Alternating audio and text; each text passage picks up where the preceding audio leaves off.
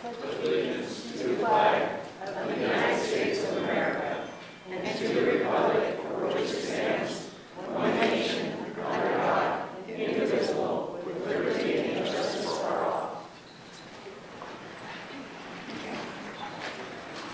right, we have Councilors Frazier and King.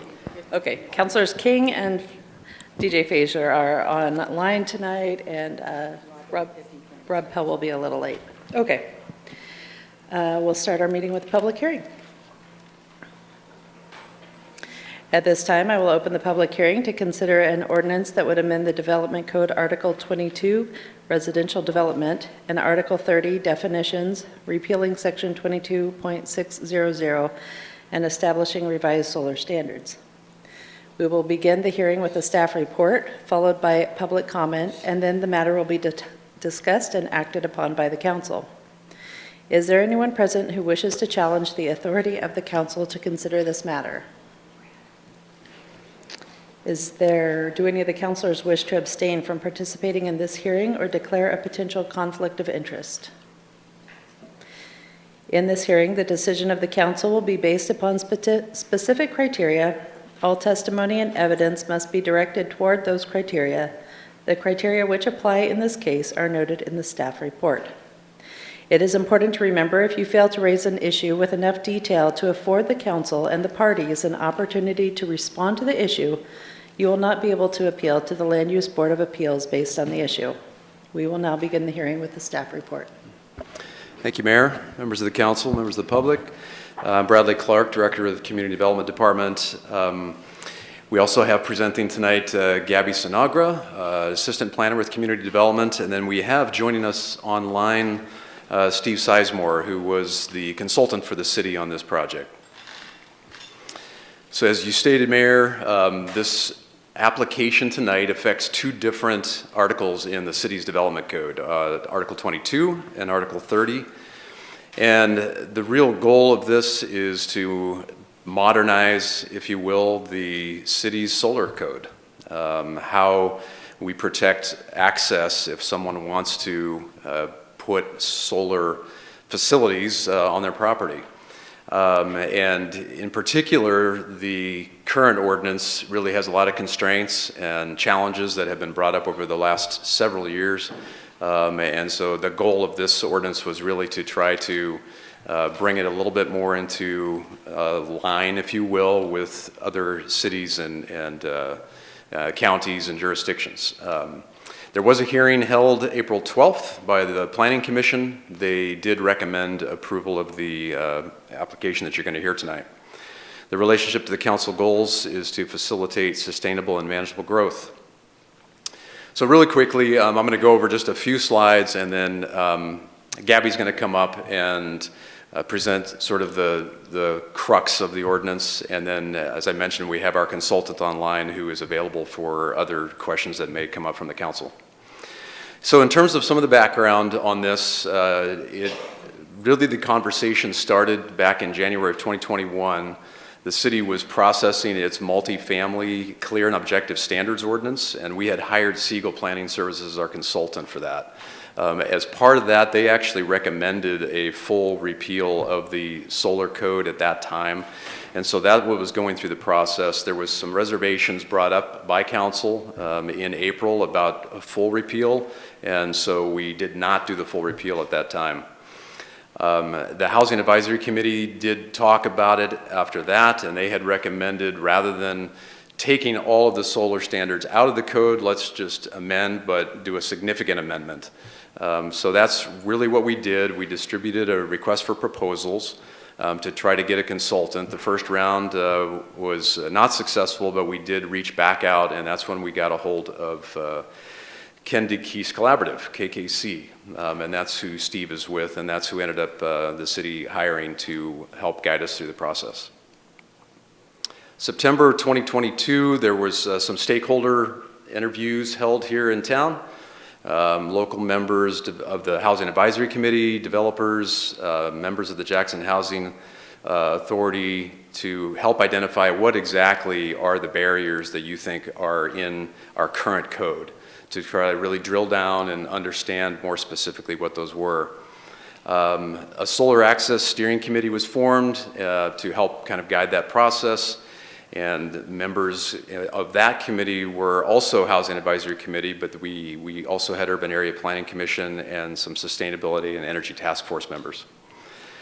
Steve, in March, presented the draft amendment to the Planning Commission, and then in May, you continued the hearing till tonight. So here's kind of the 4 large goals or purpose statements, if you will, that the new solar ordinance is trying to address. It's trying to address constraints. I mentioned that one earlier. It's also trying to simplify the methodology to the solar standards to make it easier to prepare an application as well as to administer and enforce it. It proposes to amend the setback formula so that it's less prohibitive in terms of if you're adjacent to a property that is installing solar. We feel that this new ordinance makes that less prohibitive in terms of the setback standards. And then finally, it makes clear and objective standards to protect solar energy investment. This kind of relates into the larger purpose of Article 22, which is our residential standards code, and specifically the second paragraph there. These standards are intended to ensure an acceptable living environment for future residents of a development and to minimize the impact to adjacent residents and future property owners. It's a balancing act, just like so much of the development code. You're trying to find that sweet spot, if you will, to foster the installation of solar, but also protect private property rights for the people that live adjacent. So that's really what one of the goals here is to achieve. And then specifically some of the changes that are in this ordinance, and Gabby's going to go over this in more detail here in just a minute, but we're looking at creating 2 solar access zones with this ordinance, amending solar setback calculations, talking about shade point heights, adding some new graphics to kind of help it be easier understood for the reader and the user. And then finally, striking the solar lot design standards, and instead of having that mandatory, having be recommended orientation standards. So where does this apply to? There's really 3 main areas where this solar ordinance will kick in. One is if you come into the city building department and you want to do a development that requires a building permit on a lot that is south of a lot in a residential zoning district, then that would trigger the enforcement of these rules if you're coming in with that location. Also, non-conforming developments, all developments that have site plan approval that have not been issued pursuant to Article 19. So there are some properties out there which currently would not apply to this. If you don't have to do any kind of planning application, then this won't apply to you. But if you do have to come in for some type of planning application, then this would potentially kick in the review of the solar standards. And then that third bullet there, no development permit may be issued for any structure that would violate the solar access provisions. That's just kind of a catch-all. My last 2 slides are just sort of summarizing what we learned in those listening sessions where we had the stakeholder interviews. Here's some of the main points that were brought up. The information in the current code is scattered. It's disjointed. The language is ambiguous and hard to understand. It lacks a multifaceted approach. It doesn't work well with projects where you have higher density, and you need to be careful to balance affordable housing and solar access. And then in the low density zones, allow for greater access with the new code, and in higher density, a little less access. When we say access, we mean solar access. They also talked about giving a menu of options rather than sort of rigid requirements. So this code tries to, again, find that that sweet spot where you can give the menu of options, but there's some really good, strong guidance, but gives options. Also talks about the balance between open space and setback requirements, avoiding requirements that put extra costs on the applicant. Solar lot orientation and similar standards, not as much of a priority. Our city is mostly built out, and so we wanted to give that recommendation for the orientation standards instead of mandatory. Protecting rooftop solar panels as a right, basically a right to the owner. Be careful not to compromise the requirement of the tree canopy. Create and define permissible levels of shading. Mitigate variance requests. Gabby will talk about that as well. We're essentially trying to, if you can't meet the exact standards, this ordinance is saying you don't have to go through a variance necessarily. We're trying to put a lot more opportunity to streamline that with the staff so that you don't have to go through that extra variance step. And then finally, standards need to be objective and straightforward. So those are some of the things we heard, and Gabby's going to come up now and dive into some of the more specifics.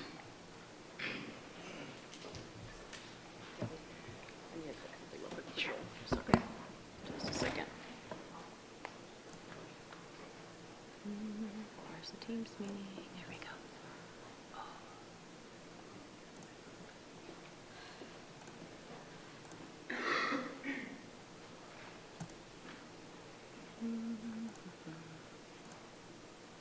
I'm not finding it. Why am I not finding it? It's not working.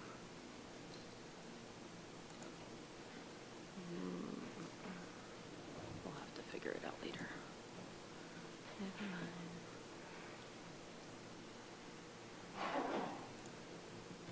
Okay. I'll fix it later. Oh, yeah.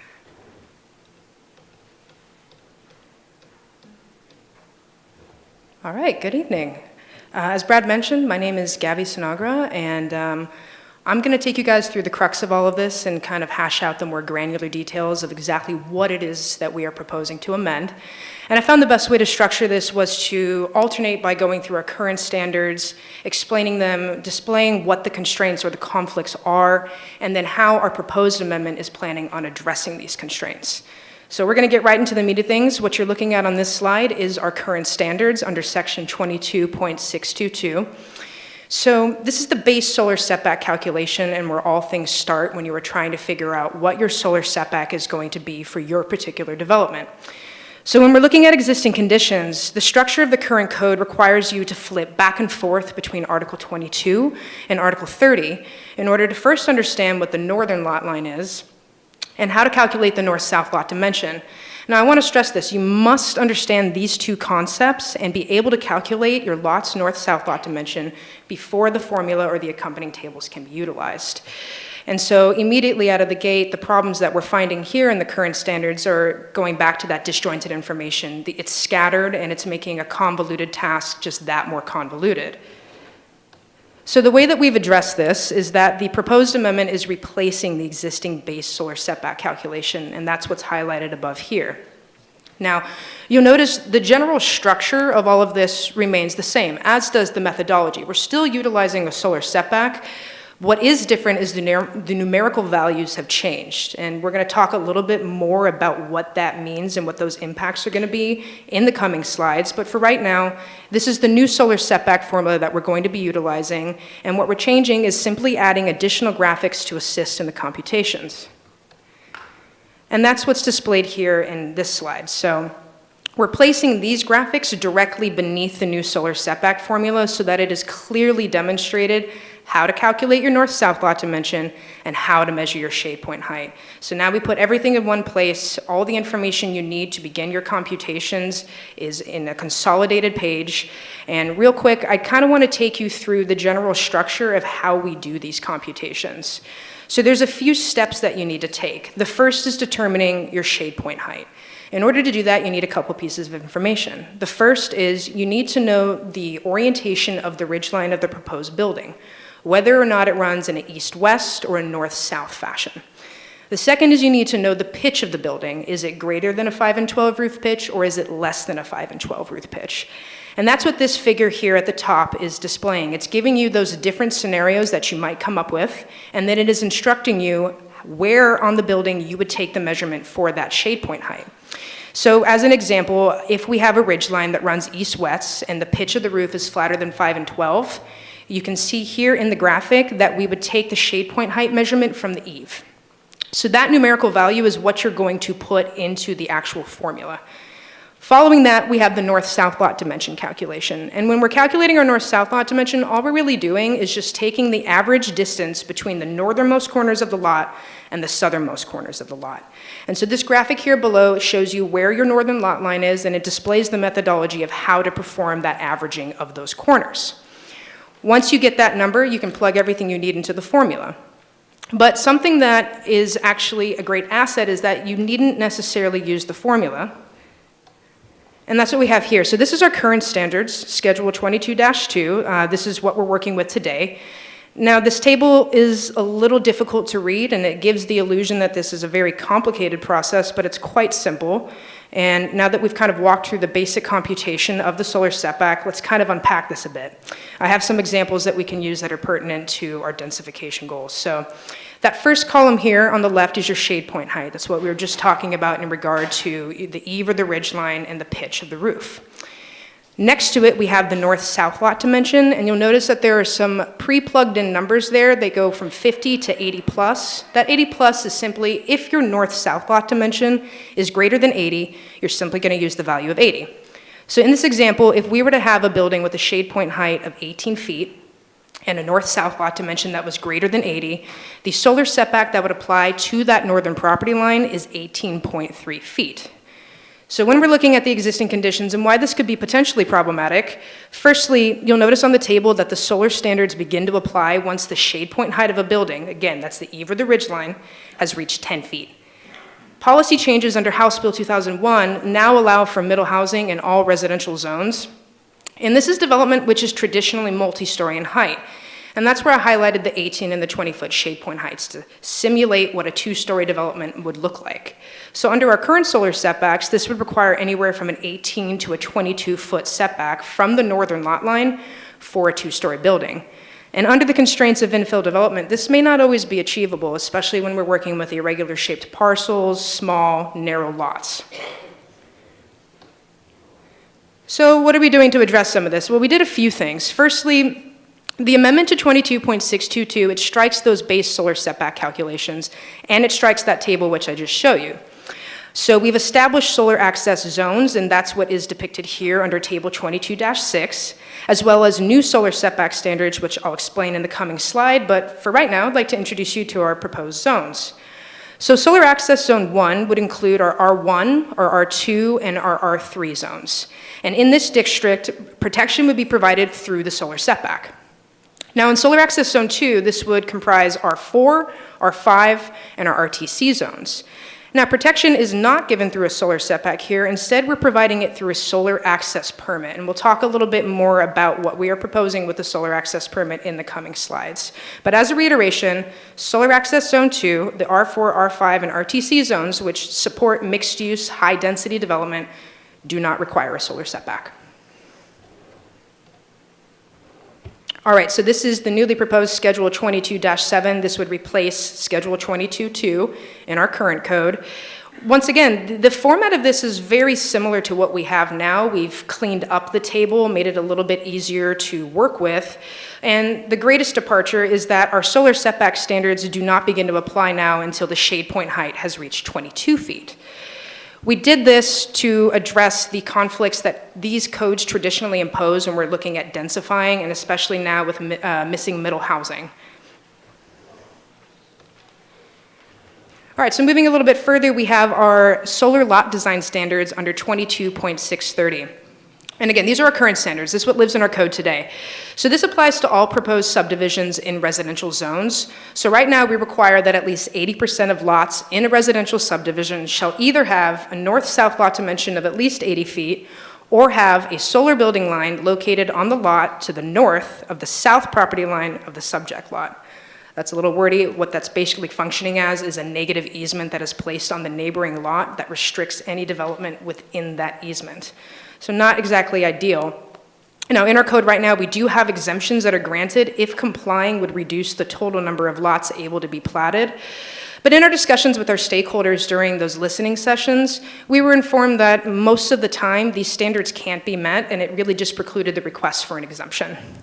So following that line of thought, that's why we made the decision to instead recommend solar orientation standards. As Brad discussed earlier, Grants Pass is largely built out, and we don't exactly have swaths of vacant land where we have the luxury of orienting our lots in a north-south fashion or streets in an east-west axis. So instead, the language is providing guidelines on best practices for solar lot, street, and building orientation, and here we have some of the standards that we recommend to maintain those best practices. So under solar access permits, these actually exist in our code today. Currently, they apply to vegetation only, and they establish on a case-by-case basis the limits on the growth of vegetation on certain lots in the vicinity of a solar energy system. As of right now, if you were to apply for a solar access permit, this would require a Type 2 hearings officer decision.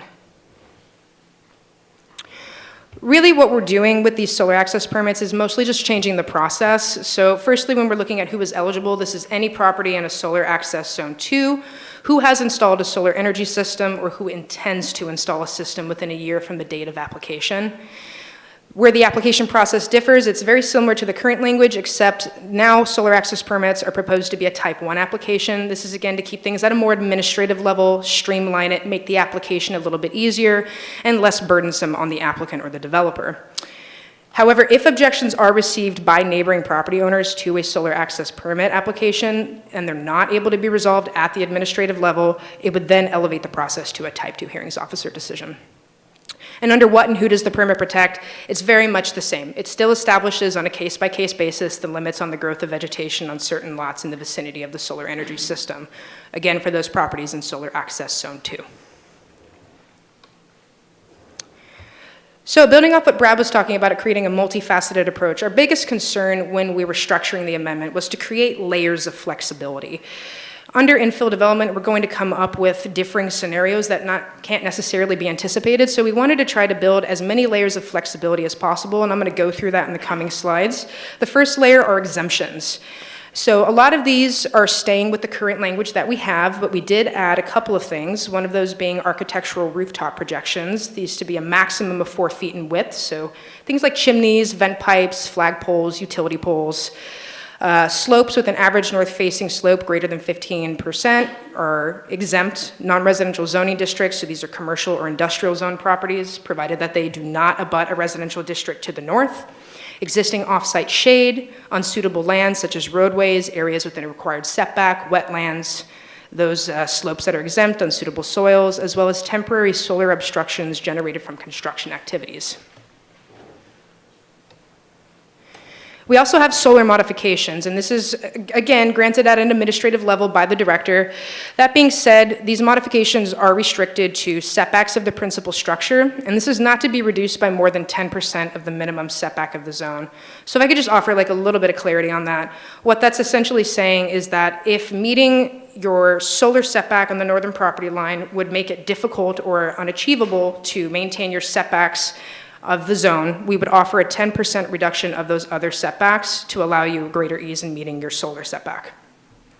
We also would grant reduction in required parking to those properties that are not within the boundaries of CFEC and landscaping when there are physical constraints. So again, building flexibility, trying to prevent and reduce variance requests and make this a little bit easier on the applicants and developers.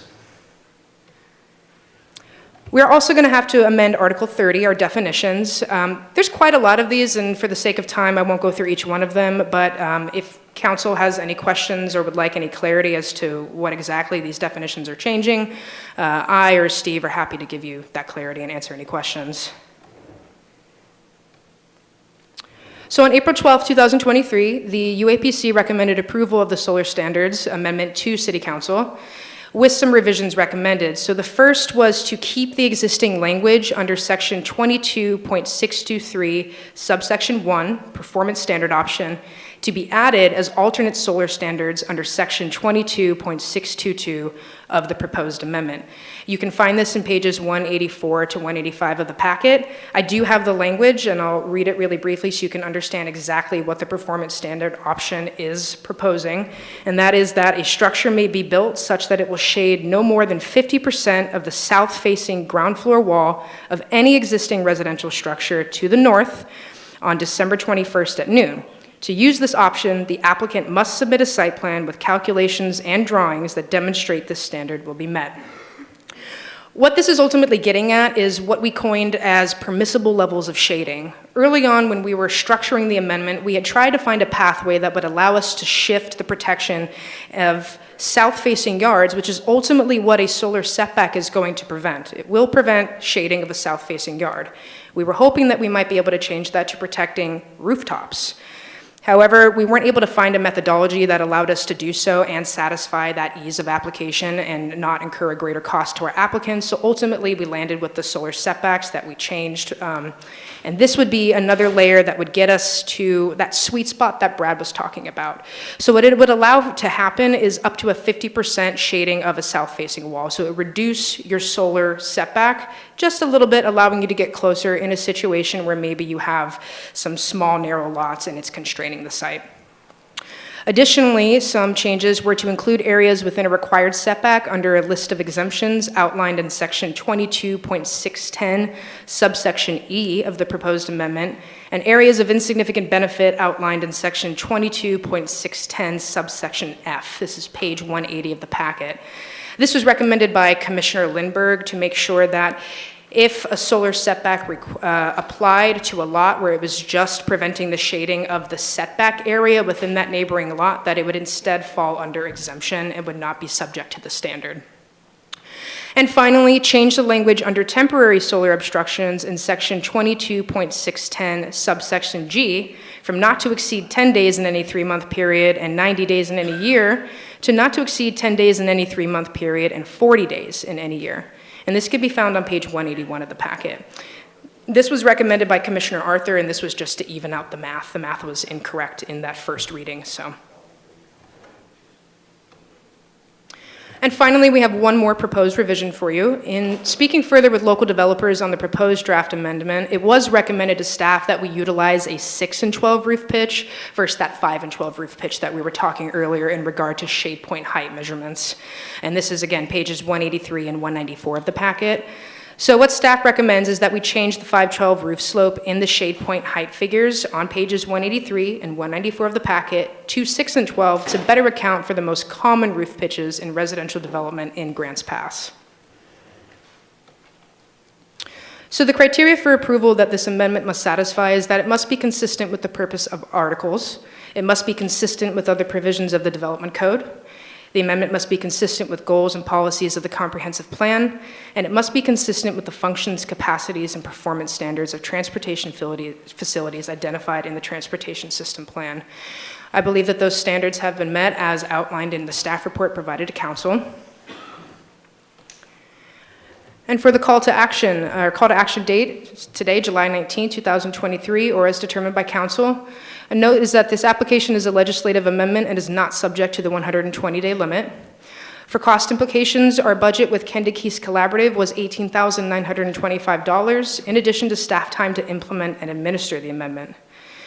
So we can approve the text amendments as submitted, approve the text amendments with revisions, deny the text amendments, or postpone to continue the item indefinitely, which would require a new public hearing, or to a date certain. That's all I have for you. What are your questions? Thank you, Gabby. Are there any questions? Brian? Thank you, Gabby. That was Sure. great. Regarding the 3 revisions that were recommended by UAPC, does staff have any opinion on those recommendations? We are supportive. Okay, thank you. Yeah. Any other questions? Steve, was there anything you wanted to add?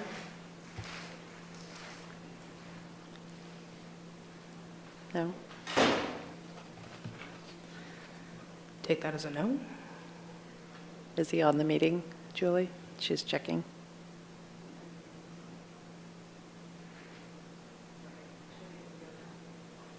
Okay. Steve, did you have anything you wanted to add?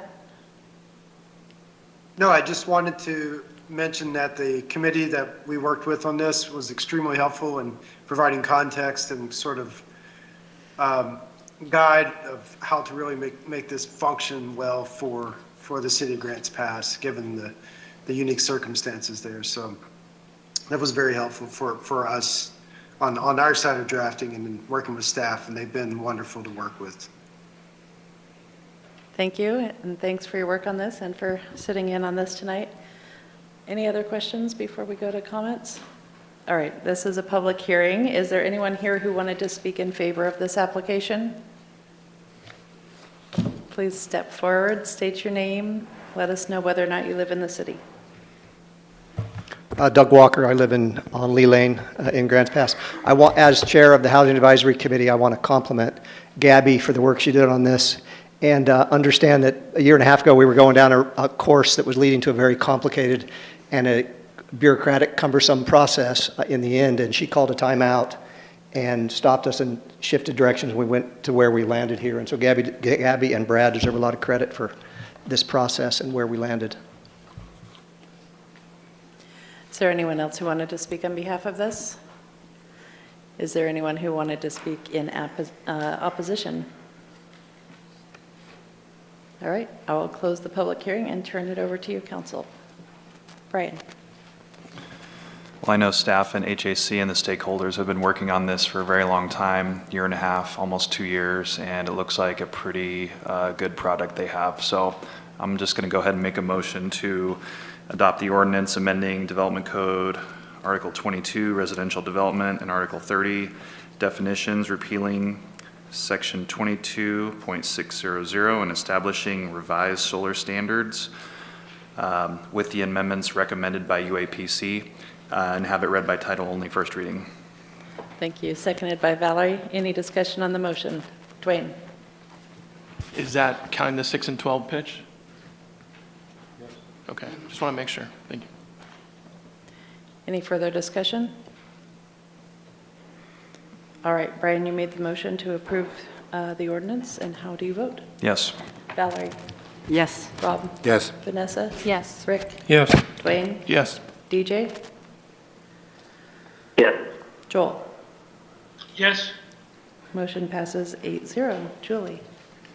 An ordinance of the Council of the City of Grants Pass amending Development Code Article 22, Residential Development, and Article 30, Definitions, repealing Section 22.600 and establishing revised solar standards. Valerie? I move to adopt the ordinance amending Development Code Article 22, Residential Development, and Article 30, Definitions, repealing Section 22.600 and establishing revised solar standards, and have it read by title only, second reading. Seconded by Rick. And any discussion on this?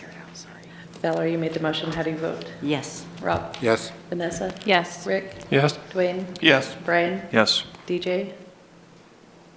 Yes. Yes. Joel? Yes. Motion passes 8-0. Julie, second reading.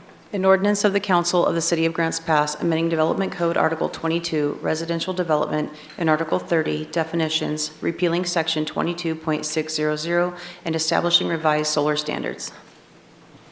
Thank you. All right, thanks to all the staff and UAPC and Housing Advisory Committee who all worked on that. Next up, council action item would annex a parcel 360625AD at West Harbeck and Allen Creek. Brad's coming back up.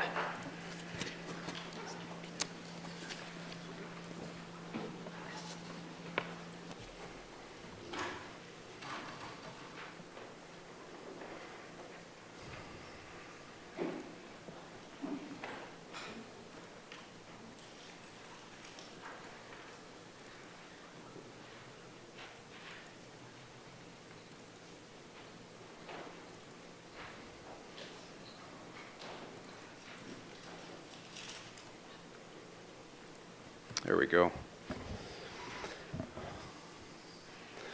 There's a lot less numbers in this one. So this application was for a annexation request. Unlike some of your recent requests, however, there is no zone map amendment associated with this one. This one is just requesting to annex into the city limits. The property is at West Harbeck and Allen Creek Road. So here's a map showing the vicinity. The main north-south road here is Allen Creek, and you have this area that we've talked about quite a bit, which is the unincorporated Allen Creek area where Public Works has been working for that widening of Allen Creek Road. So we're talking right there for just about 4.5 acres at the southeast corner of Harbeck and Allen Creek. So here's an aerial showing the property. There are no structures on it today. You can see some of these red, blue lines, green lines showing that there are utilities all around the property already today. It has R42 zoning, which is a city zone today, and it also has a service and annexation agreement. We'll talk a little bit about that in a minute. The owner of the property is Housing Authority of Jackson County. Andrea is here tonight. They are represented here this evening. They are the ones who purchased the property, and their intent is to construct a multifamily residential project on the site. There is a requirement for future development to connect to municipal utilities. So really the reason for tonight, they technically can go ahead today because they have a service and annexation agreement. The city has been moving away from those service and annexation agreements to just bring property into the city limits. So we were fortunate to be able to work with the Housing Authority, and they're willing to, to go ahead and proceed with the annexation before they come in with their development for the apartments. As I mentioned earlier, in 2020, the property was rezoned from a Josephine County zone, RR5, to the city's R42 zone, so there is no zone map amendment associated with this one. The property has got that full service and annexation agreement on it, so they have access to all services. That agreement, which was actually signed by a prior property owner, is still in effect. It goes to heirs and successors. So they are subject to that, and that agreement does say that they are willing and consenting to annex. So that is the consent that we have was in essence through that agreement. Under the Oregon Revised Statutes, as well as our local development code, the city can annex land without an election or a vote or a public hearing if the 100% of the property owners consent. And in this case, you have one property owner, and they have consented. So if approved, basically the legal description for this property would go through the process. We'd send it to the assessor. We're going to send it to the state of Oregon, and they will go through their process to change the jurisdiction. So here's the map that was submitted. The property itself is 4.4 acres, but then you can see it's surrounded by West Harbeck on the north and Allen Creek on the west. And so when you add those properties in to add in the right-of-way, it actually adds another 1.09 acres to the request tonight. So the ordinance itself would actually annex 5.53 acres, only 4.4 of which is owned by the Housing Authority of Jackson County. The rest is our property, but we don't want to have all these little gaps and strips around the city, so we annex our own property. Cost implication, there really isn't. The collection process will change a little bit because right now the finance department has basically a bill collection process with service annexation agreements where they have to collect that money annually, and in this case, once it's annexed, that goes away. That kind of reverts over to Josephine County and as part of the annual property tax process. So it's at your discretion, and there are a couple of motions and alternatives for you up there. Thank you, Brad. Council, do you have any questions? Brian. Thanks, Brad. This property, this is slightly off topic, but does the city happen to have an easement on the east side of this property to continue the Allen Creek Trail? We did have that as a condition of the subdivision application, which came through with the first property owner when Celeste Wilson and her team had it. That condition, we have had informal discussions with them. At this point, there's no development application. There is not an easement today, but there's agreement that when they come in with a development application, we would get that secured. All right, thank you. Yeah. Any other questions? All right. Is there anyone from the public who wanted to speak on behalf of this application? Please step forward. State your name and let us know whether or not you live in the city limits, please. Hi, my name is Sandy Rourke. I live in Grants Pass. I just have a quick question about the apartments. I don't know if you know yet, but will these be low-income apartments? Because we need more of those, more people then can live here. So during public comment, you can ask questions that then if the Oh. council wants to ask later, they will ask, but it's just your opportunity to give comment. Okay, we do need more housing, so I approve of that. Thank you. Anybody else wanted to speak on this? All right, we'll close public comment and turn it over to you, council, for discussion. Valerie. Well, I will just say that we are well aware that we need more housing, and we also are well aware that low-income housing is a high need in the area. So that, I believe, is, the housing, the people who are buying the land are hoping to get low-income housing. So that's what we hope for it. But I think at this point, we just need to get it annexed to the city because we've been waiting a long time for this property to change over from county to city. So we can indeed put housing there. So I'm going to move to adopt the ordinance annexing parcel 360625AD, tax lot 1200, and adjacent public right-of-way into the Grants Pass city limits and have it read by title only, first reading. Seconded by Dwayne. Any discussion on the motion? All right. Valerie, you made the motion to adopt. How do you vote? Yes. Rob? Yes. Vanessa? Yes. Rick? Yes. Dwayne? Yes. Brian? Yes. DJ? Yes. Joel? Yes. Motion passes 8-0. First reading, please, Julie. An ordinance of the Council of the City of Grants Pass annexing properties located at 1191 West Harbeck Road into the city limits. Thank you. Brian? Same motion, second reading.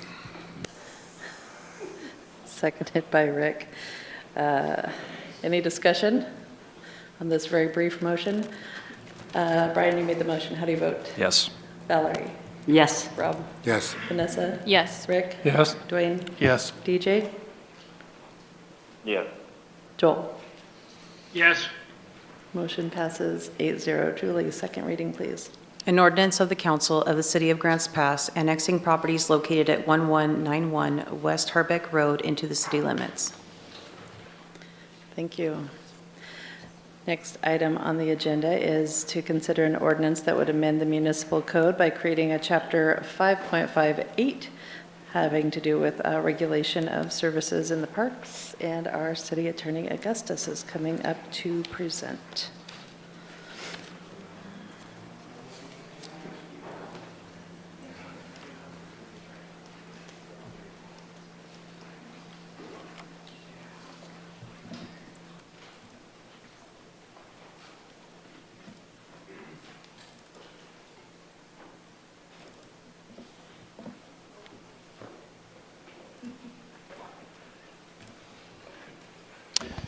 Evening, Mayor, Council, members of the public. So I have a presentation for you tonight for a clothing, food, and navigational services events ordinance.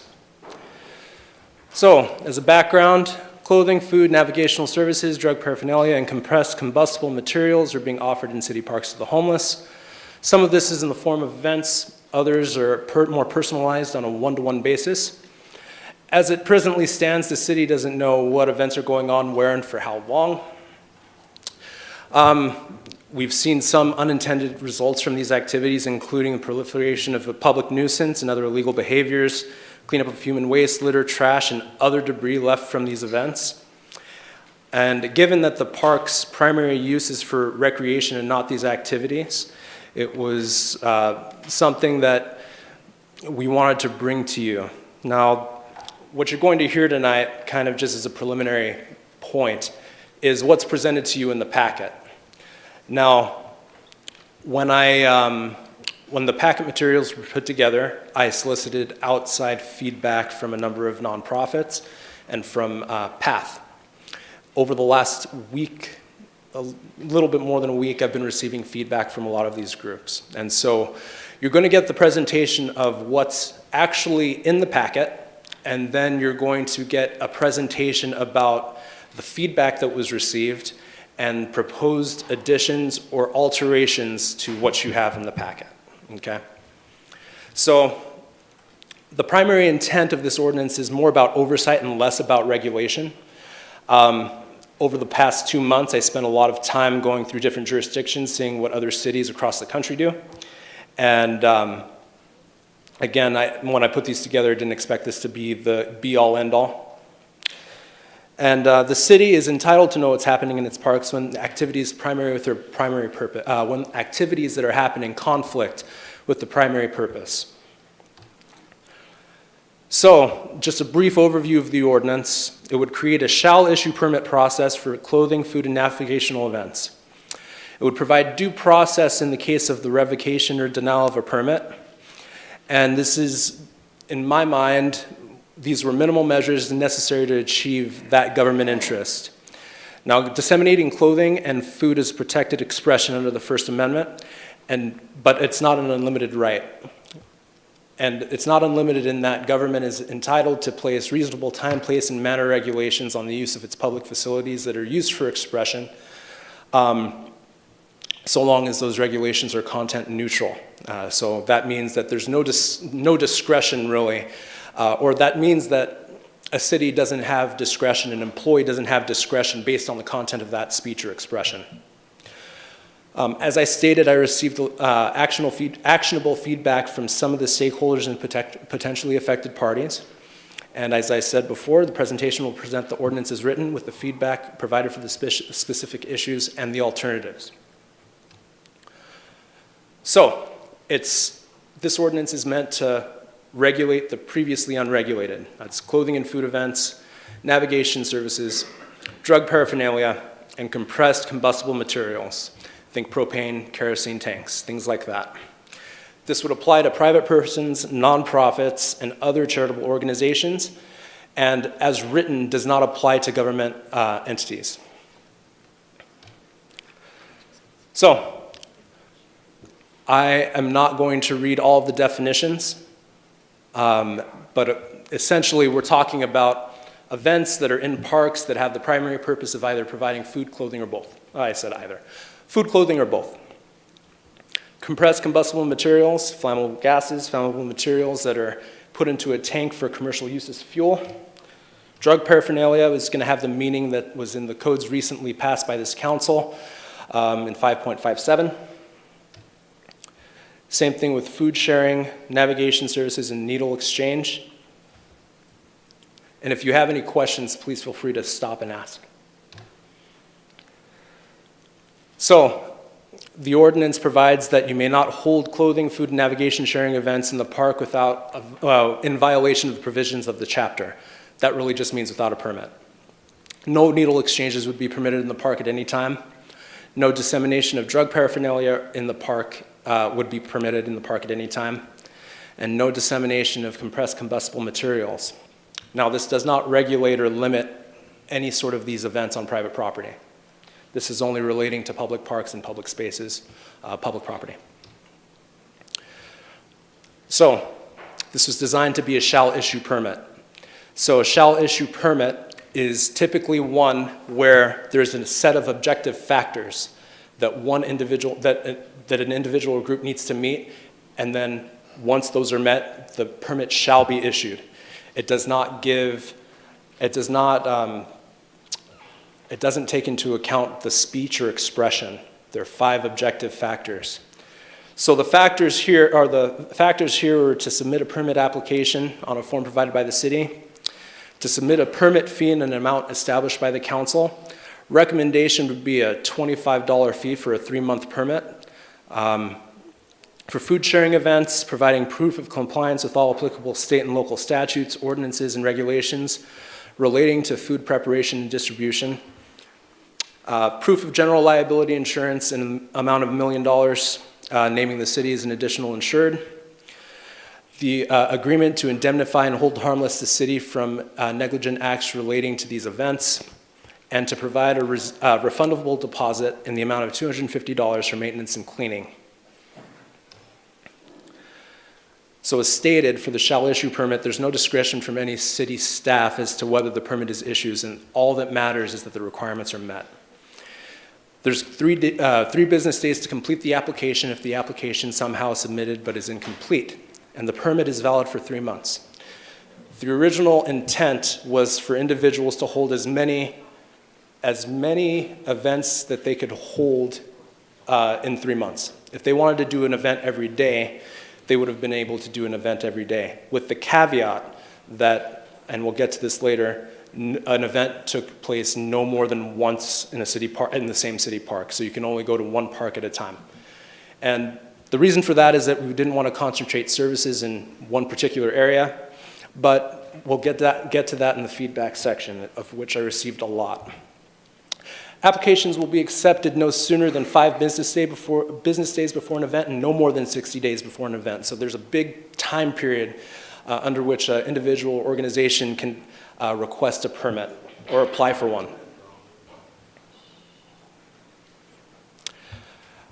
In terms of the regulations, the permittee has to be ready to furnish the proof of permit. You can't hold the permit. If you hold a permit, you can't hold an event in any other location as specified in the permit. So, as stated, one permit would have been able to be valid for multiple locations. There's a 3-hour time limit that does not include reasonable setup or teardown time. No event may take place in the same park more than once a month. And they needed to submit photographic proof that the area was restored. And the buffer that was passed in the last set of ordinances would apply to event rules. So that means that no portable structures would be permitted within 20 or 50 feet, depending on what it is, from playgrounds, walking paths, buildings, gazebos, things of the like.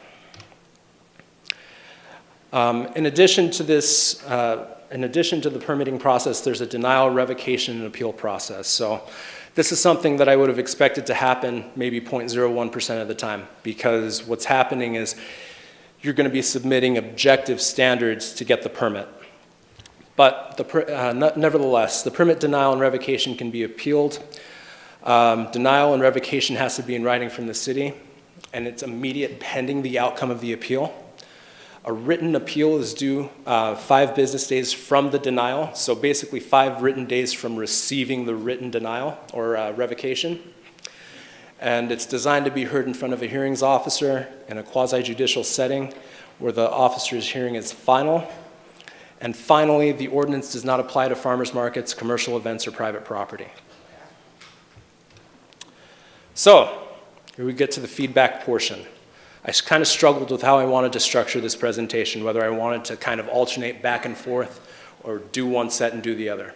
But I've done it this way because I want council to see and understand that I did reach out and I did get feedback. This isn't something that I did in a vacuum, other than the initial drafting, but I fully expected feedback and I fully expected this to change. So, I spoke to Ms. Thomas from PATH, and I asked that she distribute this ordinance to stakeholders to get particularized and actionable feedback that I would present to you in this presentation. So, the feedback is organized by source, community, council, and the county. So, one of the pieces of feedback was the city shouldn't be disallowing needle exchanges in city parks.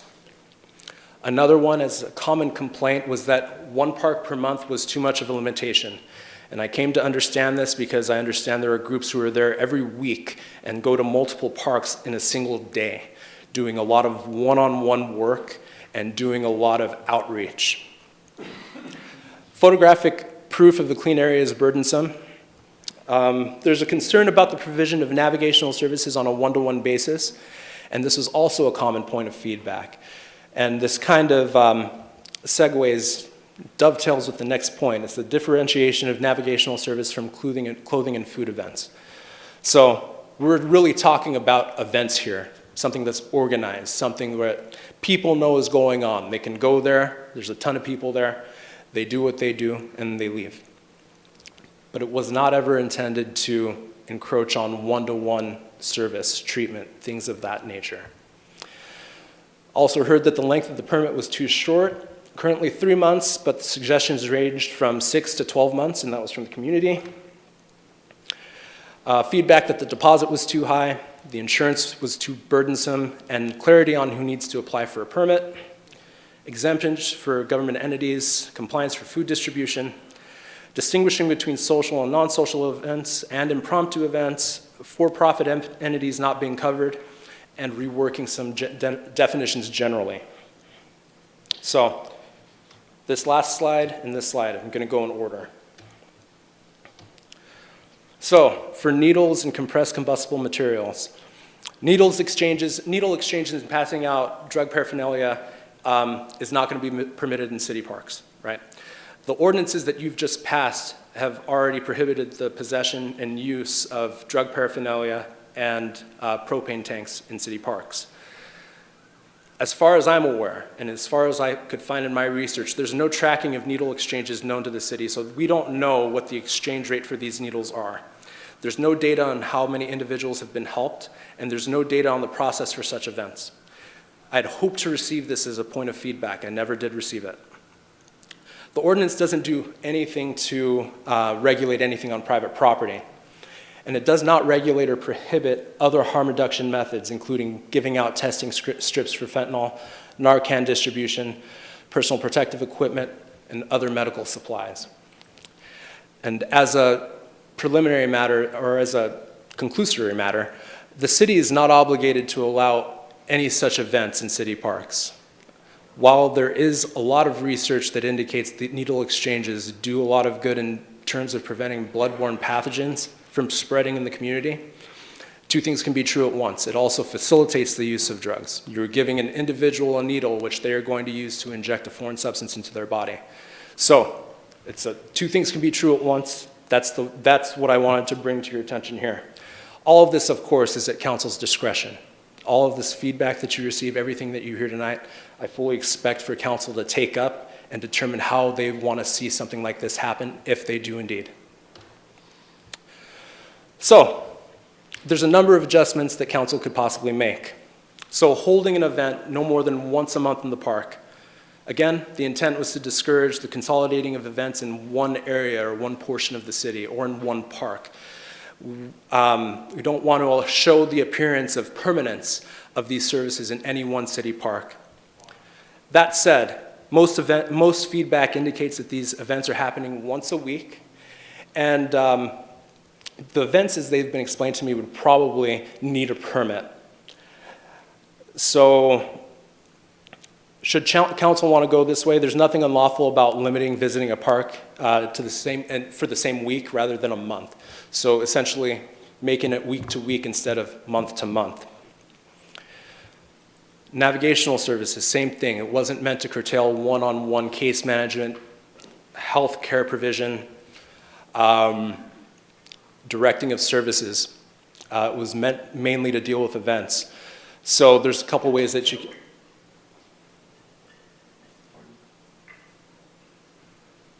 There's a couple ways that you can deal with that. You can separate out navigational services, or you can make it clear that navigational services do not include one-to-one care, do not include one-to-one case management, do not include one-to-one health care, things of that nature. So photographs of the utilized permit area, I struggled with this. You can obviously abuse it if you're a group doing this in the park. However, this was something that was offered in good faith in expecting that individuals and organizations who did do these events would be truthful. The intent was to take the burden off of staff to verify how clean the area was. Don't want park staff going to every location after these events take place. It's burdensome. And it's meant to be achieved through the least restrictive means and to keep that 250 deposit intact. It isn't necessarily the goal for the city to continually deplete that $250 deposit. So that was the thinking behind that. All of this at council discretion. So the permit's set for every 3 months. This one I went back and forth on as I was drafting.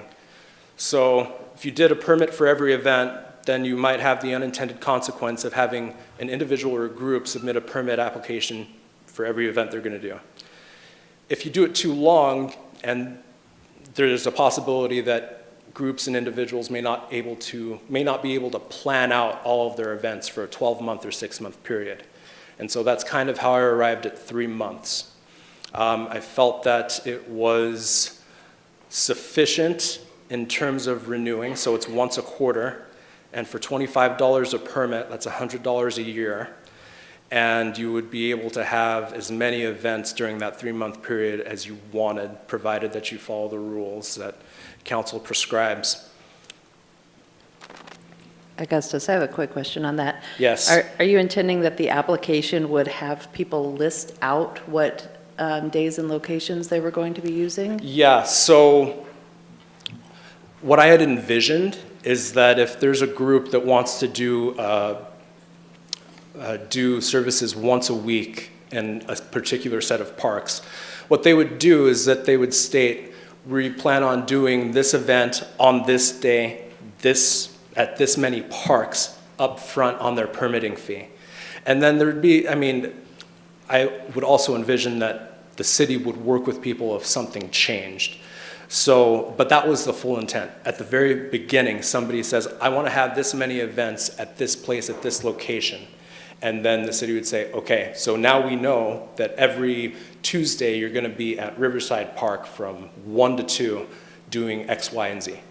Okay, so then if they were doing that and they realized maybe Wednesday was the better day, or there was an issue with Tuesdays, they would have to come back to the city and modify the application to let the city know that they would be there Wednesdays instead of Tuesdays, something like that? Yeah, that's what I would have envisioned. Okay, thank you.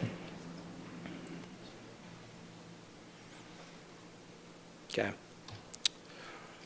So as for the $250 deposit, this amount is significantly less than what is constitutionally permissible and can be rolled over to future events and is refundable. So in looking at other jurisdictions, there were deposits as high as $1,500 for events like this. And so the lowest amount that I saw was $250. And given the demographics and the size of the city, I believe that $250 was reasonable. In addition to that, if a group is going to have multiple events in a 3-month period and their areas continue to stay clean, what's going to happen is that $250 deposit is going to roll over to the next event and to the next event. In the case that that $250 needs to be used or a portion of it needs to be used, what would happen is that the person or the organization would need to re-up the deposit to meet that $250 threshold before their next event. The insurance, so this is standard in most city agreements. This is standard for a lot of park use. This is also setting a standard that's not subjective by requiring $1 million. Now, some jurisdictions did include an insurance provision that left it up to either the city manager or the planning director as to what was appropriate. And that injects a sense of subjective decision-making into the ordinance, which is something that we wanted to avoid. We wanted to make sure that everything was met by objective standards. So that was the reason for having the insurance the way it was. So presence of the indemnification for the city may be enough, however, depending on the frequency and the size of these events. If they're not very big events, and even if they're happening frequently, I think it would be at council's discretion as to whether or not to require insurance. So it's always an option, or you could reduce the threshold of the insurance needed. So that gets to the next question, who needs a permit? Do loosely affiliated groups without formal organization need to get a permit for each individual member? The answer is no. That would, in my opinion, that would render an absurd result, because If you're all part of the same group and you do an application at the front end, you're putting the application in for that loosely organized group. There would be no need to do it on an individual basis. It wouldn't be a practical, yield a practical result. The county called and asked for an exemption from the permitting process. Not a bad idea. That's at council's discretion. Another issue that came up was compliance for food distribution. So this isn't an area of law that I'm very well versed in. This is a very expansive area of law. I received kindly feedback about this, and FDA regulations and the model food code, which is expansive. I was shocked. It was kind of insane. But that said, there isn't really too much specificity about which codes, ordinances need to be followed. One individual rightfully pointed out, if I said all ordinances and all statutes, then that would mean that they would be, people who are passing out food would be held to the same standards as, established businesses and restaurants. So this wouldn't apply to prepackaged food, and honestly, at this point, because we want to go with something that's not super burdensome but still ensures the safety of food, whether a food handler's card may be enough. Those are easy to apply for. They're $10, I think.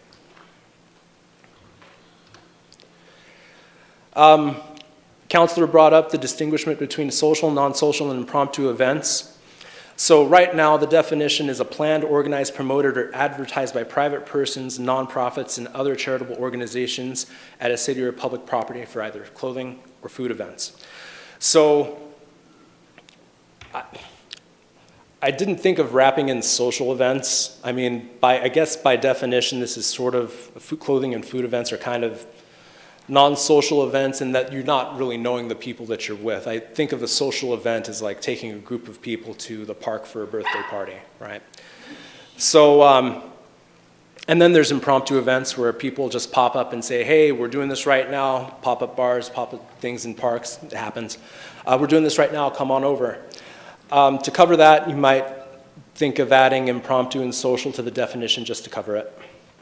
For-profit entities are not covered currently under this iteration. You can change that by taking the word charitable out from before organizations, or say any other organization, charitable or otherwise. And I think we're getting to the end. So the other definitions, changing commercial use to commercial or personal use for the compressed combustible materials. Making a distinguished change between prepared food and prepackaged food, and we want to implement those into both definitions to make sure that prepackaged food is treated separately from prepared food. And then finally, the navigational services, and depending on how council wants to approach this, you either remove that definition completely and not have this ordinance apply to navigational services, or you make a carve out for one-to-one services that are typically happening in the park. So a call to action date is at your discretion, as is the action. Please don't feel pressured to make a decision tonight. I am more interested in getting something right than getting something fast. So with that, I will take your questions. Thank you, Augustus. Council, do you have questions? Vanessa?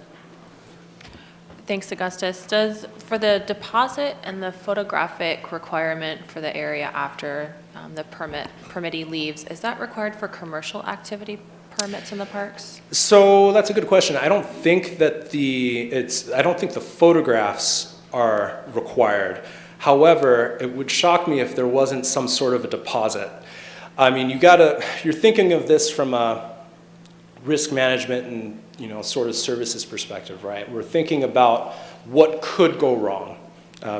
Take that to the nth degree. Given that the size of these events doesn't tend to be so big, from what I'm understanding, there's going to be a greater incentive for organizations and persons who are out there providing these services to clean up after themselves. They won't be responsible for what homeless people do away from their event. That's just not practically possible. But to answer your original question, the deposit, I believe so. Photographs, no. Thank you. Dwayne? What would constitute a violation of it? I just have some couple questions, like, what if they're not following the parking rules in the park or stuff like that, these events? What would constitute those being issues? So, here, I'm gonna open it up to the actual thing in the packet.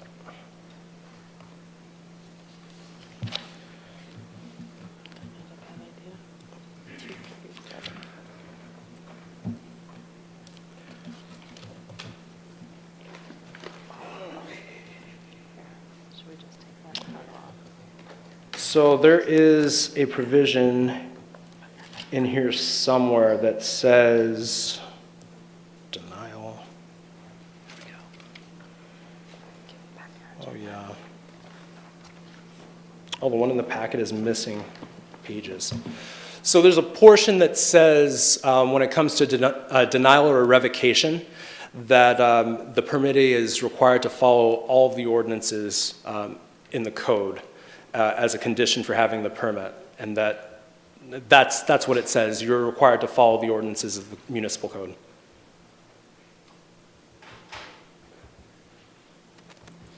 Other questions? Vanessa?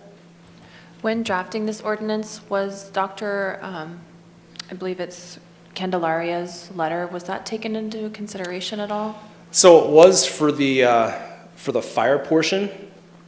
Now, in terms of what's happening in the parks with needle distribution, that is, I kind of view as a separate issue because it's a separate action, right? I think in his letter he was talking about the adding receptacles for sharps containers in different bathrooms.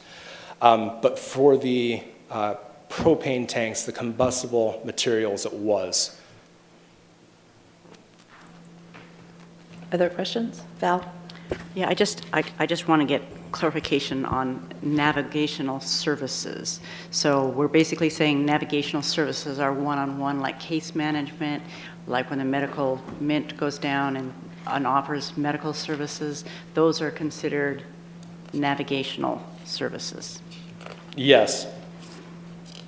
So you're saying that if we want to allow those to happen, that we could basically take that out of the events? Is that?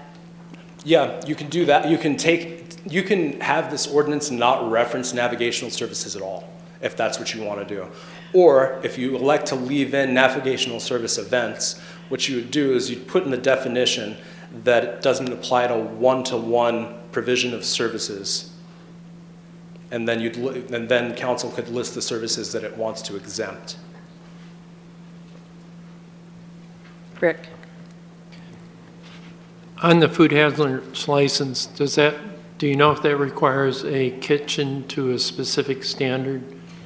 So I don't know that I don't think that that's a consideration for the food handler's permit. Again, the food code is really long, so I did not get through the whole thing. I would be surprised if there wasn't a provision for how kitchens need to be, whether something needs to be prepared in a commercial kitchen. I would want to avoid that, though, for the purposes of this ordinance, just because what you're probably going to end up seeing is you're going to end up seeing a lot of people who prepare food in their own kitchen. Now, if there's a way for us to ensure that they have the training necessary in order to cook it safely, store it safely, do the proper temperature controls, that might be the least burdensome way to make something work in terms of food handling.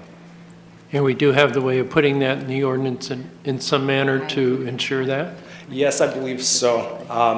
It would just take a much closer examination of USDA rules and looking at the Oregon regulations more in depth to figure out how we can make that work so it's not so burdensome on these groups. Okay, thank you. Rob? So that's what food handler's card is. Mm-hmm. It's just general guidelines, or even specific, as far as how to handle, how to store, what temperatures are danger zones, how you want to chill things quickly to get them out of a danger zone or heat them up quickly. You know, you don't want to keep something lukewarm for 2 hours while you're waiting at the park to serve it. But that's exactly what the food handler's card is. How much bleach to use in a disinfectant solution to be effective. To me, that would essentially cover anything that we would be practically concerned with, the $10 food handler's card. Okay. Thank you for that. Yeah, and I will just add, I have a food handler's card because I occasionally help at childcare, and it's just, it's not associated with a particular place. It's just you need to be responsible for knowing the rules. And yeah, I guess that's why I suggested it as I came across it and looked at it, thought about it. So thank you both for that. Yeah, it takes about 10 minutes to get online. It's mostly just questions about washing hands and storing things at correct temperatures. Other questions? Brian? Yeah, thanks, Augustus. Can you briefly explain, just for everybody here, what the existing issue is and why we're talking about this tonight? Yeah, so the existing issue is really for the proliferation of public nuisance that happens after these events. I'm not saying it happens all the time, but it is pervasive enough that it is drawing staff resources. And so there is no current regulations on the books when it comes to knowing what events are happening, knowing where they're going on. And as a matter of public policy, it would be in the city's interest to, at a very baseline level, know what is going on in the city parks that are inconsistent with their original use. But it is a draw on resources, it's a draw on staff to clean up after these events as they happen. And so again, the intent is truly less about regulation and more about oversight. The city is not interested in making overburdening regulations to cover these things. We wanted this process to be simple and clean so that anybody could come and get a permit, know what the standards are, and then have the permit be issued. Does that answer your question, Councilor? Yes, thank you. Do we have any sort of data or statistics on the number of issues that the city has seen with these types of events? Anything to back up, like, you know, we see 5 a week or anything like that? Not to my knowledge, and I don't have personal experience. I'm going off of what is being told to me by either councilors or staff. Okay, so this is based on anecdotal comments from staff and councilors? Yes. Okay. All right. So the way this sits right now, and I'm sure that there's probably, if this does happen, there will be a lot of amendments, but as it sits right now, if a private citizen were to go down after this was enacted and hand out blankets or food, they would be in violation? It'd be a citation, yes. Okay, and what would that citation be? The citation would be issued, I mean, it would be the police doing it, but it would be, well, if an individual did it as a one-to-one service or as an event. What's the difference? Well, the difference is whether it's an event or not. Well, define event. I mean, right. An event So an event is a gathering or a group of people to do the particular purpose. All right, so if you have like I'm down there with an armful of blankets and I'm going like this, is that an event? Arguably, no. Okay. So is the citation different for each of those situations? That's something internally that we'd have to work out. Is there a standard fine for those citations? There is a fine. I don't remember what, it's probably a low fine, probably $50. Okay. Sounds like we have some work to do still here. Did we do any sort of research into other Oregon cities that are doing anything like this? I didn't find too much. I did research in cities that were in the 9th Circuit, as far east as West Virginia, as far south as Florida. There's one city in Arizona that I drew heavily from, and this was in cross combination with the review of multiple cases on these various issues, trying to not emulate what other cities had done in other places. Okay, so just so I understand you searched far and wide across a multi-state area, and you found one city that's doing something similar to this? No, I found multiple cities. Okay. This ordinance that I put together is the product of a lot of work from other different jurisdictions. There's one that I drew more heavily from because it's in our circuit and subject to the same laws in the Ninth Circuit. So that's why I drew upon that heavily. Okay, what city is that? Bullhead City, Arizona. Okay. Thank you for that. I just have one more question. It's a cool city name, by the way.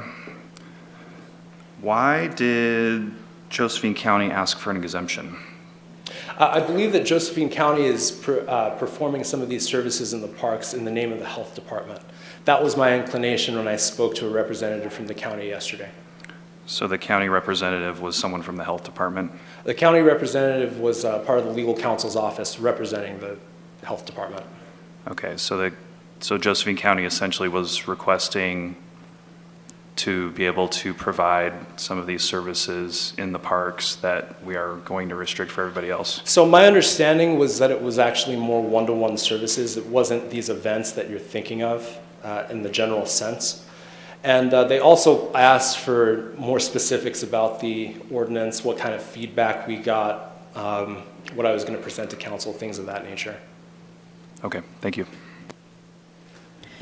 Is there, I didn't quite understand the answer. Is there currently a deposit required if somebody rents or reserves like the gazebo or a particular area in the park? There's a deposit required? That's correct. There's varying amounts. If it's a shelter, if it's the River House Vista House, if it's based on an event, it's a sliding scale, like 0 to 50 or up to 200, or the deposit varies on that. So yeah, there's refundable deposits that are in our fee schedule right now. And is there an insurance requirement? I would have to look that up because I think that depends on the type of event. Okay, maybe a large event, but not just a private party, a small party or something? Likely not the private party because there's the recreational immunity associated with recreation and the use of recreational facilities. This is not associated with the use of recreation in the parks. Okay. Any other questions? All right, I'm going to open this up for public comment. And we do have a large number of people who have turned in, and sorry, David, you're not first in line here, but we have a large number of people who have turned in cards to speak. I'm going to ask that I know there's a lot of topics having to do with homelessness and activity in our parks, and I want you to keep your comments specific to these regulations and not just make general comments or complaints about the issue. David, I'm sorry, there's a lot of people who've turned in cards and you're not first. Oh, I thought you were just on this. No. So I have a number of people who have turned in cards. I'm going to go through the names and then other people can speak if you didn't have a card turned in. You'll have 3 minutes to speak. When the light goes yellow, you have 30 seconds remaining. When the light goes red, please wrap up very quickly so I don't have to cut you off. And again, just a reminder, I want no cheers from the audience one way or the other, or else I'm going to reduce the time and potentially clear the room, okay? It's very, very frustrating for the council to have that activity going on. I'm also going to call 2 names at a time, so if you please stage yourself to kind of minimize the gap in between people, that would be terrific. We have Ryan Scott and then Rick Flora.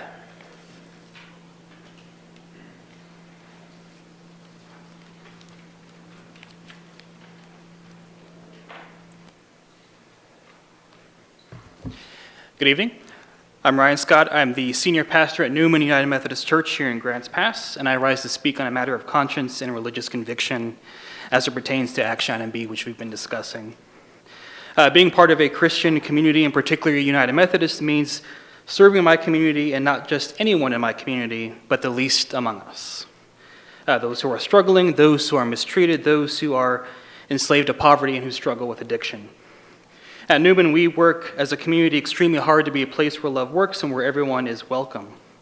And we live out these values, our religious values, by helping our neighbors in need.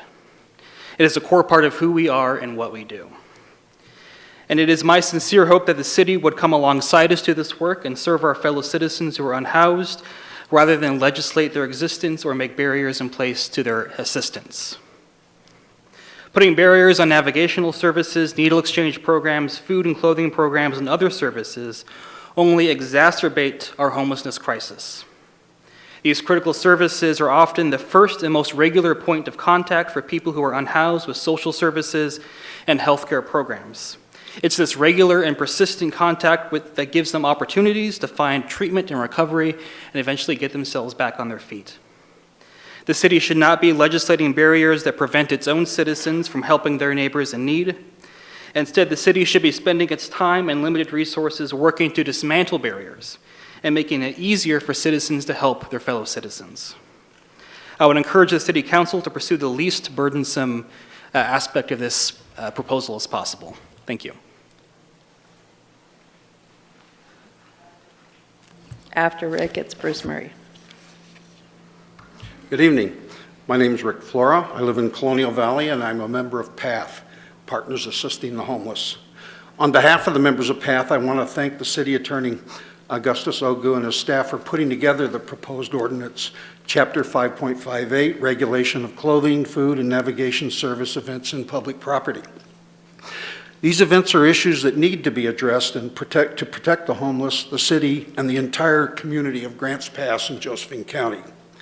Yesterday, the PATH Steering Committee had an opportunity to meet and discuss the ordinance. We are in agreement that this is a necessary and well-constructed proposal. We came up with a few minor suggestions that we forwarded to you this morning. Again, our heartfelt thanks to all of you on the city staff and the City Council for all that you do for the community. After Bruce, it's Kelly Burnett. Thank you very much for the council and the opportunity to address you, Mayor Bristol, as well. I'm Bruce Murray. I'm a physician. I've been in this town practicing medicine since 1990. I'm in my 47th year of practice of medicine. I've been a volunteer to different organizations over the last 6 years since I retired from the Grants Pass Clinic. I've worked with Rogue Retreat with their shelter on Ramsden Avenue as a medical advisor. I worked with public health during the COVID outbreak, and I'm now community service medical advisor to All Care Health on affairs and medical issues affecting those that are experiencing homelessness. And I'm the Chief Medical Officer for MINT, the Mobile Integrated Navigation Team. And we basically are at the core of the organizations that we bring together. MINT itself is a small team of 7 highly trained, experienced health professionals, physicians, nurses, specialists from public health, and addiction specialists from Southern Oregon Options. We allied and gathered a group of people around us, the key organizations in town, including All Care Health, Public Health, Food Bank, Max's Mission, Maslow Project, Hearts to Heart, ADAPT, and others I probably have neglected, but we have about 15 organizations that gather with us to provide healthcare, behavioral health science, addiction diversion, substance use assistance, treatment of alcoholism, as well as mental health. To call this an event is kind of insulting to us because I keep thinking of Frog Pharaoh and my son was a little boy. This is deadly serious. We are making a difference in getting people out of the parks and getting people the health care and the behavioral health that they need. So when I serve someone a cup of coffee on a frigid February morning, and they thank me because that's the only warm beverage they'll probably get that day, if not that week, and they then will tell me about their feet and show me their wet, cold, frozen socks, and I can give them a pair of socks, and I can give them a muffin. I don't feel bad at all about giving clothing and health care and food to this group. We are breaking down barriers, as our lead and founder, Cassie Leach, nurse, breaking down barriers in care for these people that live in the parks. We are the conduit from the emergency room, from discharge planning, and we are also working with All Care Health to place people in the parks who have Oregon Health Plan and should have all care, health care. We're getting them into practices because we firmly believe if we can get someone healthy, they are much more motivated to get help for their problems and move on with their lives. So we ask you, please, please help us, help the people experiencing homelessness. Help us give them the services they need so they can move on with their lives and get out of the parks in a healthier state than they were in before. Thank you. Yeah, Rob has a question for you. Yeah, thank you for coming tonight to speak. So we're going to have, already we're going to have a lot more, some diversity of the people around the podium. So we've got people that are, we'll say, clearly just laymen or laywomen volunteers, and you're a professional. And I'm just wondering, it's clear to me that many of the people receive absolutely no financial remuneration for any of the work they do in the park. I'm just wondering if you or any of the other professionals from All Care or Asante get paid for your work. Is there any kind of Medicaid reimbursement, anything of that nature in the services you provide? No, we have 3 retired physicians, all as volunteers with over 100 years of clinical experience in Josephine County. We have 3 nurses, all of whom donate their time tirelessly, up to 7 days a week, to help people one-on-one in the parks. We have no paid employees. We're a pending 501c3 corporation. We will be dependent on donations, but everything we provide is provided out of our pockets. We receive no donations. I do not receive a salary for anything that I do, nor are the other physicians, and All Care is not billing for their charges for us to work with them, find the beneficiaries, and link them with health care. That is all done by their support of us, but not through any financial support whatsoever. Thank you. Vanessa has a question. Thank you also for coming today. I was hoping to hear a little bit about 2 things, perhaps the most common medical issues that you see in the park and the types of people that you help service, if they're medically fragile or perhaps elderly. If you could talk on that. We see a wide variety of health problems, unrecognized, untreated chronic health conditions such as hypertension, diabetes, COPD. We see a lot of exposure-related injuries, particularly in the winter or in the summer, whether it be dehydration, heat exposure, or in the winter, frostbite. We see wounds that cannot heal because of lack of adequate water and hygiene. So a simple wound, cut on the foot, can become a life-threatening issue if not addressed. And unfortunately, most of the people we work with have a high suspicion of medical care. It's taken months to earn their trust, months to work with them. And so I would say, obviously, the conditions they live in are non-hygienic. I've worked in refugee camps around the world. These are some of the worst circumstances I have ever seen for humans living in a close-knit area. And we're just trying to help them. The second part of your question was? The demographic of patients. Oh, thank you. The demographics is really wide. Our most concerning is the most rapidly growing demographic are elderly people with disabilities and not with substance use problems, not with mental health issues. Particularly, we know that the risk factors are poverty, lack of homes. That's why it's called homelessness. They don't have a home, as well as a very weak social safety net that most of us take for granted. But we're seeing elderly women, particularly without families, without spouses, who get Social Security that is not sufficient to meet their needs, and they buy a tent at Bi-Mart and come into the parks. We see this frequently. We also see disabled people, the young and old. We also see veterans. So it is a wide spectrum, and the only thing they have in common is they don't have a home, they're impoverished, and they don't have that social network we all take for granted. Councillor King is on the phone. He has a question. Was that me, Sarah? Yes, go ahead, Joel. Oh, okay. I just want to compliment you on your services and Dr. Meckley and what you're doing. I don't think anything under this provision would keep you from serving people in need. The one question I had for you is, if I was you, I would sign people up for All Care, and I would keep medical records, and I would then get reimbursed to increase the services. why aren't we doing that? It's pretty complicated. Just think, Mr. King, of you going to an office and getting registered, which would be a requirement for start billing, and they ask, where do you live? What's your phone number? What's your driver's license number? What's your next of kin? What's your past medical history? And what if you couldn't answer any of those questions? We find all it's... I would have is their Medicaid number, because we've had patients like that, and I think you probably have too at Grants Pass Clinic. Yeah, I won't speak for the Grants Pass Clinic. I don't know, because I've been separated from them for 6 years. But I do know that All Care could do this, but we are kind of working under the support of one of their population health programs, where this is done as a community service. And believe me, the fact that I don't have to do another electronic medical record and do billing is a wonderful advantage, and one of the reasons I love doing this kind of work. So we can have this conversation for a while, but I don't plan on doing billing myself anytime soon.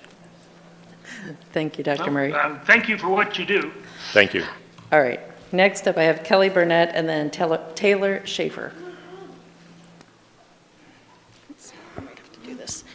Good evening. Dr. Murray queued me up very well. I'm Dr. Kelly Burnett.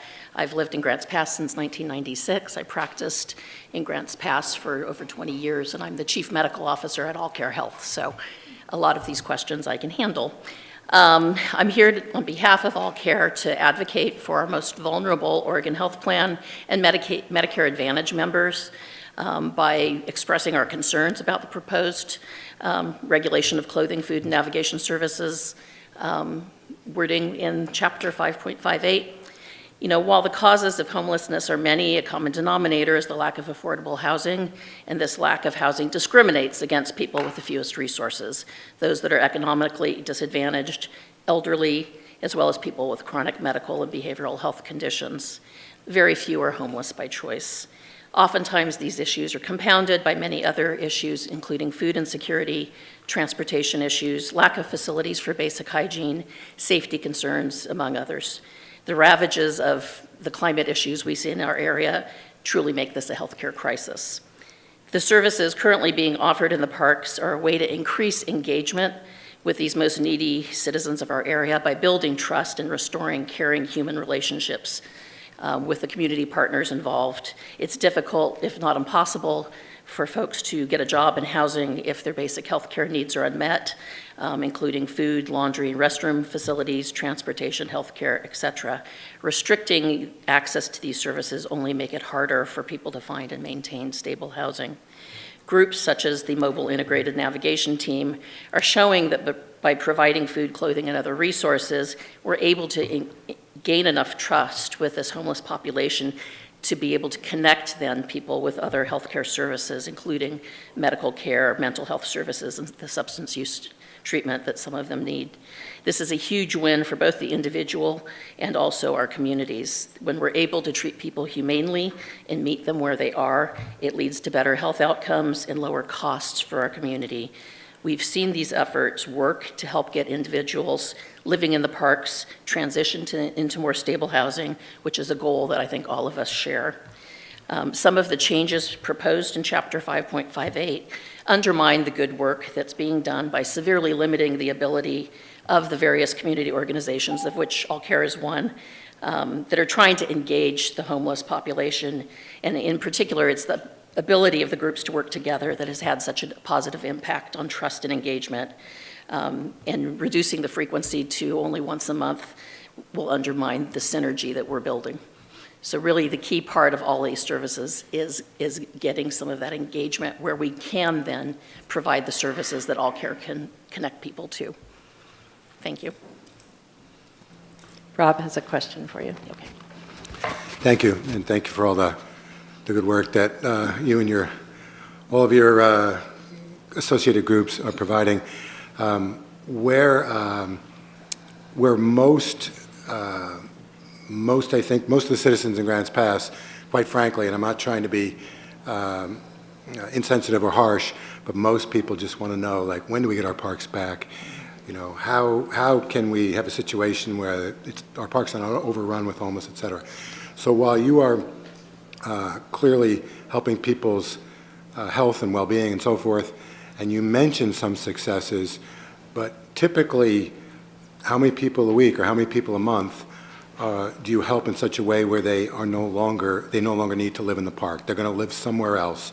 Hopefully, you've clearly described how they're likely going to be healthier, better. You've also described how we're likely going to save money on the other end on health care by catching things earlier. But I think most people want to know is, how do these services actually move people out of the park, and how often does that happen? You know, it varies how often that happens, because certainly the housing crisis is not something I think any of us have been able to solve as of yet, although we're working on it. I know just this week, I believe there's been 2 or 3, which maybe one of our later speakers will address. We have our population health care coordinators come in as part of this team. Once we get that engagement by offering the cup of coffee or what have you, to try to get people, engaged, that we have some assistance that we can provide once we can make that contact. But it's very difficult to make that contact unless it is face-to-face oftentimes. And I think there are some solutions for where this could happen. I don't think I'm here for me to tell the City Council what I think that should be, but I think there are possible ways to make this work better. But right now we're working with what we have. Thank you. Okay. Next is Taylor Schaefer, then Chris Underwood. Taylor Schaefer, I live in the city. I'm standing before you today with lived experience when it comes to addiction, houselessness, and mental health diagnosis. That said, I know how important the services we provide for this vulnerable population are. I'm a peer support specialist with HIV Alliance. We provide harm reduction services by making testing for HIV and Hep C more accessible. And we work together with those individuals to help them receive treatment and health care. By doing this, we are significantly decreasing the spread of HIV and Hep C in our community. This collaboration between community partners has allowed us to create a multidisciplinary team that has been very beneficial to the houseless population and the most disadvantaged in our community. As service providers, we saw a gap. We came together as a community. Through teamwork, we have been able to provide efficient, streamlined services. In the short time we have been together doing this outreach, we have assisted many individuals in obtaining employment, stable housing, healthcare needs, detox and inpatient treatment, DHS services, and all care services. We filled that gap. By putting down this community outreach that is being done in the parks and splitting up these services, you are potentially harming these individuals even further rather than helping them. I am hoping and pleading that we can come together as a community and work together to address the unfortunate situation that we have in our parks and the community as a whole. Thank you.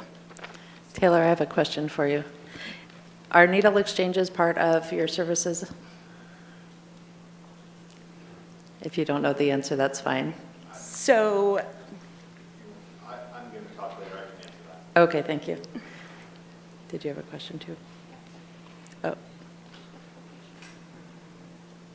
Okay. Hello, my name's Chris Underwood. I don't feel like I have a lot to say that wouldn't reiterate what other people have already said, but more of a voice kind of thing.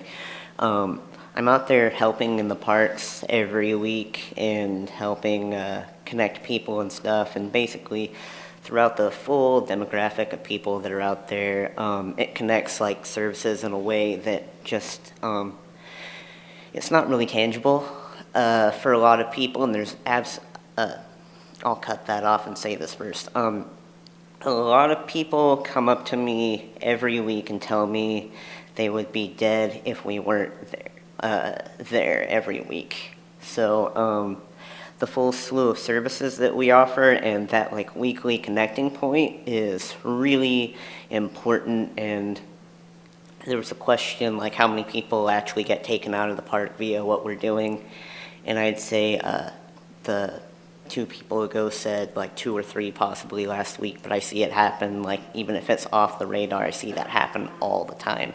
And I'm actually part of the data that like hasn't been submitted or anything. There's like gaps in it and stuff because we're always so busy out there, but I'd say probably like 60+ people a week we touch out in the park, and like half of that we give clothing to.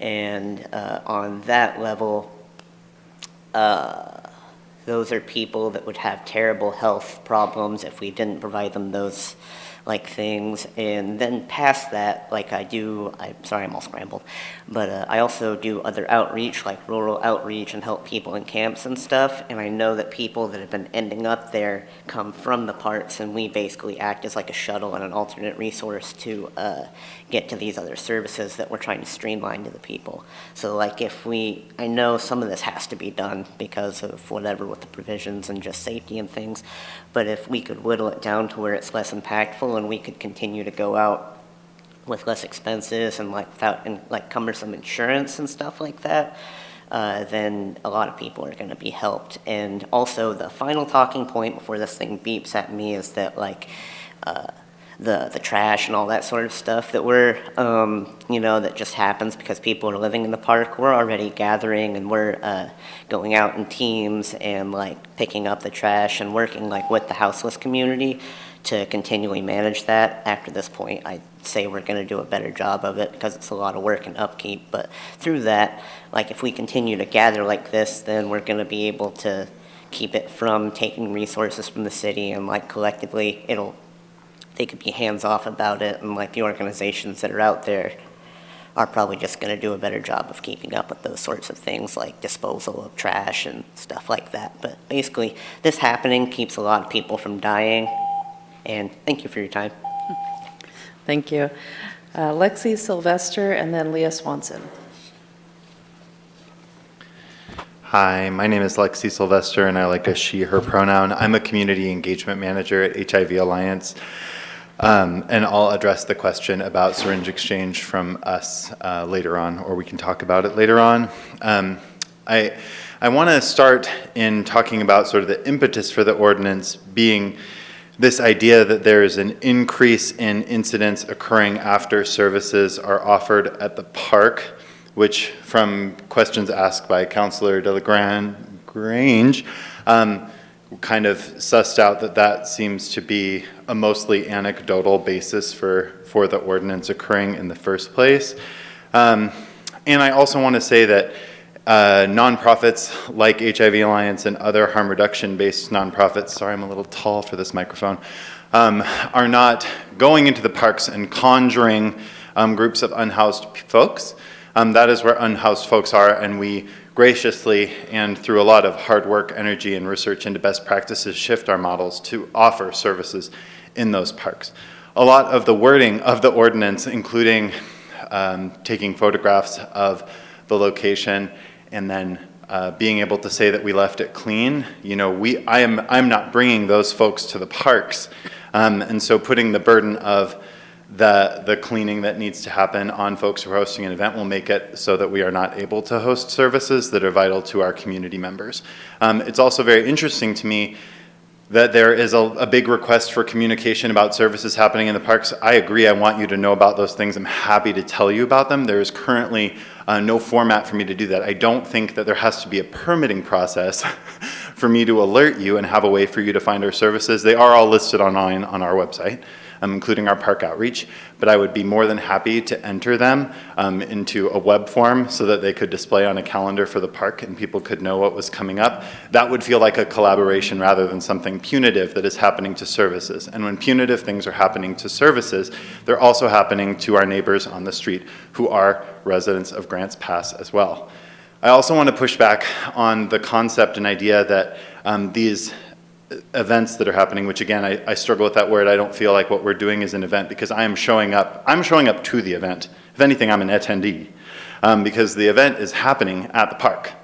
And I'm showing up with the services for folks at the park. And they are moments that are filled with love and mutual care, just like if you were going to the park with any of your friends, where relationships are created. I also think there are a lot of really intense enforcement issues that are going to come up because one-on-one services can look an awful lot like an event. the way that things happen at the park. And if you don't know what that looks like, I just encourage you, there is currently no ordinance preventing you from going to the park and spending time in these circumstances. I'd welcome any of you to join us for park outreach, which was established by Josephine County Public Health.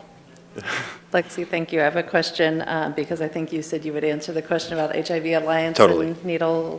Do you do a needle exchange? Yeah, so HIV Alliance offers a one-to-one syringe exchange, which is, there are lots of ways to do a syringe exchange. At HIV Alliance, we take folks' used syringes and needles, and then we give that amount back to them. We do not currently conduct syringe exchange in the park because City of Grants Pass asked us not to, so we distribute Narcan and naloxone at the park. Naloxone kits do have sharps in them, but they're not sharps that you would use to inject drugs. They're a different type of needle, so therefore administering Narcan only, and they come as part of the kit.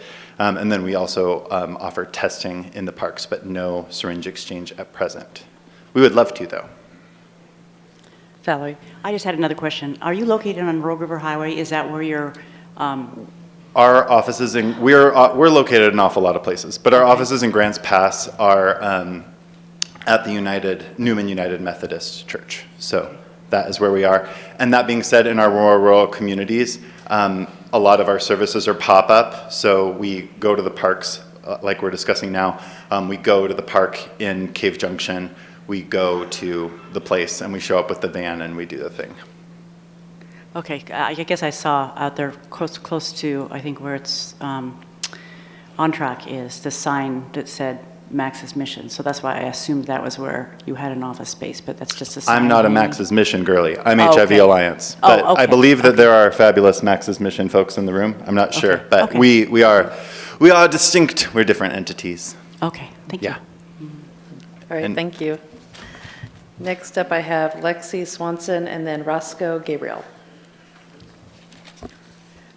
I am Leah Swanson. I am the Josephine County Public Health Emergency Preparedness Coordinator, and I am a MINT member. I'm here today as a skilled and trained public health professional representing myself and MINT.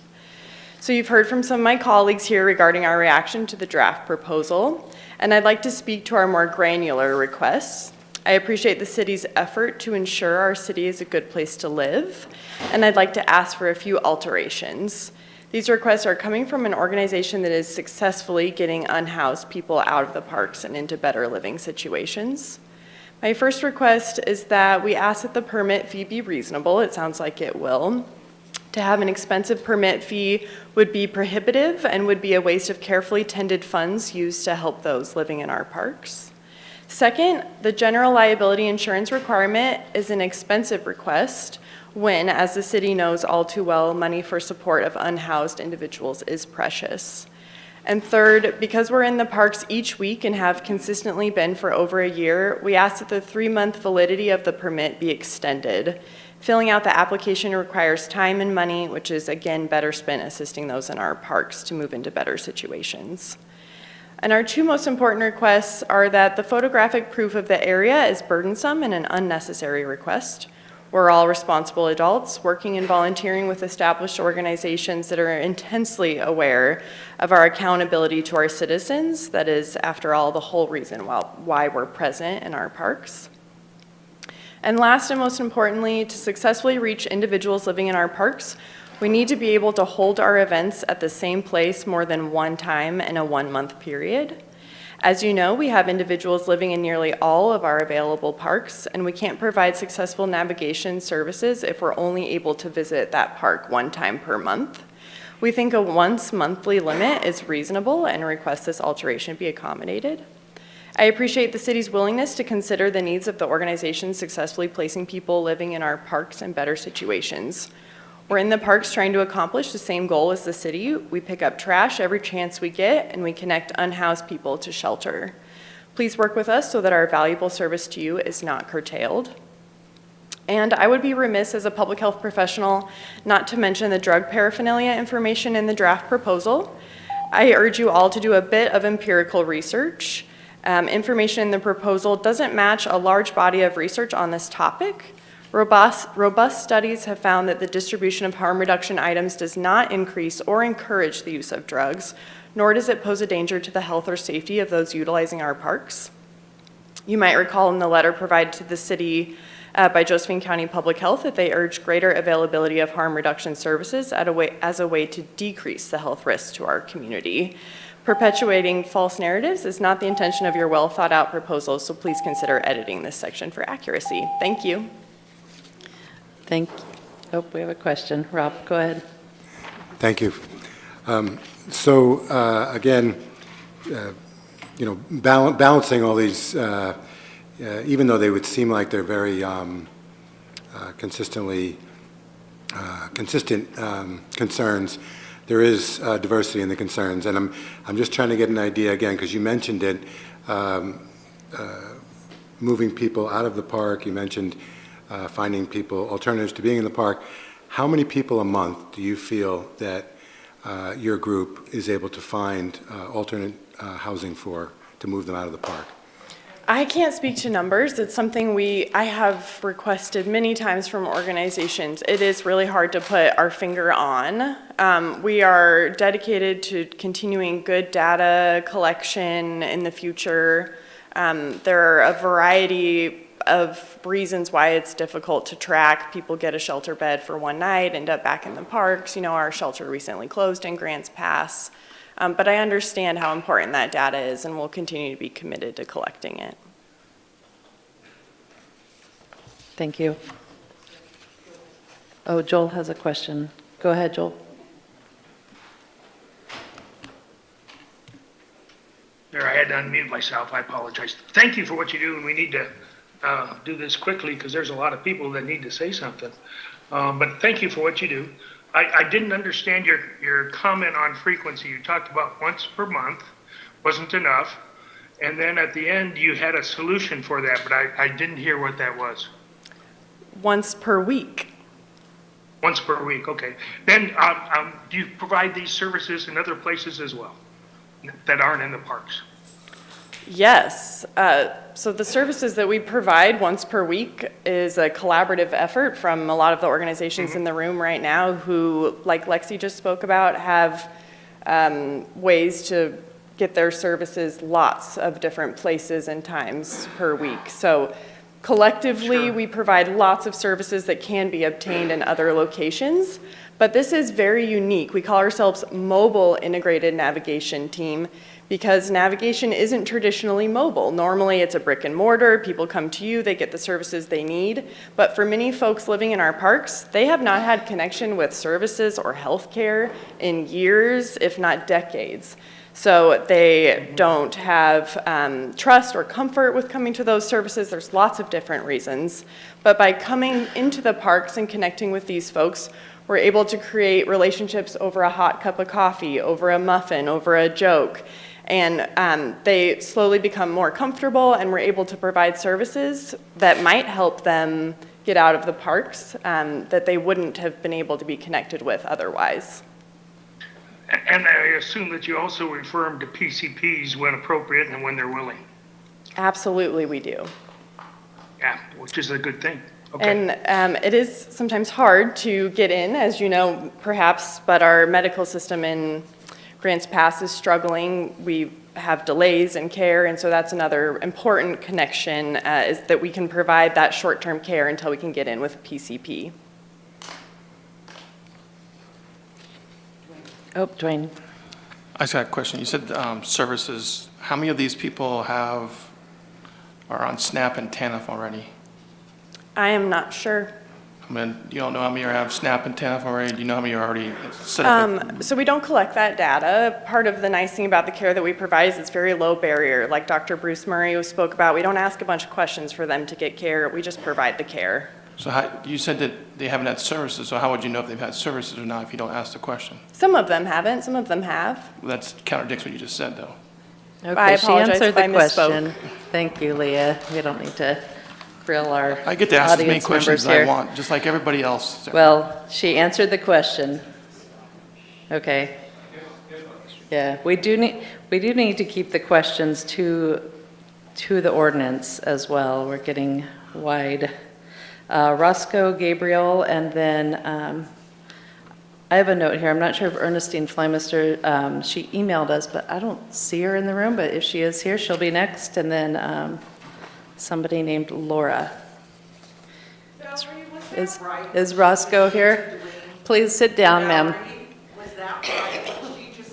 Ma'am, this isn't an opportunity for you to stand up and shout across the room, and I'm going to ask you to please sit down and be quiet, or I'll have the police chief come and talk to you. Okay, Roscoe, is Roscoe here? Chief? Point of order. Yes. Not allowed. Our public meeting rules are posted on the wall for anyone if they'd like to review them. Outbursts are not allowed. Oh, okay, Chief, can you please go have a talk with this woman? Roscoe, are you here? Okay. Point of order. Ernestine Flemister? Shame on you. Don't see her. Laura? Is there somebody named Laura here? Okay. And then Bart Lewis. My name is Laura Cook. I reside in the park in Grants Pass. Prior to that, I was in hotels until my money ran out, and I found out I couldn't get any assistance other than very low Social Security. I do not have a drug problem. I'm not in the park because of a drug problem, and I would have died if Mint people hadn't helped me. I got very dehydrated when I was at Baker Park because there was no water for 3 days, and I had to drink from the river. That has flow-on effects because I'm also a cancer sufferer. I have a half a lung on each side, and it's growing still. So I came home from Australia to see my country again and to see my friends and family, and expected to die here, maybe in hospice. Didn't expect to die in a park. But the only people that have been able to help me, I've gone to UCAN and all the other services I could find. The only criteria that they asked was that I needed help. And I needed help because I couldn't carry water for 15 minutes across the bridge in some of the parks. Or I couldn't get to the store because I was too ill to walk a half a mile there and back carrying a load. If they hadn't come and brought me water, I don't think I would have survived the last 2 weeks. So I would really hope that you don't sacrifice people's lives in order to assuage a public that does not really understand the situation because they're not in it. I think that's all I need to say. Thank you very much. Thank you. Bart Lewis? Hi, I'm Bart Lewis. So I am homeless in the community, well, houseless in the community. I'm a veteran. Like she mentioned before, services aren't immediately provided. You know, I gotta wait, you know, this many months for housing assistance or any kind of financial, you know, something. You know, I had a job. I lost the house. The owner sold it. You know, I didn't have, it wasn't a drug situation, it wasn't a crime situation, it was just a victim of circumstance. And, you know, now we're ended up in the parks and it's a constant 3-day struggle, you know, and because of that, you know, I don't have my job anymore. You can't maintain stability, you can't do that kind of stuff. So when I got injured, Cassie came down and like they provided, you know, dressings for my wounds, you know, the stuff that people take advantage for in a house. You know, you don't have that sanitary environment. You don't have, you know, going to take a shower, taking antibiotics. You know, there are people, you know, down there that, you know, they need that, so they're going to just, you know, take it from you. So, you know, having these people daily come down and help out with that, and then the food. You know, a lot of people, you know, you can argue with the food stamps. Okay, yeah, food stamps, you can put stuff into your fridge. You know, got a fridge. You know, and then we're not allowed to cook. We can't have propane. You know, so being able to once a week get these services brought down, these, you know, groceries, you know, it's food, it's sandwiches for a couple of days, it's you know, some apples, some oatmeal, some stuff that you can, you know, hold on to and keep and make without, you know, with what limited resources you have, you know, because here's the burden of spacing that we've, you know, aforementioned before. You know, you can't, a cooler, you know. Okay, so do I get to keep a cooler or do I not get to keep a cooler? Space is, only limited to so much. So being able to have these come down, you get some lunch meat, some sandwich fixings, and the wound care, like, that's just a big thing. I've had 2 major wounds in the past, 6 months. I have 3rd and 4th degree burns on my legs that I would have lost my leg if it wouldn't have been for them. Also, I had a fairly major cut on my leg, and daily they were coming down. Let's change your dressings. Let's do this. Let's do that. And I wouldn't have met them if it wasn't for the services provided. Having the availability to come down and meet these people. And they do it on a multitude of bases. There's the one-on-one care, but then there's the, hey, come sit down, get your socks, get your feet clean, wash your face, whatever you need to do here, and then that's a group thing that they do. So, thank you. Next, I have Michael Kniesny and then Terry Kniesley.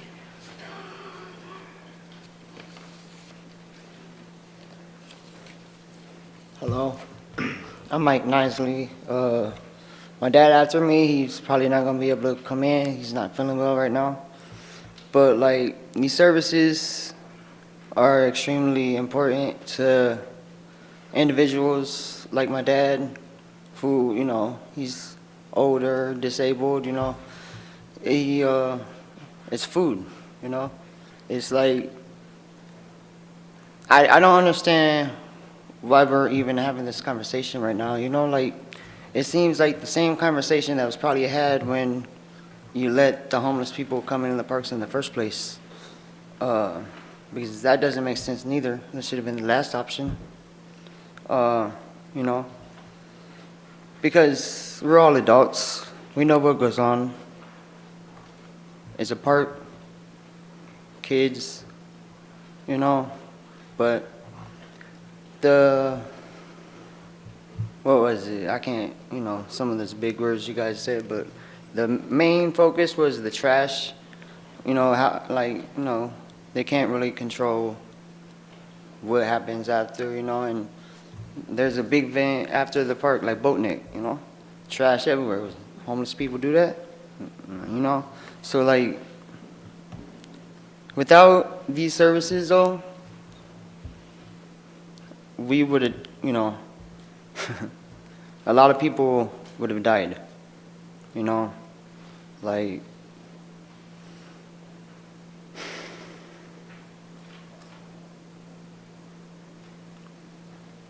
as far as the food and clothes and all that go, like, the other stuff, that doesn't make sense to me neither. I'm kind of on both sides of this, because like, I hate talking in front of people, but it's a necessity to eat. It's a necessity to stay warm.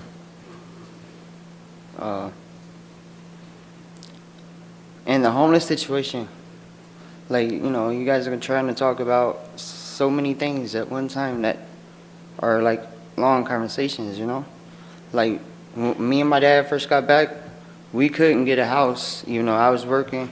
My sister had some money, so we knew we'd be able to get the deposit first and last and whatever, but we couldn't get in anywhere. Calling 3 times a week. Calling. Couldn't get in anywhere because of one thing. A dog. That don't make sense. Thank you. Thank you, Mike. And you said your father's outside, so he's, okay, if he wants to come in, he can speak, but I'm going to skip him for now. Cassie Leach and then David Wilson.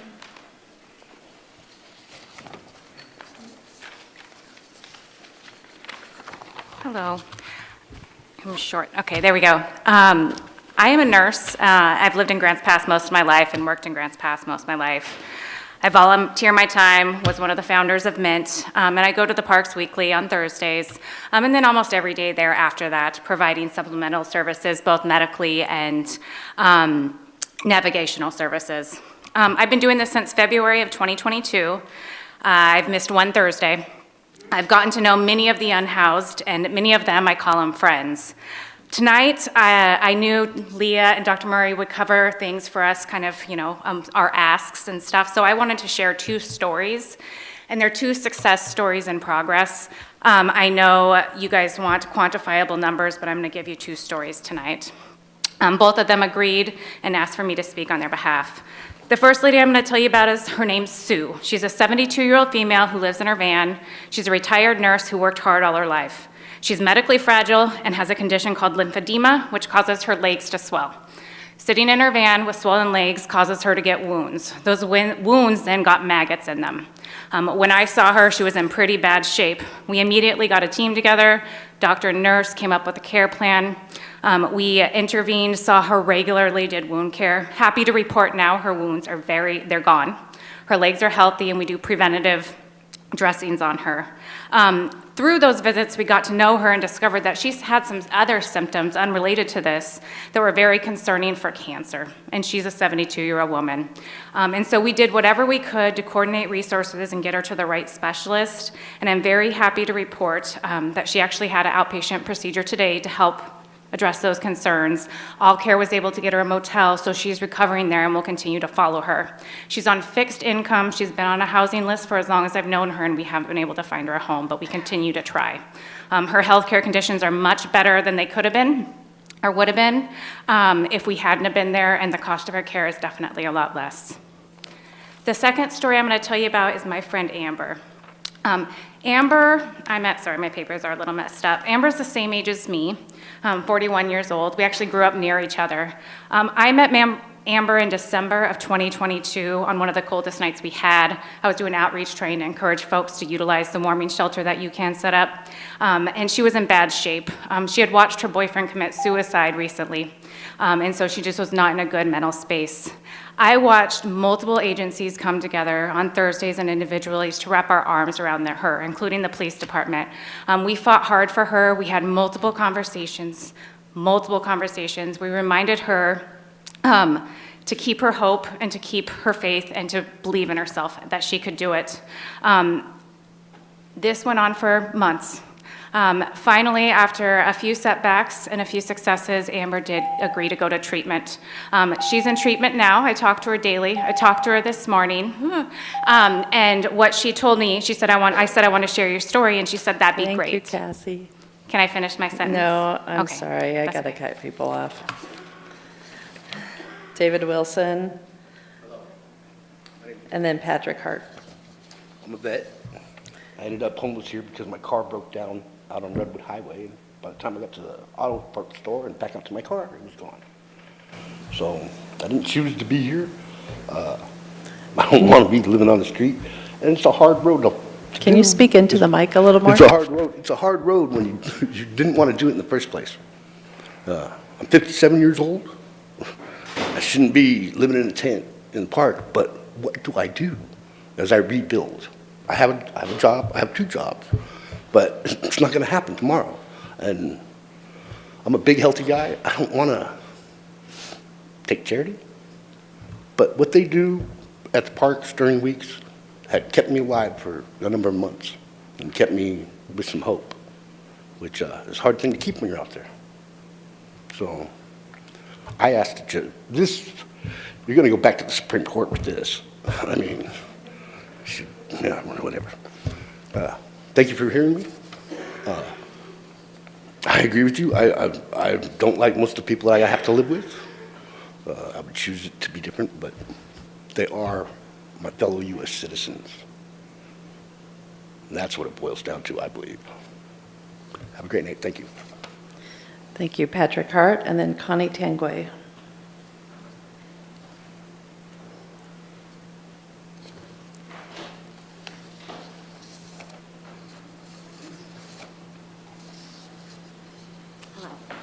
My name's Connie Tangway. Pull the mic down a little, please. Sorry.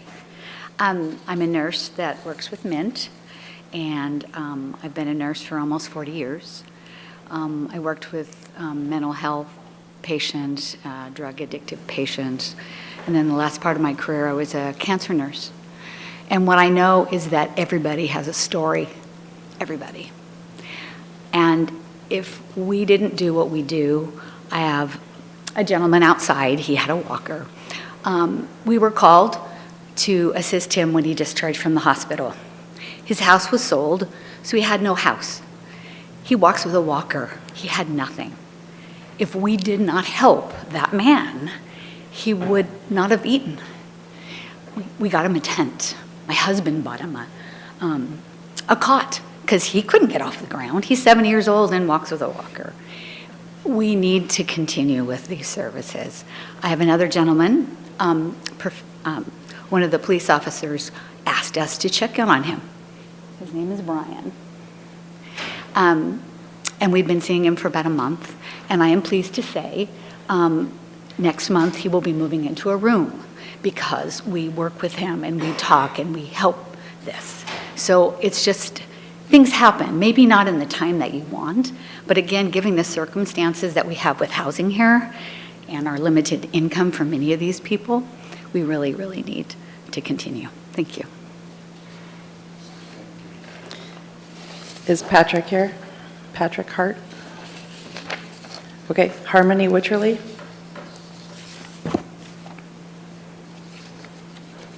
How about David Dapper?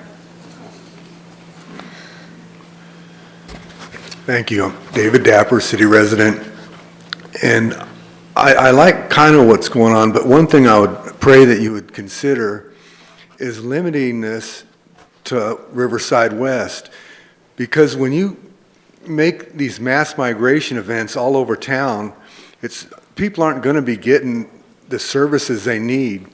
If you have it in one place, everyone has access to what they need. And I'm sure these groups can work out a schedule where they can work together to even things out and make things work. But if you're chasing people all over the town, people are going to get lost. They're not going to get reached. And then you have a West Park Street neighborhood with like 5 houses, and you're going to bring 100 people into that neighborhood. It's insane. Some of these neighborhoods aren't meant for this. Besides, I'm sure it would help Chief Hensman a lot and his officers to provide safety for the people that are out in the parks. If they were in one place, you'd actually be creating a campground without calling it such, which I know is a deal breaker for many. We don't want to eliminate these services. We want them to be effective, don't we? Do you want people lost in the corners of town not having access to any help at all? This, I pray you'll reconsider and eliminate this to Riverside West and help these groups organize and make it work. Anyway, thank you. All right, I don't have any more cards, so if anybody else wants to speak on this issue, I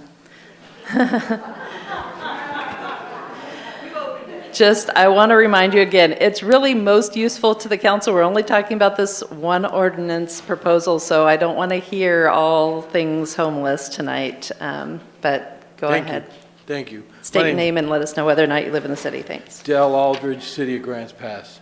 I want to thank that man right there for going out of his way to check in all these other cities and counties and have the rules set up. The parks are out of control. There is no rules. He came up with them, simple ones. Yes, there's success stories, very few and far between, and they can't give you numbers, but they can sure take the millions and millions of dollars or cut off the other councilmen when they want to ask something. Thank you. Great job. You're not asking for anything more than any other city's got. Stop the parks from being out of control.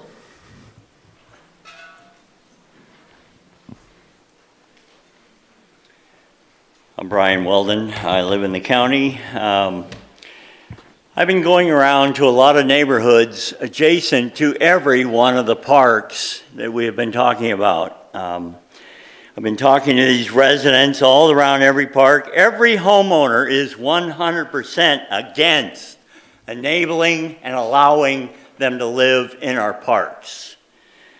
Every one of them. You ought to get out more often and go talk to some of the neighborhoods. I have heard all about the rise in crime at night. Tussing People go across the walk bridge late at night, every night now, and they go up Cottonwood, Spruce, Cottonwood, all those other streets. The crime after 10 p.m. at night is off the charts.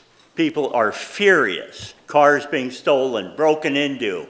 One lady lost all her children's bicycles in the garage.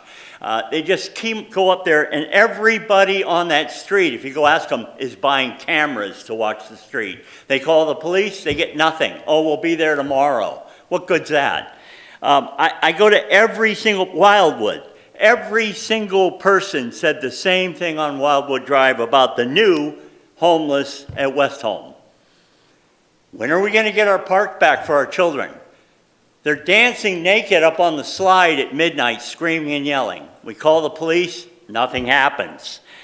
Acosta is right off of Baker. Every single person on the entire street said I'd sell tomorrow if I could at least get my money back. They don't want to live there anymore. The nightmare across their fence in Baker Park is outrageous. Property values are worth nothing, but everybody has the same thing to me. When is the city going to have a little bit more concern about our children using our parks and the quality or the lack of crime in our neighborhood versus helping all the homeless with all these enabling? Morrison Park. The last one I just went to was Hawthorne Street and Clover Lawn. Everybody says, why in the world would I put my child in Fruitdale Elementary when the man's standing next to his tent naked? People are done. They're all going to go find a new school, private school, homeschool, and they're going to leave Fruitdale. Thank you. Hi, my name is Sandy Rourke. I'm a resident of Grants Pass. Just one thing, I have never heard a recovering or recovered addict that has said like, hey, thank you for all the needles. Thanks for all the drugs. Thanks for all the alcohol. Never heard that. Giving them these things is actually killing them. You're not helping them. And also, I do agree with giving the food and what they need, and definitely the medical care and everything, but that should be in one park, and I think Riverside West would be the best place for that. And I also think that people should actually have little jobs, even if, because they're not picking up their own dog poop. They're not picking up their own trash. We can't even sit at a picnic table because their trash belongings are on it. Why can't they just like have a job of cleaning up, like a child, clean up their own room at times? It's just ridiculous. But I think we have like maybe like a little task for them or something. It will give them responsibilities. It will help build their self-esteem. It will help build take ownership for their own actions and own responsibilities, which would be really, really good. And it will also help prepare them going actually back out into the world, getting an apartment, getting hopefully a permanent residence where they know how to be better. No, that's the wrong way. How to can basically just know how to be more polite, I guess, in the ways I'm looking for, where they're being disrespectful of leaving their stuff in different places. Not all of them. That is definitely not all of them, but the ones I've seen are very, very disrespectful. On the handicap sign in Tussie Park, on the one on the ground, it has a guy, someone vandalized it, where someone's smoking a crack pipe on the handicap parking spot in Tussin. There's also parts of the Tussin Park has been set on fire. They need to get out of there, one, and also need responsibilities, get to a place where they all can be held together, not held together, but together where they can receive all the things they need for one place. They do need the medical. They do need the clothes, the food. They do need that. We need help. And we also need more housings for many people. We definitely need that. But it'd be better, like one other person said, if they were in one place, we can all help them together. We know who this person is, who that person is, what they need, we can keep up with them. But if we have to like try to find them, some people move out. And unfortunately, some people pass because they didn't receive the help in time. And that's heartbreaking. But, Riverside West, everybody go there and start taking responsibility for your own actions. Thank you.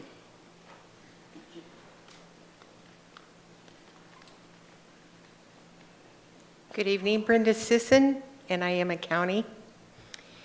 And I am on the petition for recalling. This has nothing to do with that. Let's talk about the ordinance. That's all we're talking about right now. It's not open public comment. I apologize. I was trying to make a connection to how I am with the public, that I have a connection with the public and talking about these issues. And in the opening presentation, I'm going, okay, yeah, because when I am doing what I'm doing on the street, I present them the municipal codes up to date that you have so far. The perimeters around in the park. And I'm presenting this to the public with my petition as a positive. I'm going, look, they're doing this. And I'm thinking, and I'm showing this, and I said, but there's need to be more. And they will do more. I come tonight. Yeah, they're doing more. That's, oh, good. And then as the presentation goes by, it's whittled down and down. And I'm thinking, when are they going to get the park back? When are the people going to get the park back? The homeless has the dominance in the park, and it shouldn't be that way. The taxpayers are paying for their stay in the park, and it's just not right to do that. I had something else.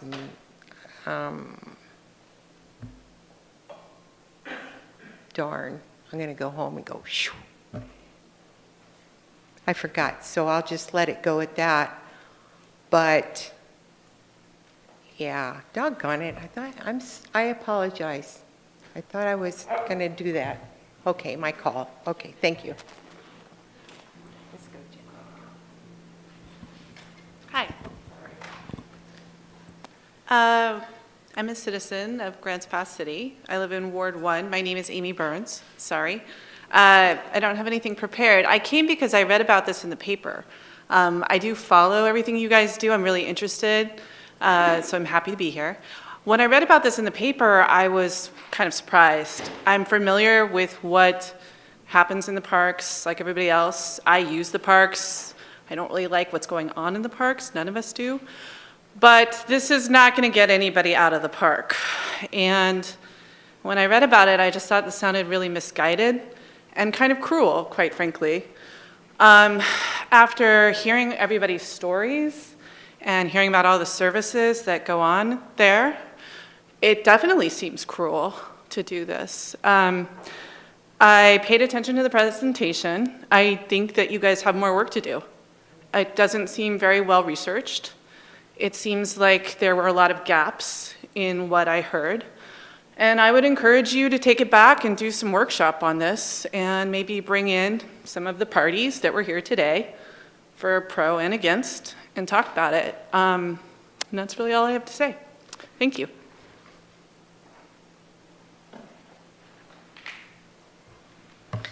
Good evening. My name is Emma Black, and I live here in this beautiful city. I'm privileged enough to live in a home. I am a mother, an occasional volunteer with Mint, and I'm here tonight to tell you about a friend of mine who I think is an incredible success story of the work that this powerhouse volunteer crew does.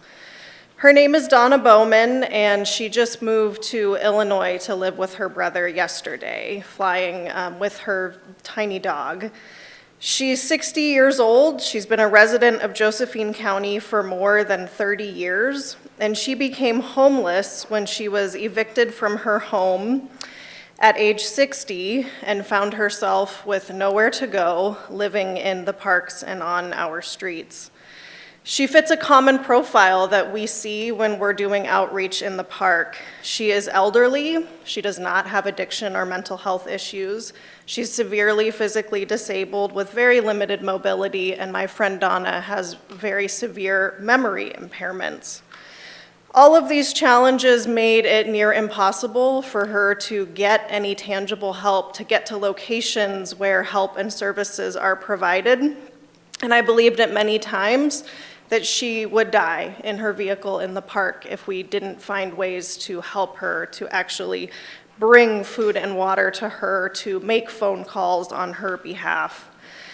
This proposal seems cruel, as it was stated. I think this proposal is about legislating beautiful acts of kindness and generosity that are one of the few reasons that I remain living in this city at a time when we are experiencing a horrific housing crisis.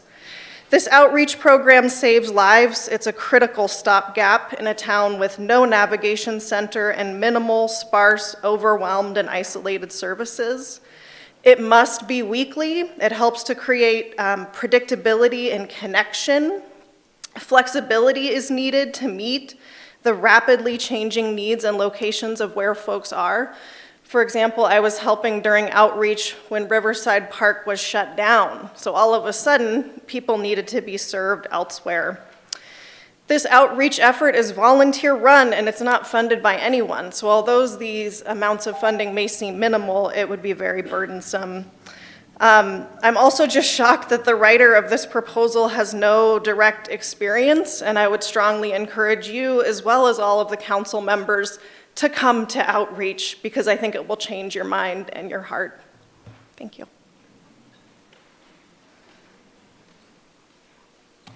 Hi. Y'all know me, I've been here before. My name is Ginny. I live in the county, own property in the city. I brought a picture with me. You might remember a few weeks ago, I talked about my friend Brandon, and this is what he looks like today after he moved out of the park and he is now drug-free. You'll remember Brandon's story, I'll remind you later. But I wanted to read this email that I sent to you. I noted on the agenda for this evening, the topic at hand is the handouts at the park that will be discussed this evening. I am hoping this widely discussed topic does not need to be addressed once again for you all to take against this practice, but in case it does, I thought I would remind you all of the dangers of enabling a drug addict or alcohol or situational homeless person. I watched today as a white pickup truck rolled into Riverside West, the newest park in the city, right across the street from where I own property, and many vulnerably aged people, citizens, own property, and started handing out tents. I couldn't stop and take a photo or go talk to the people to find out who they were because I had a meeting at Riverside, at River Park Terrace, and I had to work. This nonsense needs to stop. These free giveaways in the park, Grants Pass citizens are being taken advantage of, and our property values are now zero. I know this because I tried to sell some of my units and nobody wants them. When you enable these freeloaders, you are slowly adding to their death, as witnessed by Brandon. Are you aware every time an addict receives Narcan, they need to be hospitalized afterwards, whether they agree to go to the hospital or not at the time? I heard this from nurses. Whether they refuse medical aid or not, they will end up in the hospital and receive care with a slim chance of survival. This worries me.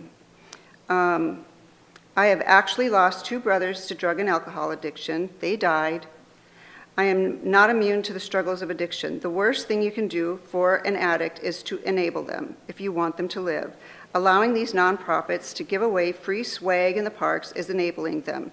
It is wrong. It is not compassionate. I have spoken with employees at a local nonprofit who refuse to go into the parks. They know it's wrong.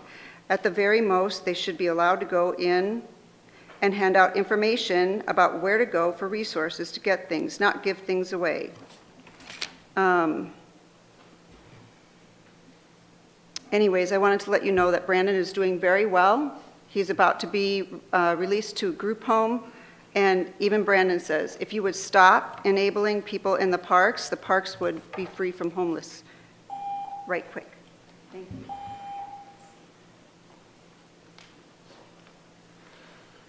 My name is Matt Avila. I live in the city. I am a peer support specialist, certified recovery mentor. At one time, I was addicted, homeless. I was fortunate enough to be given a vehicle. 6 months ago, I started working at a resource center called The Hub. I do not represent The Hub today, just letting you know that's where I work. But something that has not been mentioned and some of the work that I do is helping people get IDs. At the parks, stealing is rampant. So someone isn't able to hold on to a birth certificate, social security card, or an ID. Someone coming out of the jail, I don't know where else they would go besides maybe the parks. So with all the other services that we provide, that is one thing that I think is very important that we do. I haven't heard it mentioned tonight, so I thought I would come up and bring that up, that's the first step of building responsibility and self-confidence. If I had a peer support or a certified recovery mentor, I think I would have basically felt less alone in the world as far as addiction goes. With these services, I think one of the points that some of these people are missing is this builds actual self-confidence. Self-confidence is what gets some people in the positions that you have today. So that's what I just want to say. Thank you. I'm Skip Wells in the city, and let's see. I wanted to I would encourage us to think towards some people mentioned one location. It really makes so much sense because they're spread out all over the parks, and we're not going to be able to remove them. They can't, we can't get them out of the park suddenly. But if we could confine to one location, usually I'm typically heard saying that city parks are not campgrounds. That's true, it's a fact. But you could choose one city park, make it some kind of a public campground, and just all these services can be given them much closer attention, it'd be much more cost effective, that law enforcement could have a much easier job. So many benefits to this. And obviously this is not designed yet, but if we began that direction, we could even, since we're brand new at it, we could begin refining and re-engineering the system just as we want to. Because you know that there's 4 areas of people in these parks. They're drug addicted, some are mentally ill, some just want to live somewhere for free with no responsibilities, and some genuinely want to get out of homelessness. And that leads me right to the rescue mission. Many times there's a negative comments about the rescue mission, but if you think about that, and I was talking to somebody there recently, do you realize that if they go there and they don't like it, they can immediately leave? There's a whole bunch of guys there and women because they want to be there, and they're free to leave. And just think in this, many times people object to their religious influence. Well, look what you get from biblical principles. Love others, tell the truth, don't be intoxicated, be considerate, be working somewhere, be honest, all those things. And again, I want to reemphasize, people could leave that, but they benefit. The guy just before me mentioned personal documentation. Wow, the rescue mission is very comprehensive about that. When a person comes in, one of the first things they're looking at is, do you have those documents? And they take them pretty much by the hand to get all those things into place. So it's a beautiful thing. So that's my encouragement. Thanks.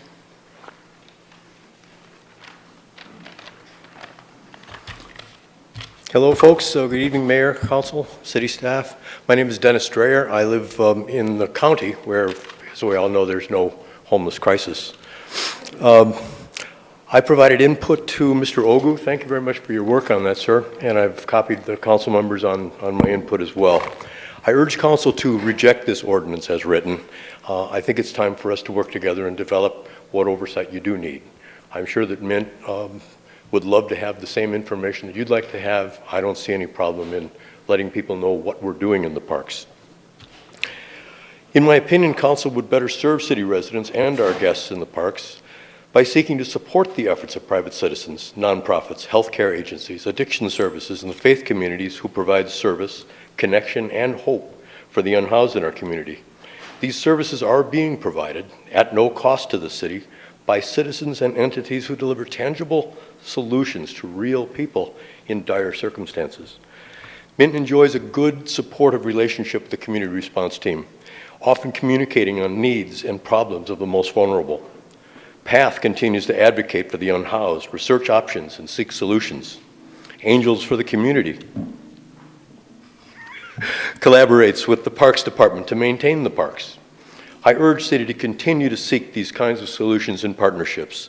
Let's focus on better ways to support the aged, ill, and disabled members of the unhoused community especially. Their lives are already hard enough. Grants Pass remains a community where volunteers make a difference even in the face of vocal opposition. Please ensure that any ordinances adopted take care to embrace and support the volunteer efforts that make this community what it is. While most of us continue to advocate for the establishment of a central navigation center, Mint is on the ground today, coordinating agencies, delivering services, and helping people one at a time.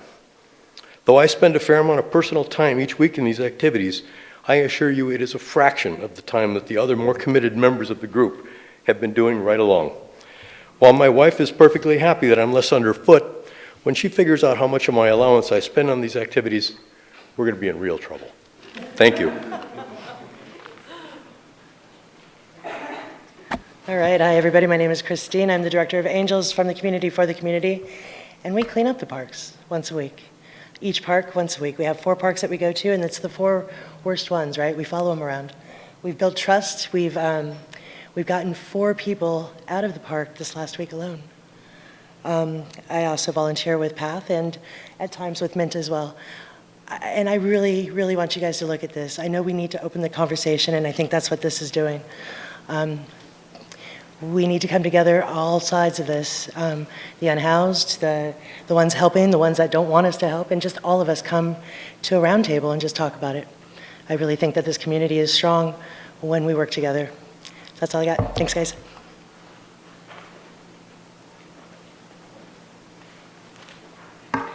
Hi, I'm Mariah. I live in my van.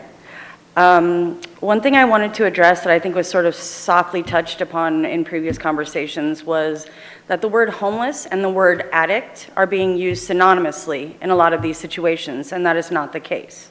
Not every homeless person is a drug addict contributing to the needle problem, and I think that that really needs to be recognized and looked at. There are people with disabilities, there are veterans. If you look at the highest amount of SSI that is paid for Oregon, and you look at the average rent, you could check Zillow, you can check Craigslist for a studio, that's almost $800. That's $914 for SSI, $800 for a studio apartment, which then you're on Medicaid, so you have to pay for medical care, you have to pay for maintenance, you have to pay for gas, your food stamps get cut, so you also have to pay for that. So there's not a whole lot of wiggle room between living in a tent in a park and being able to pay all your bills if all you're on is Social Security. And that's not the same as being a drug addict. And I do believe that there do need to be better addiction recovery services and better mental health programs. And I think that we can all agree, both the housed and the unhoused, that substance abuse can at times lead to violence, which can at times lead to police interaction, which can at times lead to arrest. And that is something that, for our kids, does not need to be out there. So I would just like to I would like you to take into consideration the fact that there needs to be nuance in these rules and in these laws or ordinances that you're trying to enforce. There are people out there. As far as the navigation thing, what you're doing, we can't give people rides here and there. What does that mean? You're cutting down on their ability to get to their medical appointments? You're cutting down on their ability to get to court? So it kind of sounds like you're criminalizing poverty and criminalizing kindness in this situation. And I don't really see how that solves any of these issues, to be honest. I do believe that there needs to be a very, very clear discussion amongst all people, because everyone in Grants Pass is part of this community. But it can't be, well, only we can do this or only we can do that. There has to be some form of compromise. There has to be people willing to work together instead of using anger to fight against each other and fear. And I would also like to say thanks to Cassie from Mint and Christine from Angels for all the work that they do. I have personally experienced that, and they are amazing. Thank you for your time.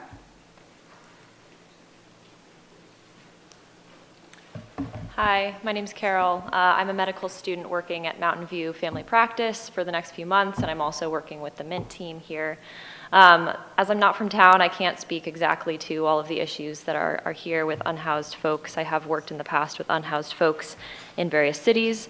I think when I was listening, I just wanted to address some things. It seemed like one of the biggest issues I'm hearing is, when are we going to get our parks back? How are we going to get these people out of our parks? And I think maybe by addressing it that way, we're kind of not addressing the fact that there isn't affordable housing. Like the speaker just before me said, you know, why is the issue, like when are we going to, how is Mint going to get these people out of our parks when there isn't housing to get people into? I think that's a big issue that hasn't been addressed and won't be addressed by this ordinance.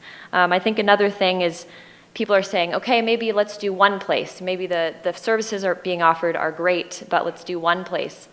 Well, one of the things that you've heard from the Mint team is that many of the folks who are here are disabled, are old, cannot get to appointments, and one of the reasons why a brick and mortar, an old style kind of PCP office might not work for them is that they can't get there. They don't have the transportation, they don't have the means to get there. So moving to just one location won't fix the problem. The whole point of Mint is that it's mobile, bringing services to different people, and I don't think you miss people that way. I think you include more people that way. And then one other thing, I'm not trying to kind of go into homelessness generally, I just think that just if you step back and think about how much trash does everyone, you know, we're talking about, oh, we're worried about trash being in the parks, we're worried about these bad behaviors being in the parks, and I think one of the things about being houseless is that your whole life is on display for everyone to judge. I mean, I've seen patients in the office who are housed who drink 10 to 15 beers a day, and there's nothing wrong with that because you don't see maybe bad behaviors that they engage in because they're housed. And then we're saying, oh, these people are drug addicts, they're alcoholics, we see all this trash. How much trash do we make living in a house that then gets picked up and taken away and no one sees it, and no one sees kind of the dirty details of our own lives, but these people don't have the means to kind of hide that away like a lot of us do. So those are some things I just wanted to throw out there. Thank you. Hi, my name is Ashley Hansen, and I am part of the homeless community. I love seeing Cassie and all them come out and bring us food when we need it and water. I've been out here for 13 years, and I battled cancer 2 years ago. Seeing them come out here and helping us, it's not a handout, it's a hand up. And seeing Christine come out and help us clean up the parks and letting us sit there and help clean. I'm trying to get a job. I work seasonal at Liberty Tax as a sign waiver. I'm trying to get off the streets. I don't do drugs. It's just there's days where I don't want to do anything, and I go out and I help people myself. When I don't have $1 to get me a soda, I'll help kids that are homeless. I'll give them my last $1 so that they can eat. And I know I don't like being homeless in the parks. I don't like it at all. I wish I had my own house, and if I had my own property, I would let people come stay on my property. Thank you.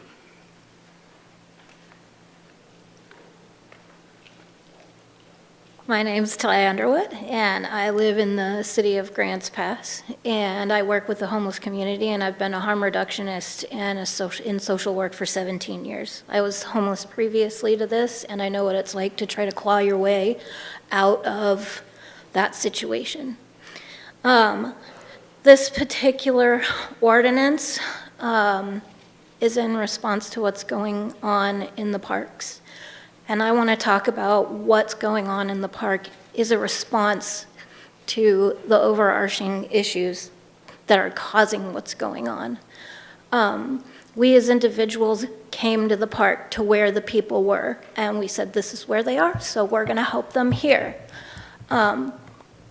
It's a solution to a problem where I'm not seeing any solutions being presented here. I see a lot of people talking with passion about what they want or what they don't want, and I'm not seeing any solutions.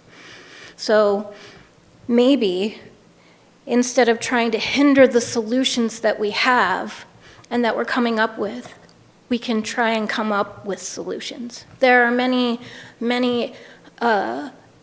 people that I've seen in my time around the United States who have done things like this. There are organizations that started out as just people, Food Not Bombs.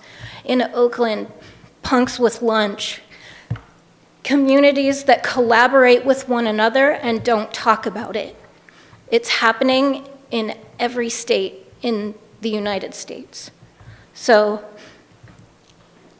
I would appeal to the City Council to come up with solutions instead of hindering the solutions that we're coming up with.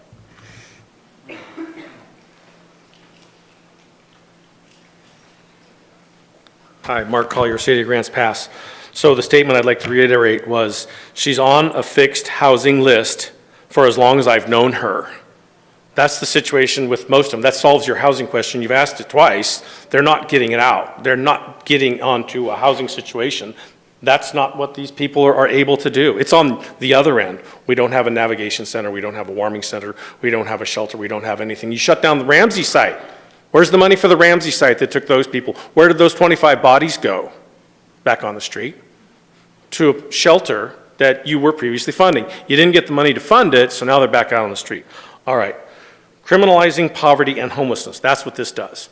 Dr. Mayer started off, great testimony. I urge you to go over it again.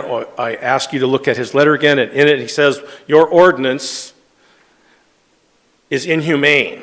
Stopping what they're doing week after week after week is inhumane. What's a synonym for inhumane? Cruel.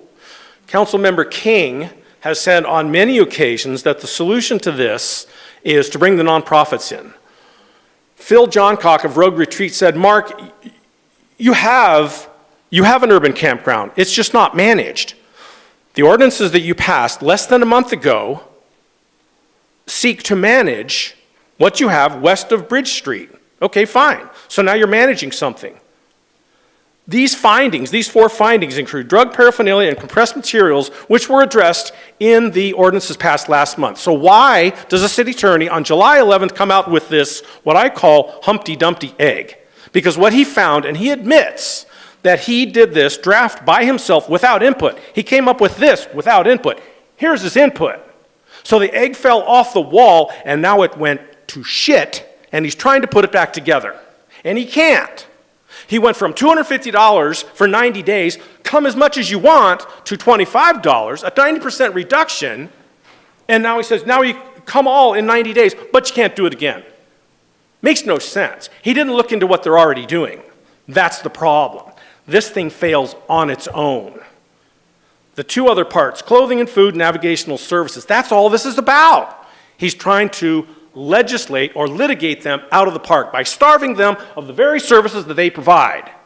And I've been witness to them. I pulled up into a truck from St. Vincent de Paul, and I see these ladies filling up their from the food bank, and I said, who are you? What are you doing? Talked to them about it, found out the thing, went down, asked them, and I was hard on them. Cassie, okay, you got all this stuff here. What do you do about the trash? Do you pick it up? Yeah, we have no trash. And I looked afterwards, no trash. St. Vincent de Paul, outreach program, participate in that too. Do we have trash? No trash. So where's the trash coming? It ain't a trash problem. He's trying to litigate the parks, the homeless out of the park. No time left. You need to start again. Work with them. This needs to be scrapped. Scrapped. And then start again working with them, and then you'll get somewhere. All right, I want to just state, our city attorney came up with this because he was requested to, not because it was his idea. And also, this has been a lengthy opportunity for public input here. This whole topic actually did not go to workshop, where we don't typically take public comments. So it's here at a public meeting where we have lots of public comment. And Rika, are you wanting to speak on this issue? Okay. I think we're... Why not? Come on up. Rika Brown, 1415 Southwest Bridge Street, Grants Pass.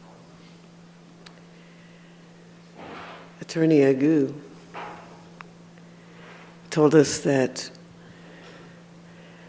he can't allow needle exchanges in the park because, well, it's illegal to use those needles in the park. But the thing is, those needles that they have are just going to keep getting reused and spread and shared. if they are not exchanged. Needle exchange is not about stopping addiction. You can't stop addiction. The person who is addicted has to stop. You can only at least try to keep people from getting sick. Deadly diseases. And not only that, there's plentiful supply of needles in the park from diabetics who can use their needles anytime they want. And of course, they end up either getting them stolen or shared. So that's one thing that, being upset about needle exchanges in the park. Public Works for the county said, please allow these programs. They work to at least stop people from getting sick, and with the regular contact with medical professionals or in social workers gives them more opportunity to actually try and stop. It's not spread drug use. It does not facilitate drug use. The drug use is going to happen regardless. And as far as trash goes, I was picking up trash in these parks 10 years ago when it was not fashionable. And it was everywhere. And it was not homeless people necessarily who were dropping the trash. And I was protesting on the street one day, this well-dressed man just drops his candy wrapper. And I said, sir, you dropped that. He went and got it. If I hadn't noticed, he wouldn't have. Many people have a habit of dropping trash that they learned young and never stopped.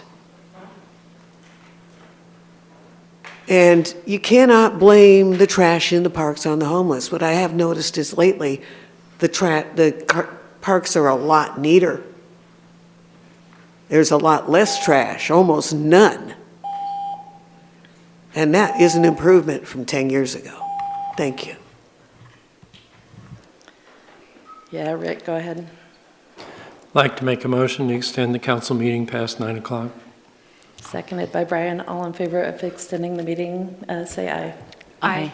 Aye. Any opposed? What's that? Was that a yes to the opposed? Yeah. Okay, that Dwayne opposed it. I don't know Okay, about oppose or abstain. we're extending the meeting. Go ahead, sir. You know, the real issue is you guys. We have your Each name. one. Your name and if you live in the city, please. Your Perry, name? Okay. nicely.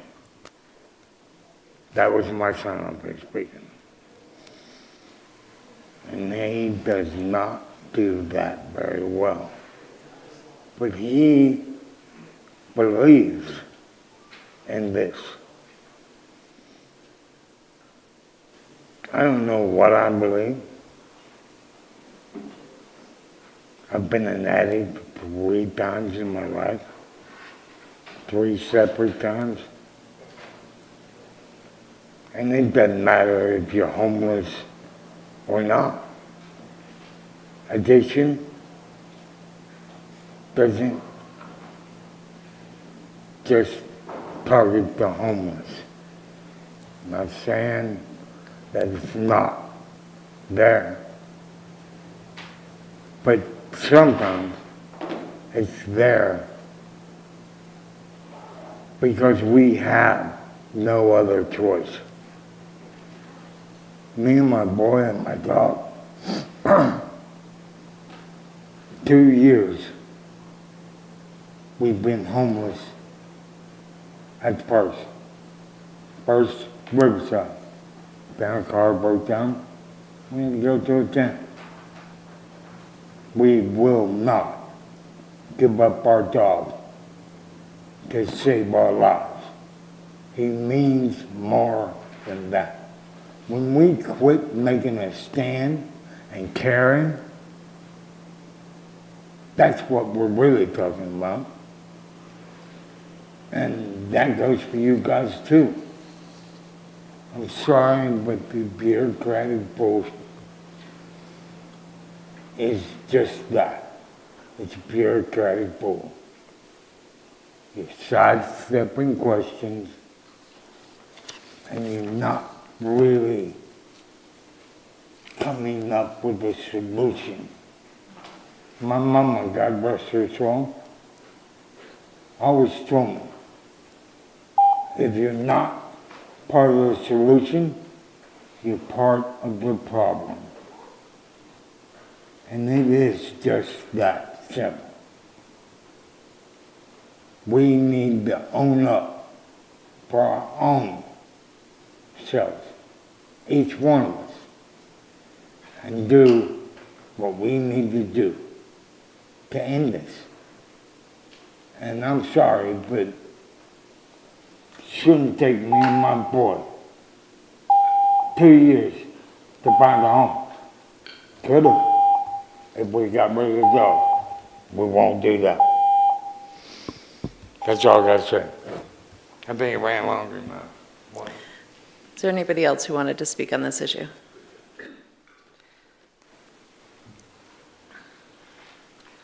Catherine Hamilton, the county, and I'm really glad to see that you guys are trying.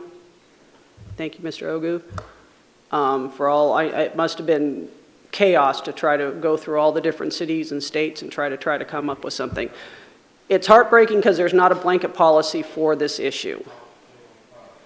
And I just would like to say that I really feel, with my lack of background in all of this, if there was just one place that the different people, different organizations could come to, maybe twice a week, and the people could communal there, get them out of the parks, have them safe. There's so many people on the streets in the parks that really need medical, that need some form of housing. It's not just the drug addicts. I whine, we complain.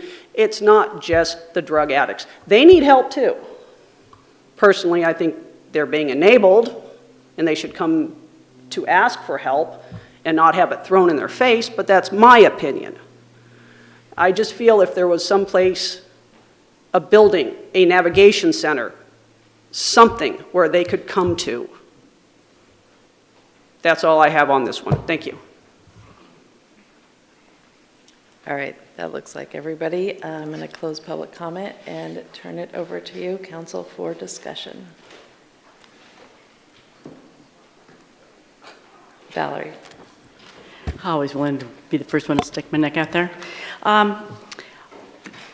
It's always interesting because depending upon the night and depending upon the subject, we have a room full of people who want to talk for hours and tell us, a month ago it was everybody in our face, our parks are a mess, we need to do something about our parks. And so, we came forward and said we need to do something with our parks, and we've worked really hard to make that happen. And one of the things that was brought up at that meeting was just that maybe we need to look into some sort of rules for the parks. And so there we are. And so I give Augustus supreme respect for trying to tackle that one, because it's a big thing to tackle. But we've got letters. I mean, you saw our packet. This is our reading assignment for the weekend, and that did not count all of your emails that came through, sometimes double. So don't think we haven't thought a lot about this and understand the dilemma that we are in our community, because this is a real dilemma. And there are groups that are working behind the scenes. We have an amazing community. We're right. We have PATH, grassroots, that's really stepped up to try to help. We've got Mint, and what they're doing is amazing. And we've got other organizations doing things too that later tonight during Matters of Council we'll talk a little bit more about. So there is a lot going on in the community to try to get an answer to this problem. And as you know, we're on our road to the Supreme Court. And so we're kind of looked at through a microscope. So everything we do, we have to do very carefully. And everyone on this dais takes it very seriously and wants what's best for our community.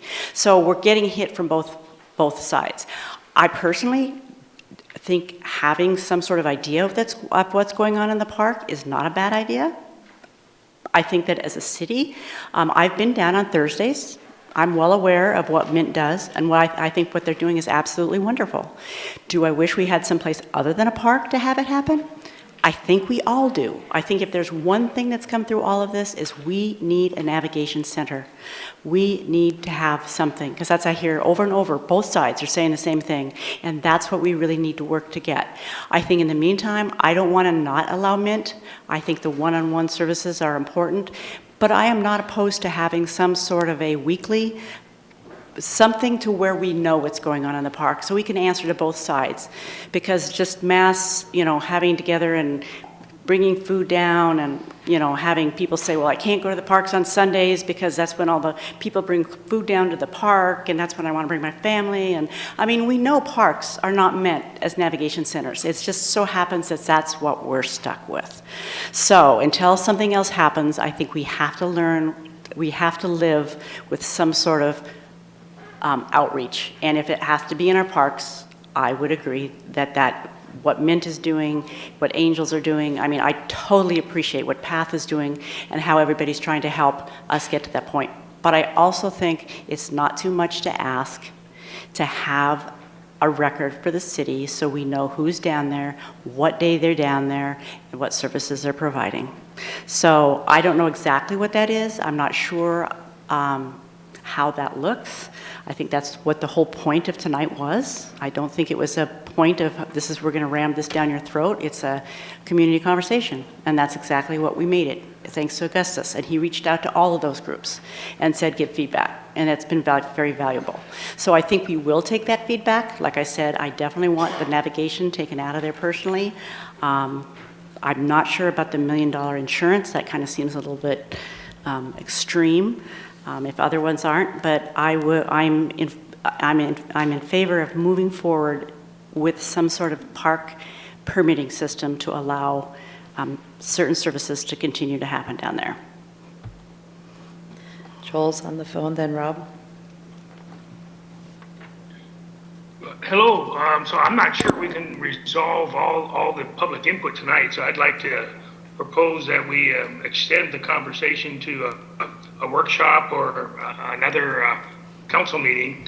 But I'd just like to remind folks, a lot of people are dealing in their worst fears. What's the worst thing that can happen from this? These are permits. They're not to, it's to permit an activity. It's not to prohibit an activity. It's not a prohibition, it's a permit.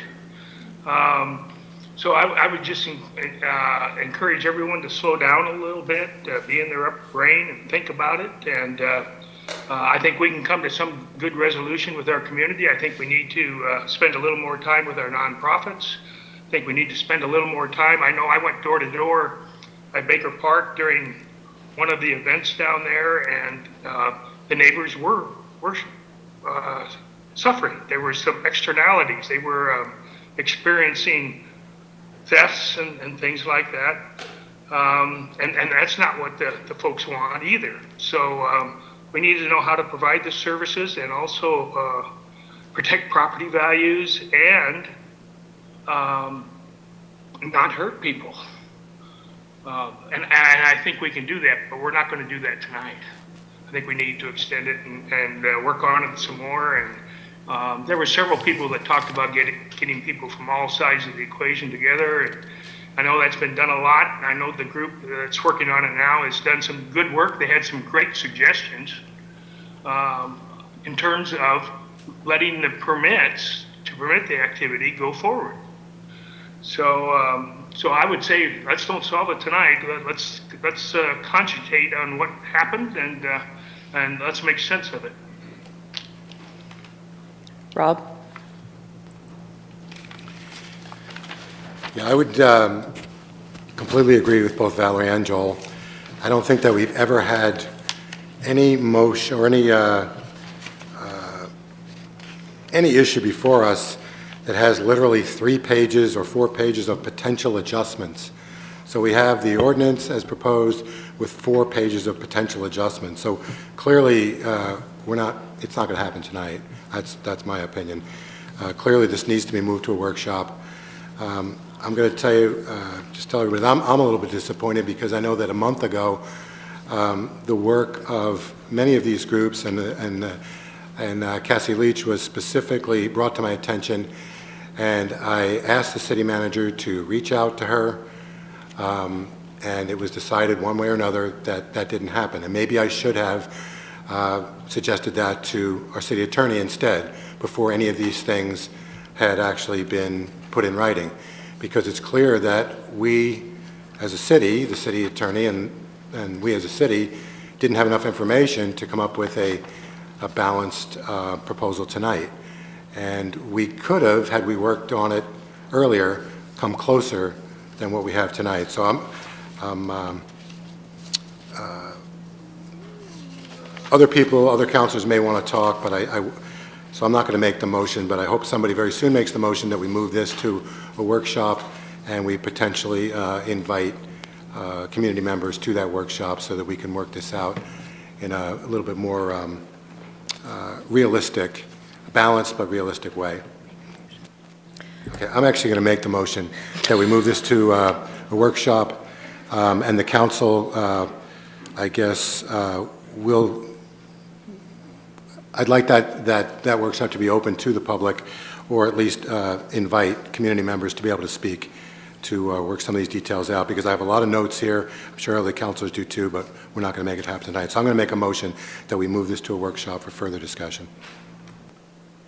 Okay, and does your motion include a requirement of inviting the public or certain people to speak, or just moving it to a workshop? I'll make a motion to move it to a workshop, and I guess we can decide as a council who we're going to invite at a later time. Thank you. Seconded by Vanessa. Any discussion on the motion to move to a workshop? Brian? I'm going to take this opportunity to speak, not on the motion, but because I have things to say on this issue. So, Could you just speak on this motion? No. That's the rule. That's always been the rule with the motion. Okay, so here's why I'm not in favor of the motion.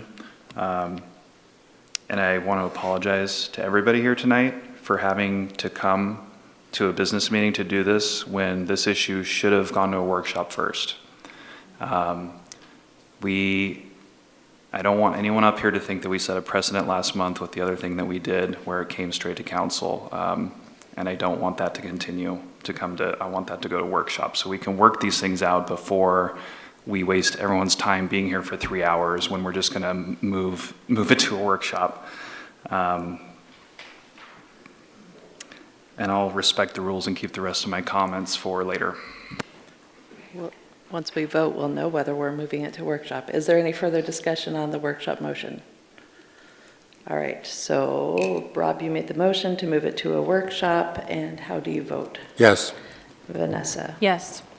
Rick? Yes. Dwayne? Yes. Brian? This ordinance should be scrapped. No. Valerie? Yes. Joel? Yes. DJ? No. Motion passes 6-2. We'll move it to a workshop. And that is the end of discussion on that tonight.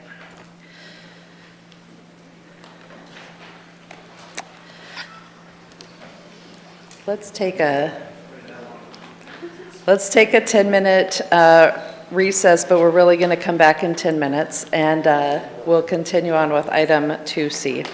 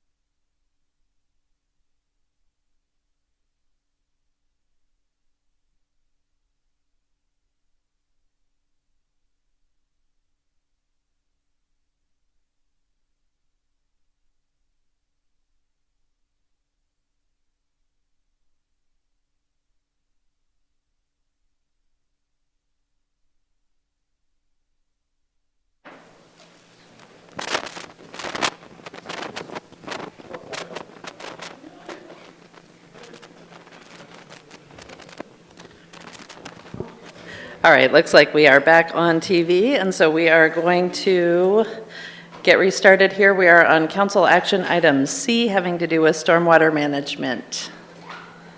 Hello, Wade.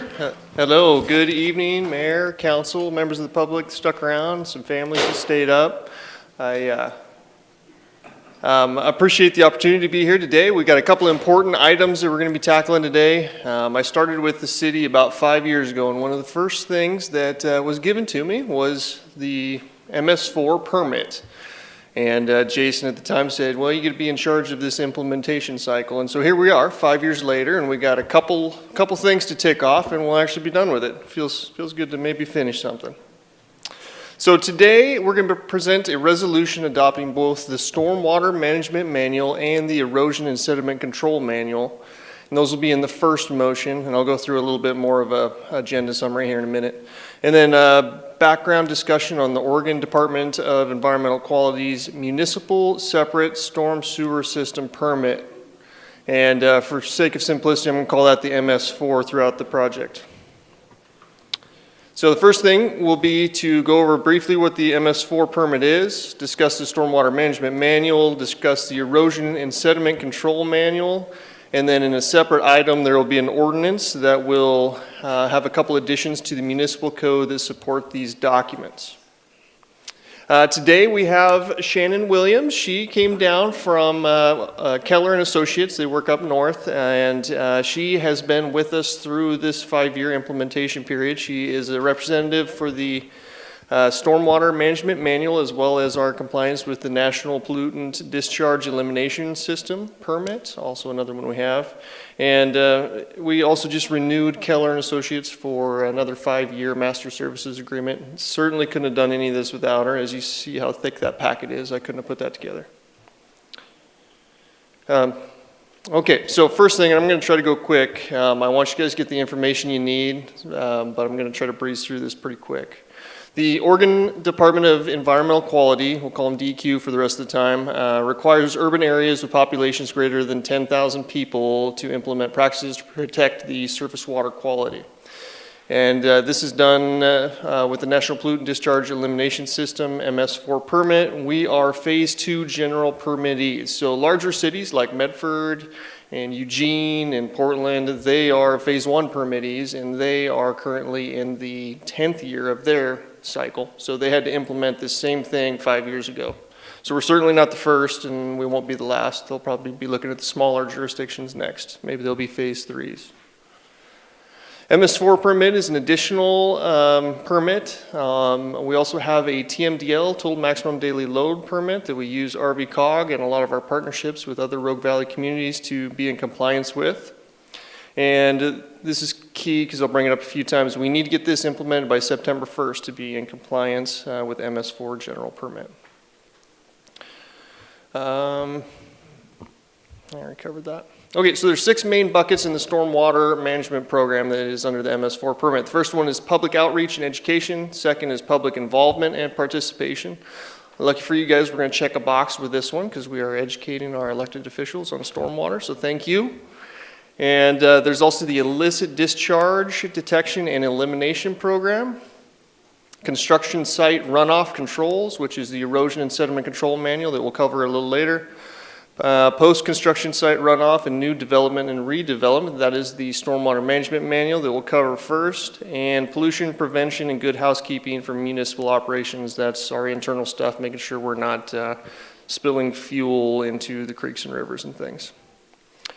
So first thing is the illicit discharge detection and elimination program. That is one more document that Shannon is still working on completing for us, and we'll be able to adopt that. It's an internal kind of a scope or a statement of work of how we test and manage that system throughout the city.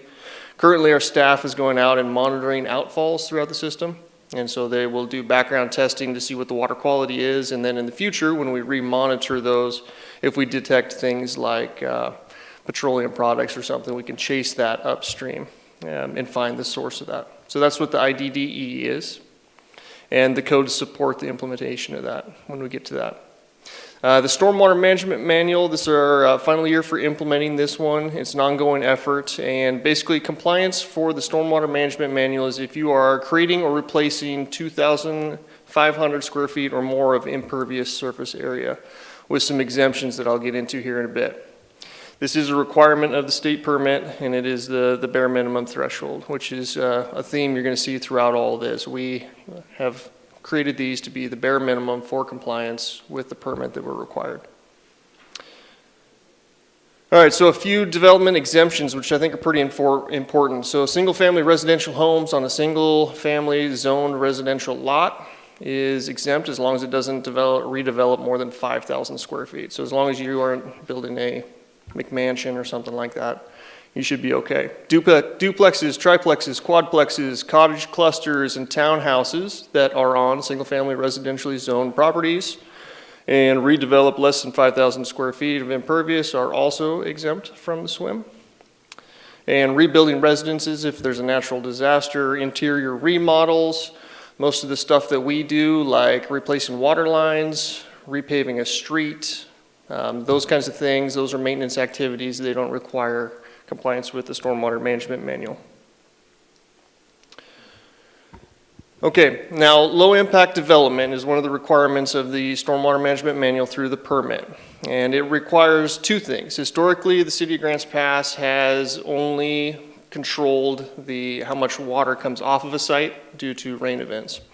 So typically there would be oversized pipes, probably a small hole in the top of the pipe that we would call an orifice, and it holds back the water and then only lets a little bit out at a time. So that takes care of one part of it, and that is the quantity or flow rate that's exiting the site. But this permit also requires the city to take care of the water quality. So there has to be something in there that cleans the water, preferably to the same condition it was when it fell, or what it would have been in a natural condition. And that's the big change that we're going to see in the development community.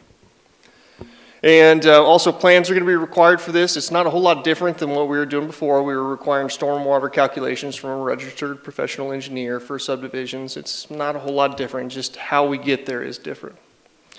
And then the city will be conducting periodic inspections of these facilities, which is also substantiated by the municipal code and pending development code revisions. So what is low impact development? Low impact development from a high level mimics the natural processes to reduce pollution, such as sediments, oils, greases, anything like that that might be generated from developed properties through infiltration, evaporation, and reuse. So sometimes you'll hear this called green infrastructure. We probably wouldn't call it that in Southern Oregon, maybe we would, but we're gonna call it low impact development. And it aims to manage stormwater as close as practicable to the source of the runoff. So here's a couple examples of what it looks like. It's not big pipes, it's not oversized manholes. In most cases, it's not concrete ponds. It's things like on the left side of your screen, you'll see a rain garden, if you will. And so the water will run into this. It's got plants in there that help to absorb the water. Those plants also filter out some of the pollutants. There's microorganisms in there. They're breaking down the pollutants, and all the time while it's doing that, it's soaking into the ground. You'll notice that there are grates in the forefront of that picture, so if the stormwater got to a level where it needed to run out of there, it would go into the grate. It's an overflow, and that would be a larger design storm that created that than what it was designed for. So that's generally what it looks like. On the right-hand side, you're going to see a kind of a grassy swale, same thing. The grass catches the pollutants, some of the sediment, and promotes infiltration. On the left side of this picture, you'll see a parking lot, but it's a little bit different than what you're used to. It doesn't have a curb and gutter around it directing stormwater into pipes and inlets and detention facilities. Instead, it lets it run off of the pavement and through some grass, a vegetative buffer, to catch some debris, settle out some sediment, and then eventually into those tree wells along there where it can soak into the ground and promote vegetative growth. On the right-hand side, you're going to see permeable pavement. There's a lot of different looks and colors and textures of this, but this one's made out of bricks. And the principle here is that the water can run right through that top surface and down into a rock reservoir. It's a bunch of large rocks of the same size, and the water fills up all of the void space between the rocks, soaks into the ground. Those are just a few examples. A lot of what you see in that stormwater management manual are other examples of those, which we would call BMPs. and how you would implement them successfully. And that takes up a lot of the manual there. Question. What is the cost Wait. of low-impact development? Wait, Low-impact. Valerie has a question. And maybe you're going to answer this in just a minute, because that's exactly where I was going, is who maintains, is that part of the operating and maintenance agreement that goes along with a deed? Is that where we're going? Yep, Okay, absolutely. thank you. Yep, I'll get there in just a sec. So the cost of low-impact development, generally the costs are roughly the same. So if you think about all the piping that would be associated with capturing all of your stormwater, running it to the bottom of your subdivision, then building oversized pipes with orifices, probably several of them, that cost is pretty expensive. And so if you are putting in smaller features like rain gardens, dry wells, vegetative swales, things like that, permeable pavements around the buildings that are generating the runoff, the costs are pretty similar. It hasn't been shown to be that much more expensive, but it is a lot different. Now, where you may see a higher cost is in smaller developments. And I'm talking like a little partition, 3-lot partition. The bar before this stormwater management manual was that you had to reduce the stormwater runoff to 0.65 or less cubic feet per second per acre. That's just what the threshold was. Pretty easy to meet on a 3-lot little partition. So in a lot of cases, that didn't have to have a lot of stormwater controls. In this case, if they're developing more than 5,000 square feet, likely they would still have to put in stormwater controls. So there may be a little bit of a cost in that kind of development that is higher than what they're used to.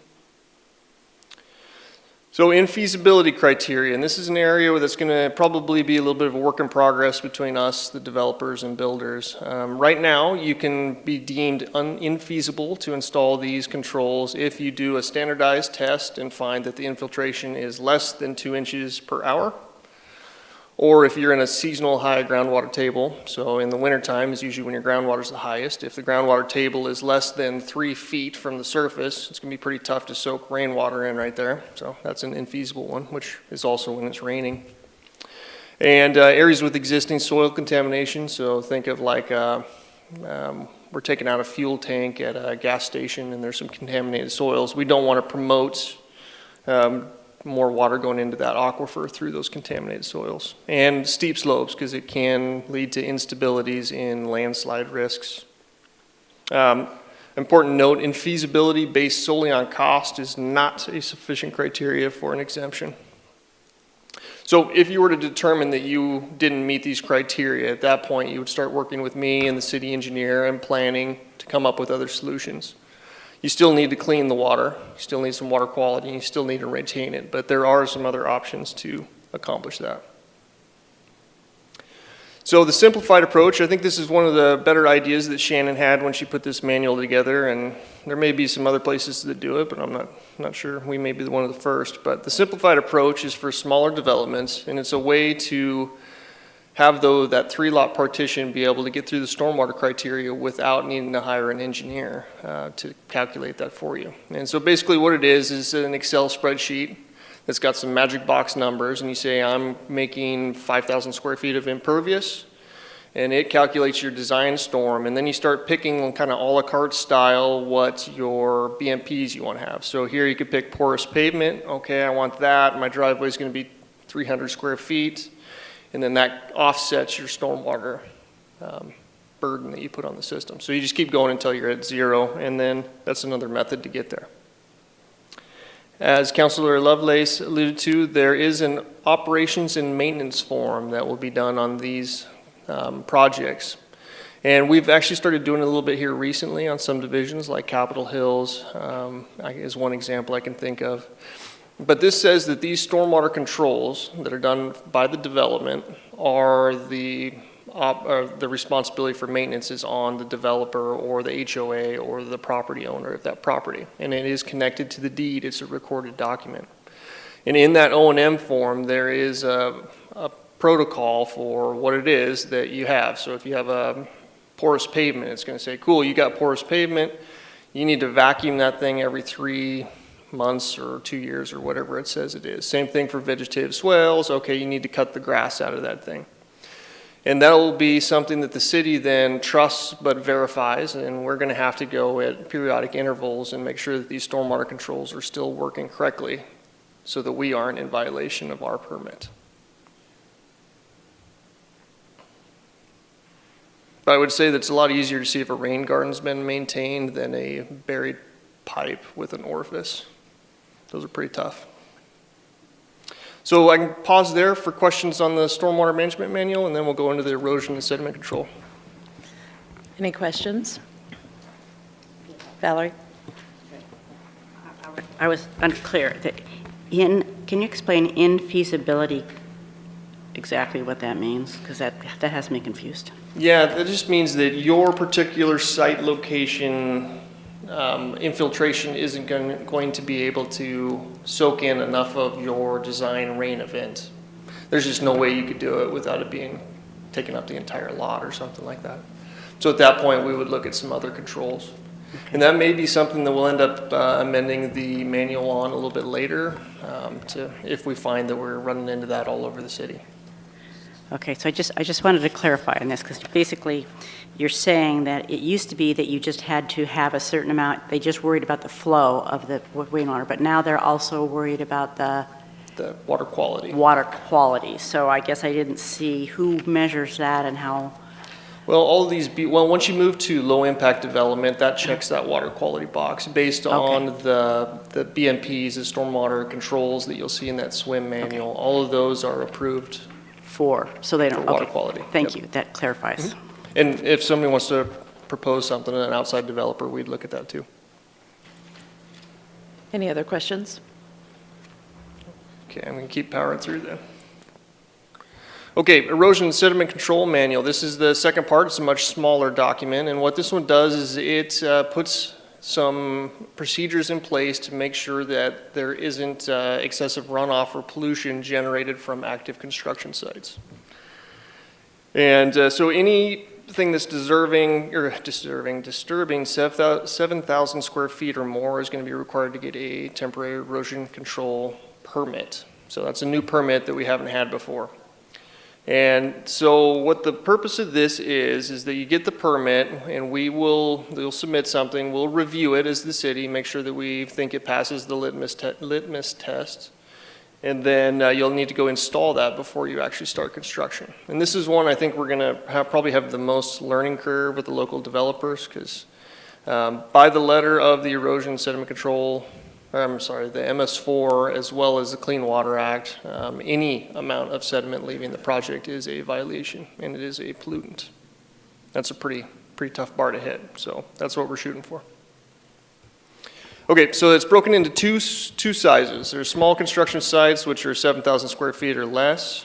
Typically, those are single-family residential homes, duplexes, triplexes, things like that, and they don't need a permit, although they still need stormwater erosion controls in place.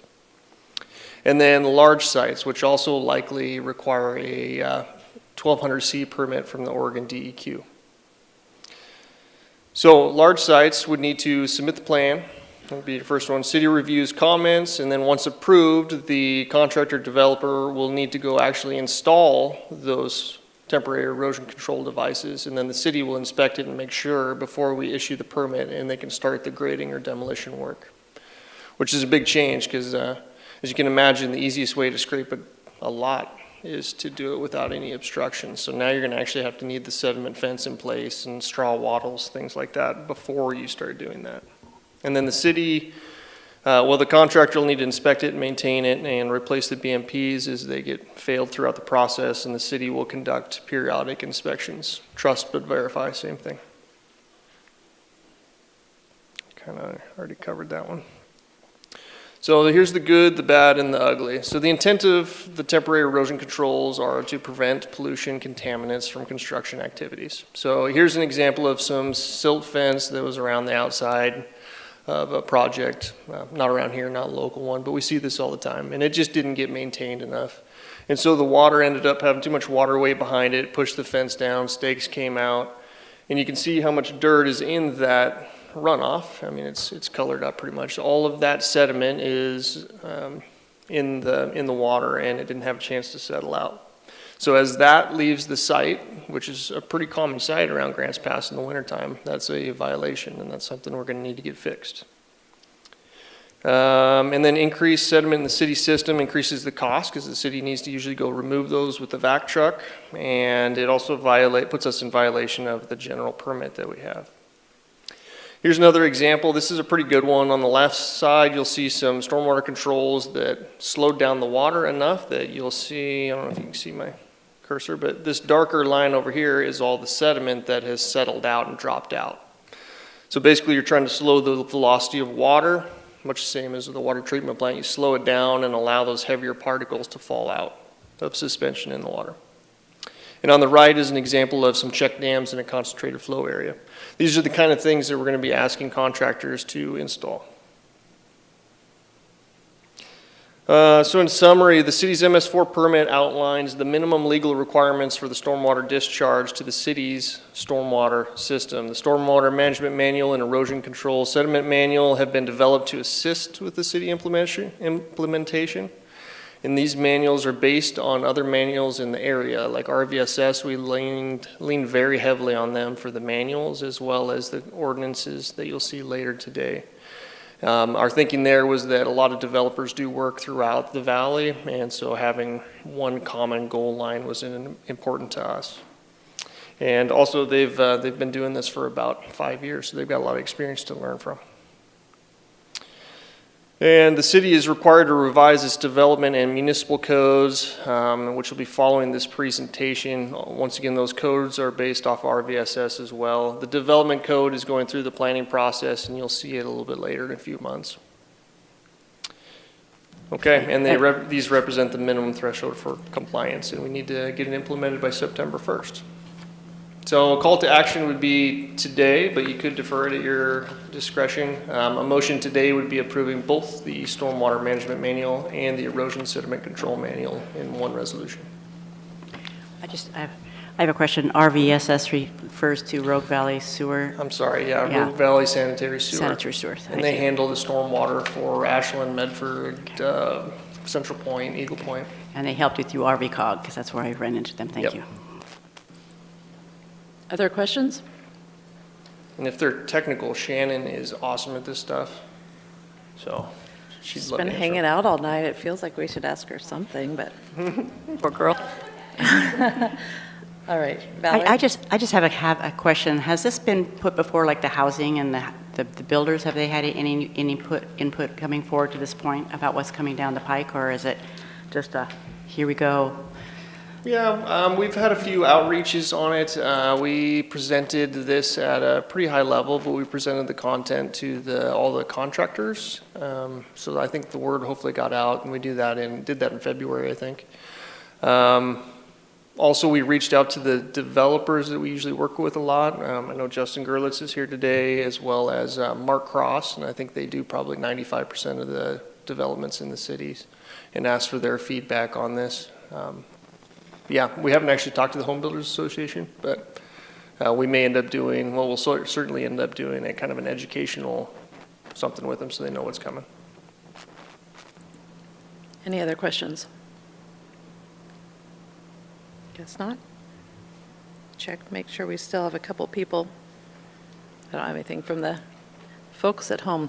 Okay, is there anyone from the public who wants to speak on this issue? Yep, please step on up. Tell us your name.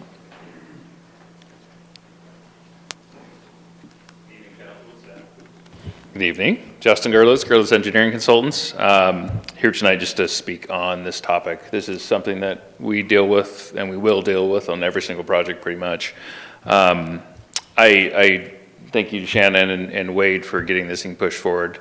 I do, just to reiterate what they're saying, this isn't something the city is requiring, it's something the state's requiring, but it does come with challenges. It comes with implementation. You know, one of the things that was mentioned is the state really pushes for on-site retention.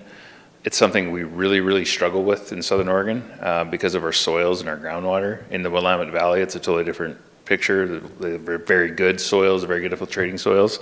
So, you know, I know one thing that we're going to come across is this exception process is probably going to come up quite frequently. So I think it's important that we have a good review process for the development community to know how to deal with that. And something I just wanted to throw out as suggestions. I mean, I've worked with RVSS's manual for a very long time. I've worked up north with Portland and Eugene and Salem's manuals. They're all a little different. They have similarities, but when we do implement these manuals, you can see the size of this thing. I've seen parts of it myself. My staff has seen parts of it and used parts of it, but I know there's going to be a steep learning curve. I don't know if this is a council request or a staff request. I'll just throw it out there. I'd love to see, we submit applications every week or two. It'd be great to get some input maybe from Shannon and Public Works staff, how maybe the current applications would be impacted by this, just at a high level, just for discussion's sake, before it's formally put into play. I do think that having a training session maybe with you, with a couple of the development community members would be beneficial, even if it's a half-day training session, just to kind of go through some of the nerdy engineering part of this thing. Yeah, no, this is a nice presentation. And then I also would love it if, whether it's council or staff authorizes maybe some budget for Shannon, maybe a direct contact if you're willing, so we can reach out directly to her as we work through the manual. I just think that would be very beneficial. And then I think one of the things that's very important is hitting a target date on when the last application can go in before this is adopted. This is something we have to work through for several months, so that'd be really helpful as well. And then finally, I think just kind of on a totally different note, this is great, this is going to happen. Housing, the impact on housing. This is just something else that we need to keep in mind. I talk to you about a lot. This erosion control plan, different stormwater calculations for very small developments is ultimately going to add thousands of dollars to every new house that's over 7,000 square foot, in addition to everything else that we talk about all the time. So just one of those things to keep in mind as we move forward. Thank you. Thank you. Anybody else who wanted to speak on this issue? All right, we'll close public comment. Council will turn it over to you for discussion. Anybody want to get started? Valerie? Well, I kind of agree with what Justin is saying. There's going to be a learning curve, and most people are just going about their business, and I just want to make sure that some of those provisions, if I was looking for the motion, I don't know, to approve it. I don't know if we can just add something in there to make sure that there's training involved and that something's set aside for, as we move forward, and have a time frame so they know when they're putting their things forward. Is that possible? How about I just promise that we'll do a training session? Okay. Does that work for you? Because I will. As far as when this will get implemented, we need to wait until the development code amendment is done, which is going to be in a few months. Probably we're looking at October. So anything that gets into the pre-app stage before the development code is updated is going to be under the old rules. And then we'll make the switch over as soon as the development code is revised. So I guess my question is, if we were to approve it tonight with the ordinance, it's just saying there's a time before it gets changed, if we give you the go-ahead tonight, is what you're saying. That doesn't mean it's just going to automatically start. Nope, it won't. And the development code one, like I mentioned, is probably going to be in September, October before that gets through the planning process. So likely that would be the date that would be this date. Okay. You could just make a motion to approve the Stormwater Management Manual and Erosion and Sediment Control Manual. Yeah, I'll make that motion. So moved. Okay, second by Vanessa and Rick and a whole bunch of people. Okay, it looks like y'all are ready to vote. Any discussion on the motion? Okay, Valerie, you made the motion to approve the manuals. How do you vote? Yes. Rob? Yes. Vanessa? Yes. Rick? Yes. Dwayne? Yes. TJ? Yeah. Joel? Yes. All right, motion passes 7-0. And next up, related subject.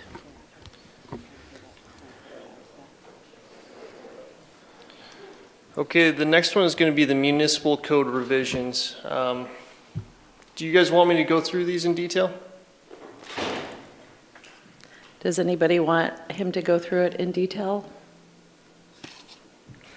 It was reasonably short. They're not jumping at it. Okay. Joel's hand is up. Go ahead, Joel.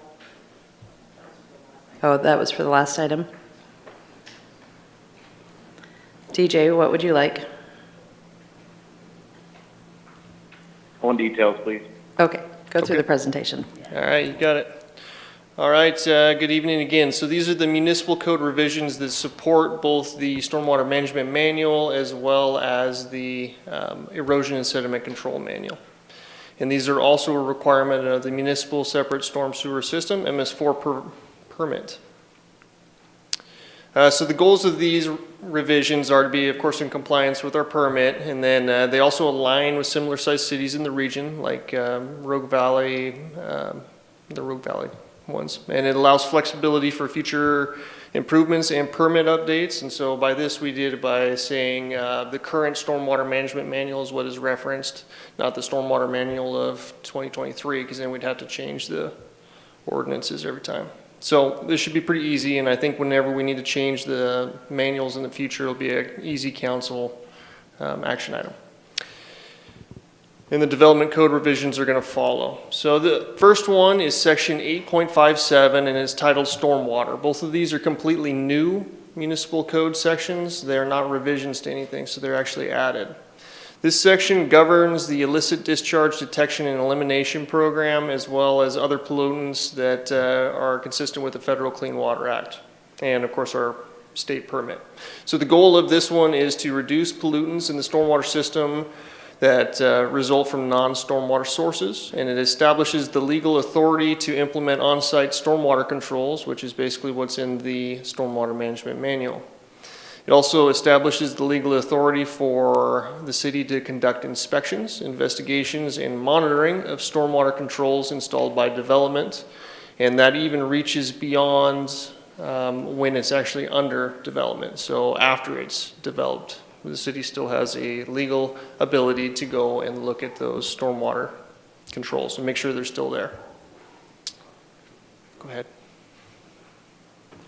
So under the pollutants, does that just chemicals, or can it include solids as well? Solids as well. So one of them would be sediment, dirt, that's a pollutant. So, but mostly, and we may find some of those, that's more on the erosion sediment control manual side of things, but more than likely it would be our crew is out there monitoring outfalls. They find high hits of E. coli or something like that. They trace it back and find an illicit sewer connection to one of our stormwater pipes, which we haven't found those yet, but I bet there's a few of them in the city. And those are the kinds of things we're looking at. Okay, thank you. Yep.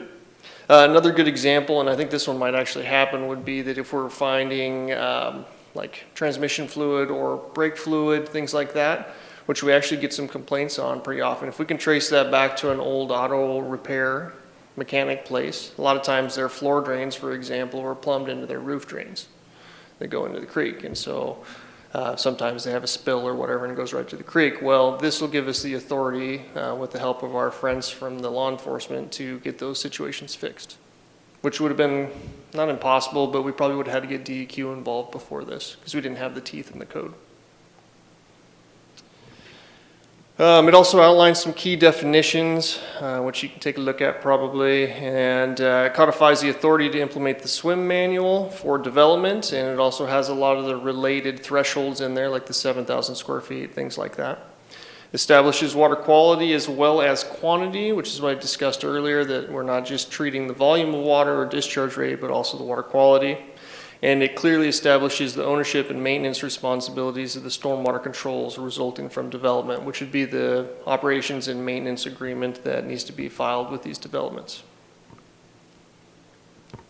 And it puts the procedures in place for us to, if we find an illicit discharge, how we would fix that situation, and provides the city authority to inspect stormwater controls even after construction. Sorry, that was a repeat. And discusses the operations and maintenance agreement, and it also leaves, and this is kind of important, it leaves in there that the city has the authority to charge a permit fee for these. And I haven't touched on this yet, and at this point the permit fee is zero because it is expressly written as council's discretion as to what that is. But the staff time involved with reviewing these permits as well as inspecting the permits both in the near term and the long term is, I don't know what it's going to turn into, but likely it's going to be several FTEs as we look 20 years down the road. So we may need to look at, I don't know how many are going to stack up. So we may need to look at some fees to offset those costs, but I think what I would propose now is that we take a look at it after a year or two and we'll document our time and see what that is and bring that to council at that time. But anyways, this gives you the ability to implement a fee. Okay, into chapter 8.58, erosion and sediment control. So this takes care of the temporary erosion and sediment control, typically at the time of development, but also reaches to other sites. So should somebody stop watering their lawn and all the grass goes away and it's just dirt and the rain comes and it erodes off of there and there's sediment in the road, that also applies to that. And it establishes the legal authority, just like the other one, to require on-site stormwater management practices, and establishes legal authority for the city to inspect and require those temporary erosion and sediment controls, which would be the erosion and sediment control manual, and establishes legal authority for us to take a look at those before, during, and after construction to make sure the site has been revegetated properly. And it establishes an escalating enforcement procedure for noncompliance. So if somebody is discharging turbid water, we tell them that they should stop, they don't stop, then it's an escalating procedure from there that may go as far as leaning the house if we need to fix it, or stopping construction if they're during active construction. Fines are associated. And that is also a requirement expressly of our permit, was the escalating enforcement procedure. And for any development or construction that's over 10,000 square feet, it requires that a certified professional in erosion and sediment control is the one that is actually inspecting that for the contractor developer. That's commonly referred to as CECL trained, and it's widely available, especially through like web type classes.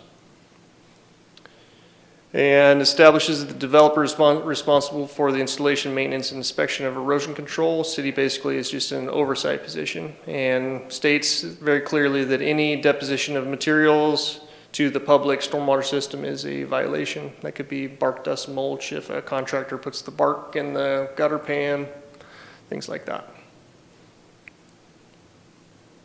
Okay, and the summary is pretty much the same summary as the other one. This is the bare minimum based on RVSS's, and it's very comparable to local cities. We had a question on your last slide, or the one before that. Yep. So on the certified professional in erosion, does that have to be a person that's licensed in the state of Oregon, or can you go on the internet and find somebody? You could find somebody on the internet, but they are the ones that need to sign the inspection sheets, and the period of when they need to inspect those is also listed in there. So like after a rain event, or every X amount of days if it's been dry, and then this person, certified professional, needs to be the one signing and completing those. And then the city could go up to them and say, "Hey, where are your inspection sheets?" Okay, thank you. But it is very easy to get. In fact, I just got trained in it, and there's not even a test involved. You just have to sit there for a couple days. Other questions?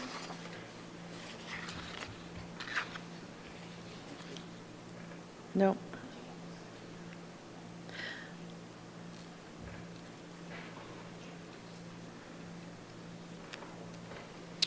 Okay, cost implications. There's no direct cost associated with this proposed ordinance. However, as we discussed earlier, we'll monitor staff time going forward because it's going to take some time. So your options today, alternatives, is really anything you'd like. You could adopt the ordinances amending the Grants Pass Municipal Code by adding chapters 8.57 Stormwater and 8.58 Erosion and Sediment Control. Or you could propose some modifications, and we can do that, or you can delay this ordinance to a later date. Thank you. Thank you, Wade. Any questions, council? No? All right. Is there anyone from the public who wanted to speak on this issue? All right. Turn it back to council for discussion. Don't all speak at once. DJ, go ahead. Yeah, I want to ask a question about the authority granted to the government by the government to come onto private property and inspect.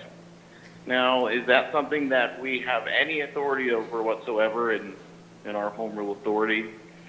And then also, is there a term or expiration for that authority, or is it in perpetuity? Go ahead.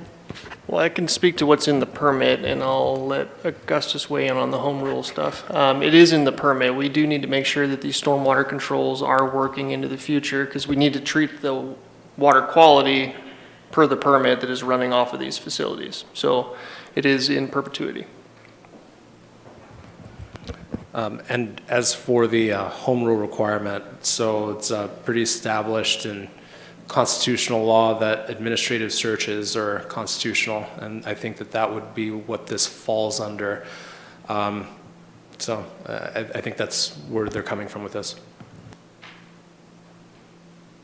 All right, Valerie. Yeah, I just have a question about that. So, I mean, because I've been thinking a lot lately about the home rule part. So basically what I read in home rule was that when you said the administration part, that's basically the state. So we have home rule unless the state speaks forward and says that we don't have home rule in this case. Is that how it works? So if there's a provision of law that conflicts with home rule that is the purview of either the state or the federal government, that state or federal government law is going to supersede whatever home rule you have. So like an administrative search, right? When you go to an airport, for example, and you do walk through security, that would be, if you didn't have this administrative search exception, would be basically a violation of the Fourth Amendment. But because of the administrative search exception, that's permissible out in open public, and the same would apply to private property. Administrative searches are something that exist, and they are within the federal and state rules to supersede. Okay. I guess my argument is it's the same thing as we're going to go through with the housing production strategy. It's the same thing. You know, we wonder why housing is so expensive and why we have no housing, and then we pass things like this down from the state, and it's just like, what does that add to the cost of a building? To the developer, number one, and then they have to come in and get we're going to have to raise a fee because it's taking time from our staff to do it. So it's just like every little thing adds up, and it just makes housing out of touch so people can afford it. And I don't know how to stop it. I don't know, because it comes back to the same thing. Whatever happened to home rule? Well, home rule was fine until everything comes down from Salem, and then we have no home rule. We're the feds. So it's just a frustration, had to voice it. Joel? Yeah, so this looks to me like it's just best management practices for preventing pollution, and that's been around a long time. The Clean Water Act from the federal government has been around a long time. It's in every logging contract by the U.S. Forest Service, and they're generally pretty easy to do. So unless there's further discussion, I was going to go ahead and make the motion, but I'll be quiet if there is further discussion. Go ahead and make a motion, then they can discuss it. Okay, I'll make a motion to adopt the ordinance amending the Grants Pass Municipal Code by adding Chapter 8.57 Stormwater and Chapter 8.58 Erosion and Sediment Control, first reading. Is there a second? Seconded by Vanessa. Discussion on the motion. I had some other discussion on it. Go ahead. One of the things that's really important is salmon, whether it's forest management or construction in the watershed. And as we get more urban, the potential sources of pollution from urban environments increases exponentially. And salmon's an endangered species that we have certain requirements, and so I would say that this not only abides by the Clean Water Act from the federal government, but also the Endangered Species Act. Anybody else wanting to discuss it? All right, well, Joel, you made the motion to adopt the ordinance. How do you vote? Yes. DJ?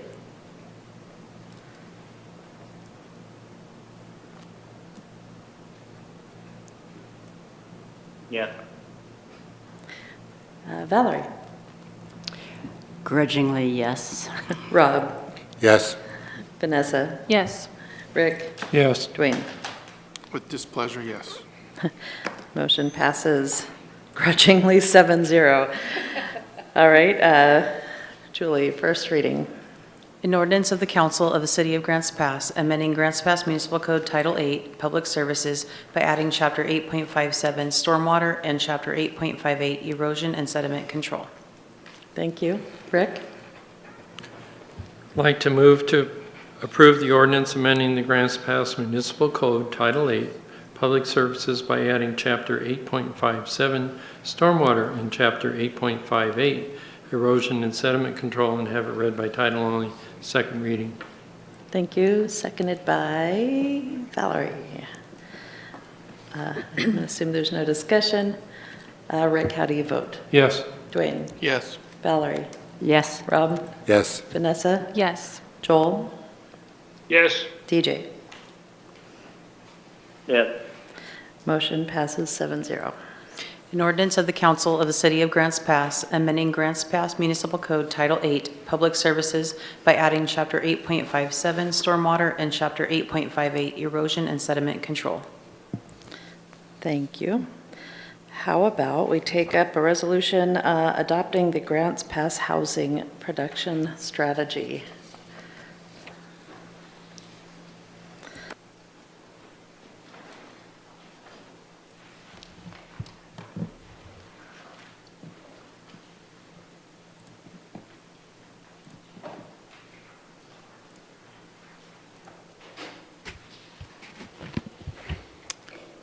Hi. All right, so we've seen this before, so I have whittled my slides down to make this quick for you guys, but feel free to slow me down if you have any questions. So first of all, we have the subject: the City Council is considering approving a resolution to adopt the housing production strategy for the City of Grants Pass. This relates to council goals under facilitating sustainable and manageable growth. A bit of background, the housing production strategy includes actions to work together to achieve equitable outcomes for all residents of Grants Pass, with an emphasis on improving outcomes for underserved communities, lower income households, and people in state and federal protective classes. Kind of think triage on that. It's an 8-year action plan mandated under the Oregon Revised Statute that identifies strategies to meet the city's housing needs, both in the near term and strategies that will play out over the long term. The city completed its housing needs analysis in 2021, and the city received a technical assistance award through the Department of Land Conservation and Development in 2021 to produce the housing production strategy with assistance from our housing consultant, Eco Northwest. Starting in April 2022, the city staff gained feedback from hosting 13 meetings in total, public forums with a variety of local stakeholders. January 20th, 2023, City Council had our first full review of the housing production strategy during a workshop meeting. And then on March 15th, the city held a public hearing to review the proposed housing production strategy. During that, the approval was extended for further review. On April 21st, Council received a memo from staff responding to questions and concerns raised during the March 15th public hearing that is in your packet as well for reference. And on May 17th, we had continued the hearing due to time constraints from other presenters. I have included our implementation schedule. This is really the meat and potatoes of the whole housing production strategy. I know we've gone over these quite a few times. Does anyone have questions or comments on this section? No? Okay. Well, then that takes us to call to action. I promised I'd be short and sweet. This does need to be adopted, or some iteration of this needs to be adopted by December 31st of 2023 this year. Cost implications of adopting this is none other than our grant, which was granted to us, so that didn't cost the city any money there, staff time. Recommendations, approve the resolution adopting the housing production strategy for the city of Grants Pass. And then I also have included a couple alternatives. Again, any questions or comments? Questions, Rick? Thank you. So on the chart, going back, Yep. slide 5, dedicate surplus city lots for affordable housing development. By having that statement in there, does that commit us to every single parcel the city owns? Not at all. So what that commits us to do is to make a good faith effort to assess our city surplus lots to see if any of them would be good candidates for housing or good candidates for sale to add to our existing housing SDC waiver fund that benefits from the sale of surplus land. It does not mean that we need to even find a surplus land lot to utilize, although that is the heart that we can identify one or more lots that can be utilized in a way that can benefit housing. But it's really about making the good faith effort to make that assessment. Okay, so Amber, just to confirm what I hear you saying, even if we put a lot up for sale, the fact it's contributing to the housing market is a positive, but we don't not need to attach affordable to that. So where I'm including the affordable housing is that currently, unless a lot was purchased through another fund, our lots have been allocated to benefit the Affordable Housing SDC fund. So if we have, kind of wonky lots that are too small for anything, really that we want to build affordable housing wise, they still could be sold off to be built for whatever purpose. And as long as they weren't purchased with, say, the parks funds that need to be refunded, currently City Council has allocated that those funds can and do go to this Affordable Housing SDC fund. Okay, thank you. Any other questions? Val?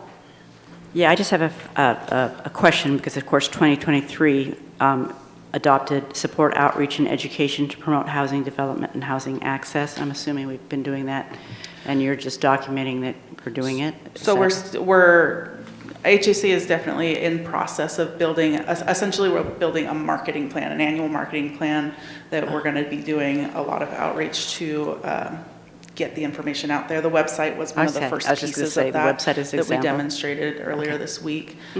So HAC is ahead of the game, even though this hasn't been adopted, because we still want to meet that final adoption of a marketing plan for housing incentives and developer information. Okay, great, thank you.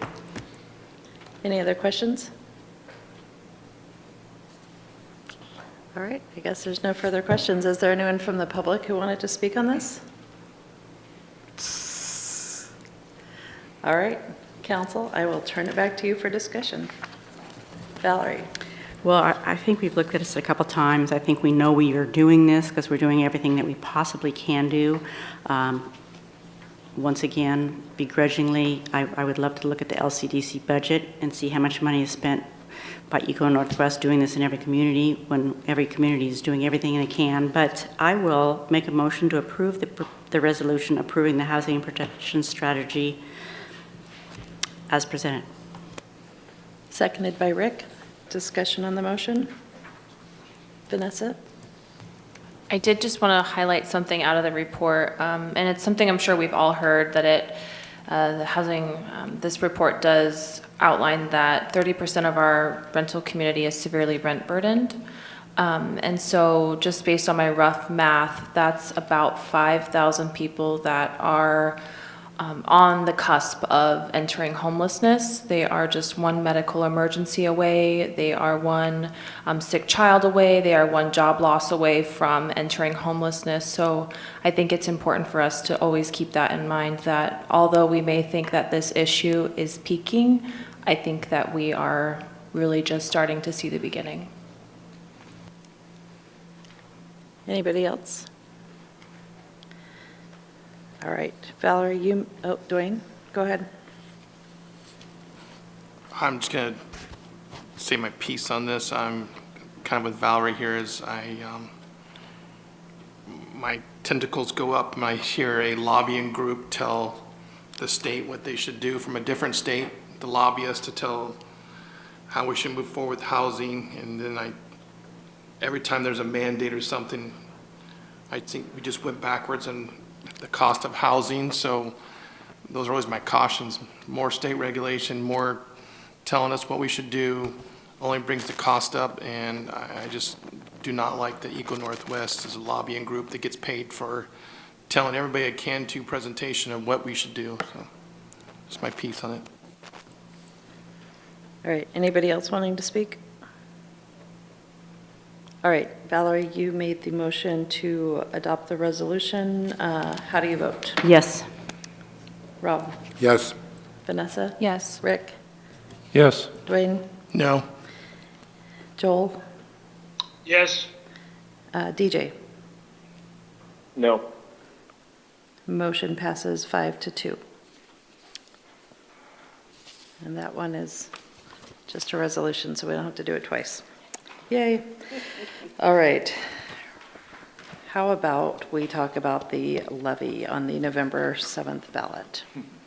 Augustus.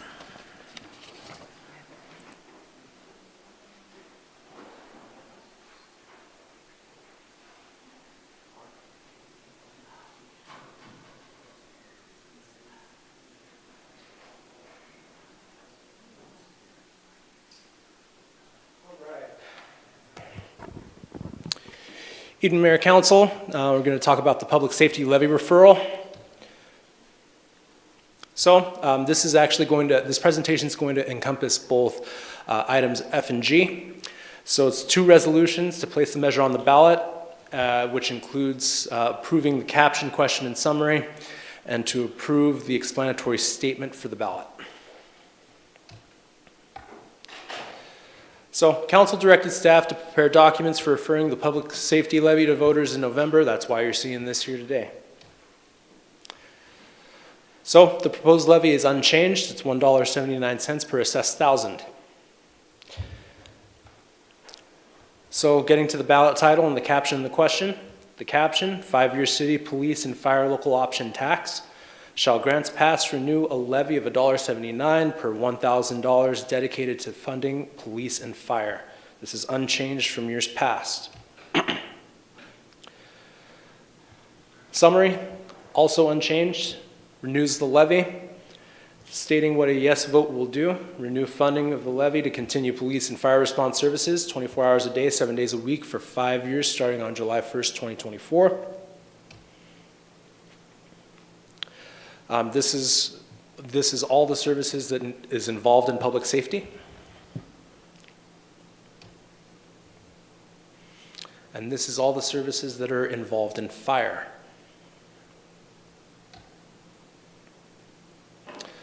What a no vote will do, result in a 21% loss in current public safety funding.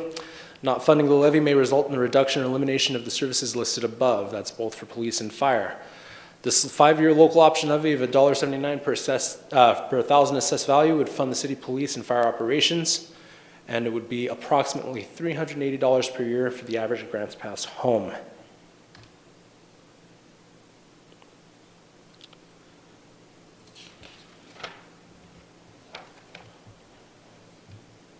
So that is going to be the presentation for the measure to be placed. Questions? Rick, Rob, and then Rick. Just 2 comments. Could you go back 1 slide? Before this one here? I think 1 slide. I'm sorry, I misplaced my notes on this, but so I have to. No worries. I don't know what is happening here. So, I'm sorry, is this the right slide? yeah, thank you. I appreciate you saying in the top paragraph there that not funding the levy may result in one incarnation of this levy from years ago. It said it will result, which was not true because the council still had other ways to do it. But I appreciate the may. But on the other part, where it says the levy would fund city police and fire operations, to me, more accurately, it would be the levy would be used in its entirety or towards police and fire. Because when it says would fund, to me, that almost indicates that it would fund it in its entirety. So I don't think I think that could easily be misunderstood. And I don't think that wording is accurate, as accurate as it could be. Okay. I thought it's dedicated to, I don't know. Anybody else? Okay, Dwayne? well, yeah, let's think about it for a second. 5-year local option levy, $1.79. Oh, I My guess, comment's kind of pretty close to Yeah, that. because just I see what you're saying. Level Would of fund. service was my Yeah. question. I was like, well, that's not the level of service we have today for $1.79. So, I think it was Rick's turn, I'm sorry. yeah, sorry. So what we want to make sure we do is just give facts when we're doing the no. So I understand what you're saying. Right.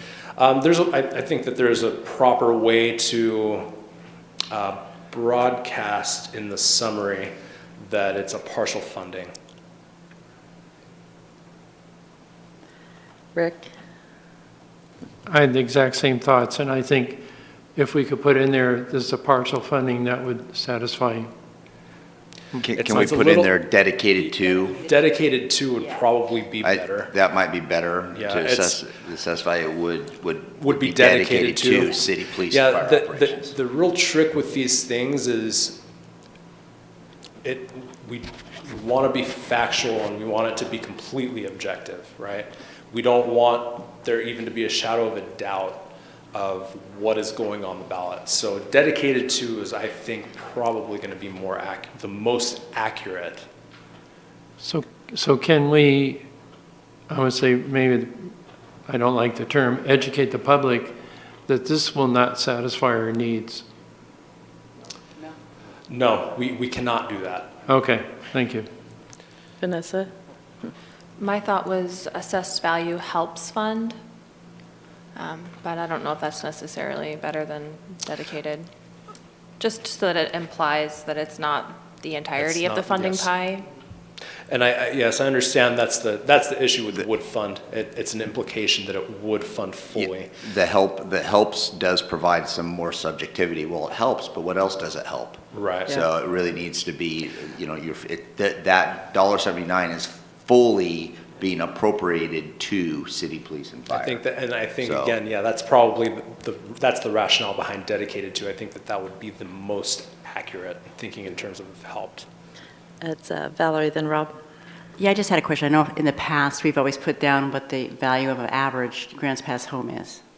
I mean, I don't know. I just remember in the past, because I was on the $1.79 in the past, they've always said the average grants pass home and then given an amount just so that you kind of knew what the average grants pass home was. But I don't know if that has to be there.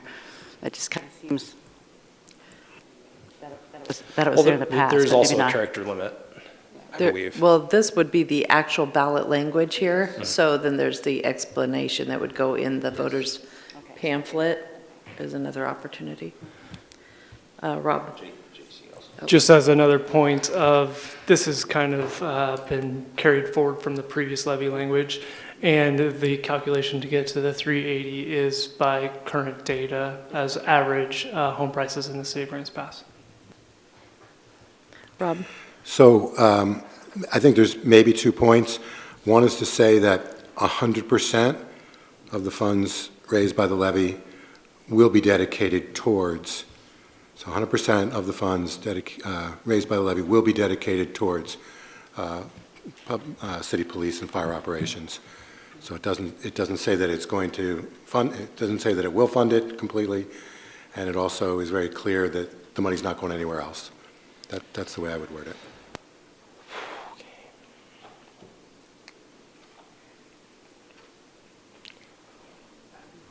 Honestly, I think I would just want to caution making more changes than necessary. I think dedicated to city police and fire operations is cleanest. Getting into 100%, we're adding more words, we're adding more explanation. More numbers. More numbers. I think that it would be best, I would probably recommend that we just stick with dedicated to city police and fire operations. Rick? Oh, He was just giving a thumbs up. Okay, let's see, is there anyone from the public who wanted to talk on this issue? No? All right, we'll close public comment. Missed your opportunity. Turn it back to you, council, for more discussion. Rick? As part of the discussion, I like the word dedicated. I think it's clear. Thank you.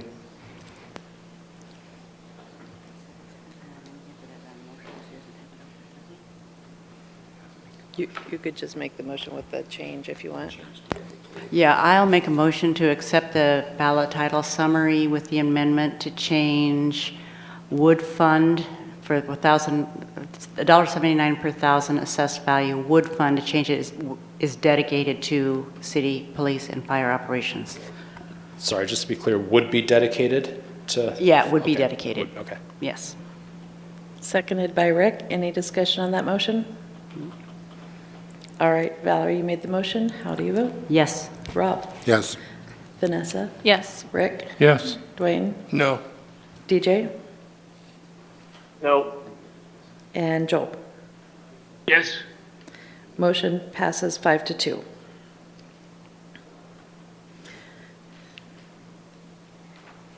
All right. Item G, the explanatory statement. So the explanatory statement summary is as follows. Renew the $1.79 rate for 5 years for public safety services. Public safety services includes police, fire rescue, emergency communications, 911 dispatch, code enforcement, and crisis support services. And the permanent property tax revenues are insufficient to fund public safety. So we need to submit the documentation to the state by the 18th, and the options are behind me. With that, I'll take questions. Questions? Rick? Gus's, can we go back one slide? My goodness. So the last statement, permanent property taxes, is it appropriate or inappropriate to put including the levy, because the levy, except the levy is a property tax, so. Yeah, I would avoid it. Okay, thank you. Rob? So I think that last statement is actually incorrect. Permanent property tax revenue is sufficient to fund public safety, just a question at what level. So it's insufficient to fund public safety at our current level. At our current level, it's insufficient, but it's sufficient. So if we want to be honest, right, I think that it should be at our current level. At our current level is not inaccurate. That is not inaccurate. So Pardon me? I don't see an issue with that, honestly. So if you want it in the explanatory statement to explain that the permanent property tax revenues are insufficient to fund public safety at our current levels. I would like, yeah. Okay. I think that will work. Is this explanatory statement also has a significant word count limit? Is that why it's so brief? Yes, I do. I don't remember what the word limit is off the top of my head. That was like 150 or something. It's not very many characters. Okay. Yeah. If you needed to trim for whatever reason, you could group bullet 2 and 3 there and just for public safety services, which includes blah, blah, blah. Yep. Any further questions? Nope. Is there anyone from the public who wants to speak on this one? Nope. All right, back to you, council. Valerie. I move to approve the resolution calling for a measure to be placed on the ballot on November 7th, 2023 for the renewal. Is that what I'm doing, or? You're on G. Oh, I'm on G. I think that was F, maybe. Okay. Oh, here it is. Okay, I'm sorry. I move to approve the explanatory statement with the amendment in the last sentence and submit it to the Josephine County Clerk to be included in the county prepared voters pamphlet. Did you want to add Yeah. at our current level? Yes, that's the amendment with the amendment to. It's not on this Yeah, page, but Yeah, we're getting really, really rummy. Permanent property taxes are insufficient to fund public safety at current service levels.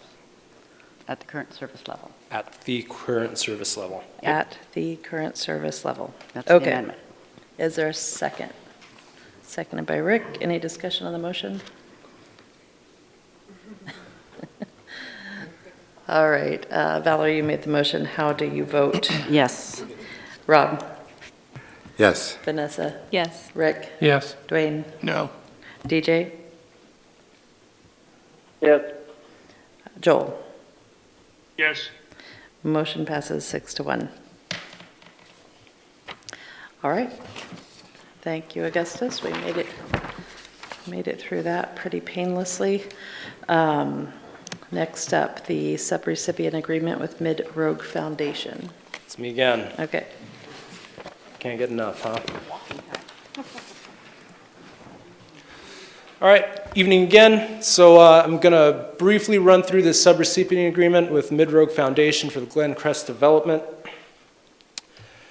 So background, the city released an ARPA request for proposals for public infrastructure and affordable housing. All Care Community Foundation had a responsive RFP and was given that award. The funds are going to be used to design and build water infrastructure, water sewer mains within Clover Lawn Drive for the Glen Crest development site.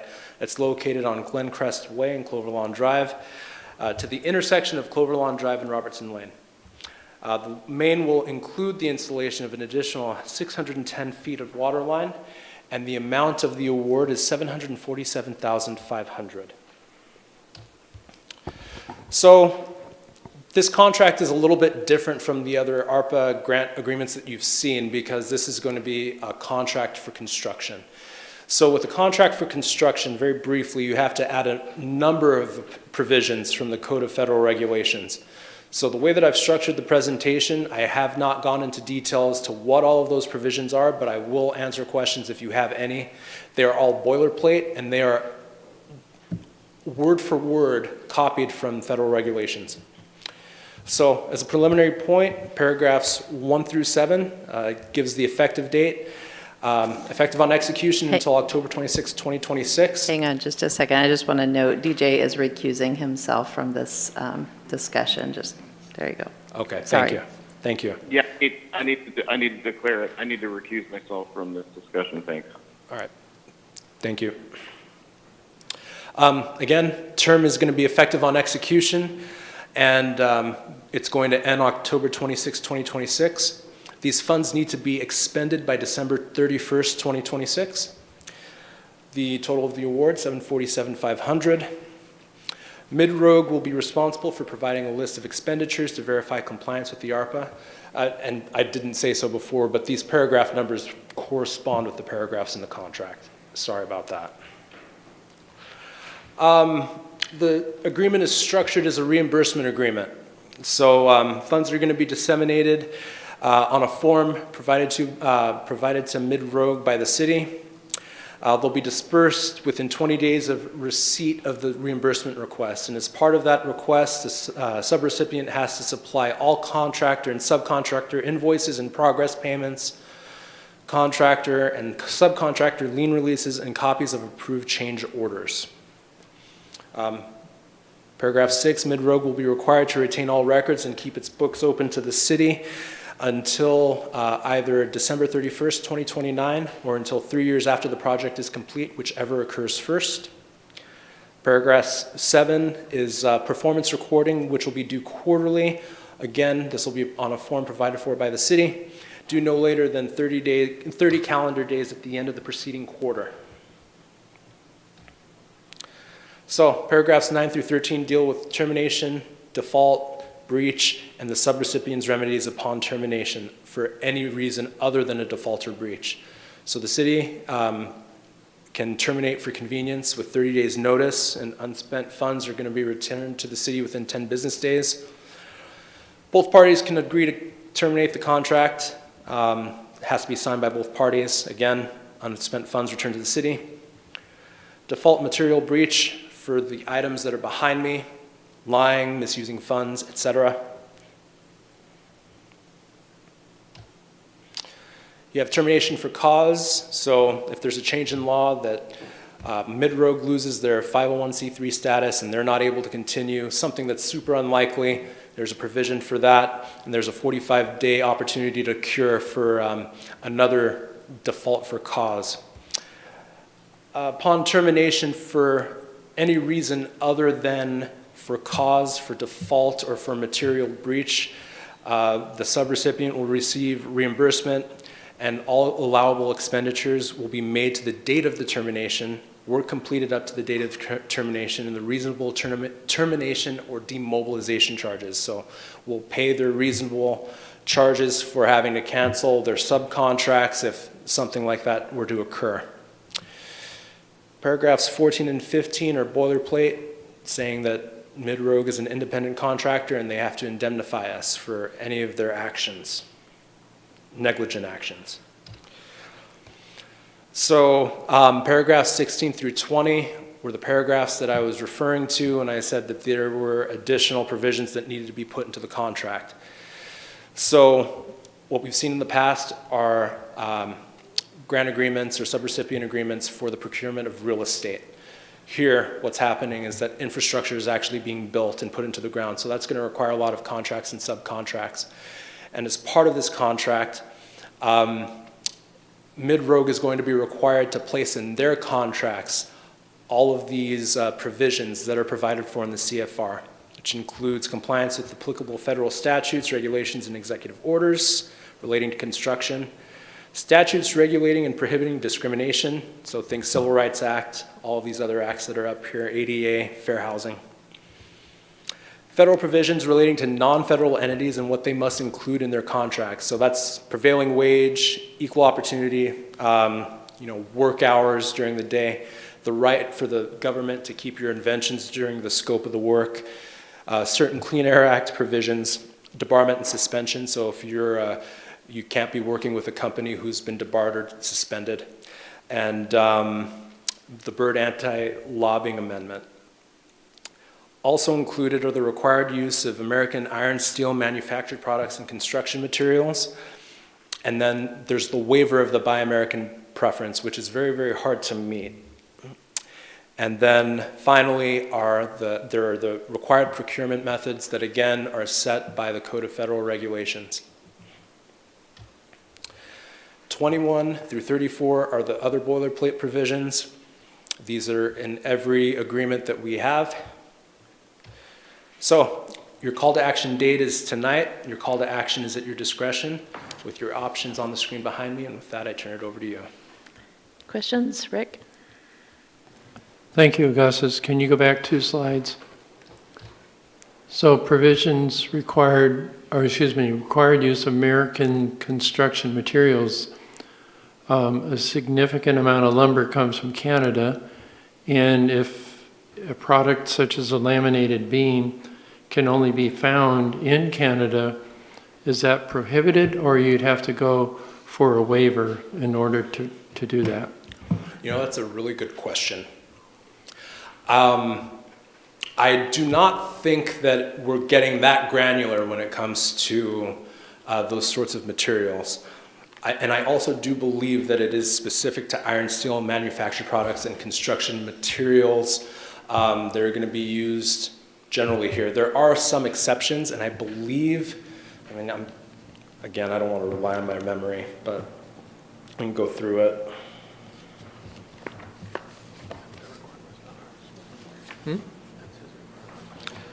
There is an exception for minimal things like that. I do remember that it exists. I just don't remember exactly what it is. That's okay. Thank you. Any other questions? All right. I guess we're out of questions. Is there anyone from the public who wanted to speak on this issue? Go ahead. Doug Walker, Grants Pass with Mid-Rogue Foundation. Thank you for doing this. Thanks, Augustus. 2 just sort of brief updates. We don't have finished engineering for the water line, sewer line.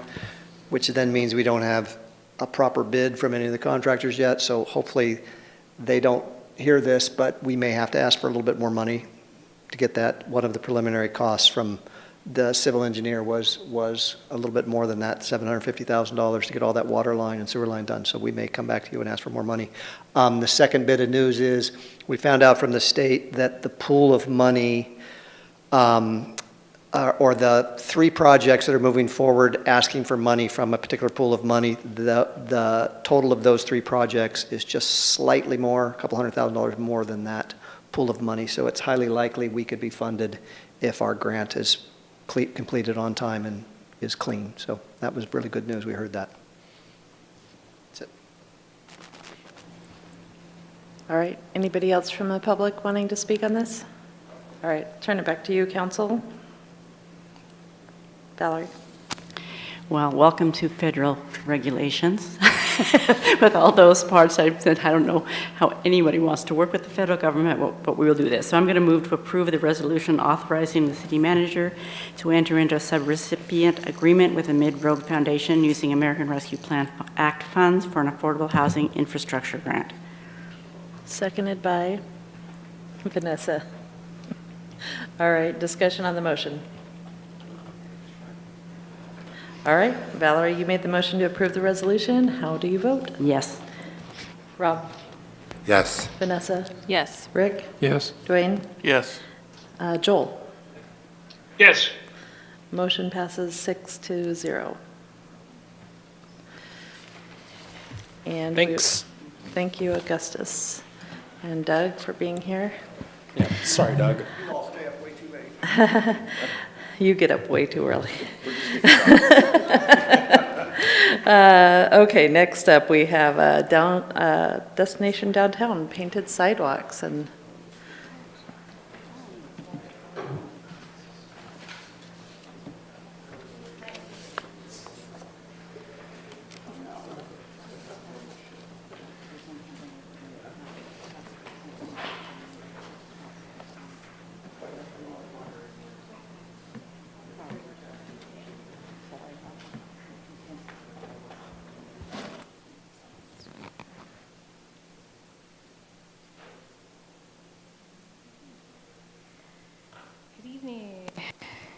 Good evening, Council and Mayor. Thank you very much for sticking it out here. I'm Dana Pierce. I'm with Economic Development Division here, and I'm going to do a quick introduction for the Destination Downtown Crosswalk and Sidewalk Art Project. We do have both Tori Middlestat and Alice Jones from Visit Grants Pass here tonight. They're going to also present. The subject is a motion that will approve locations for a public art painted on crosswalks and sidewalks. These were locations that were selected by the Destination Downtown Subcommittee as part of a downtown activation project that was sponsored by Travel Oregon. It does relate to council goals by enhancing opportunities to promote character and community spirit in the Central Business District. Just a really quick background, on May 30th is when Destination Downtown Steering Committee selected this project. They did get a $5,000 sponsorship for it. We did look into the municipal code and learned that we needed to get council approval to paint on the sidewalk. We also did have on June 29th a subcommittee meeting to discuss the potential themes and compile a list of artists.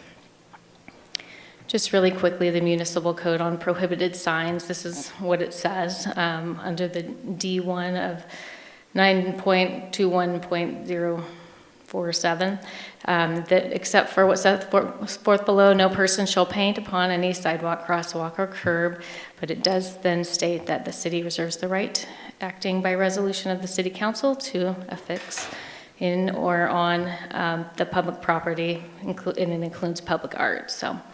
That's what we're asking for this evening. We have a request from Visit Grants Pass. You have an exhibit that has the letter from them. That's Exhibit 1. Exhibit 2 is the map of locations, and Exhibit 3 is the project executive summary. At this point, I am going to turn it over to Visit Grants Pass.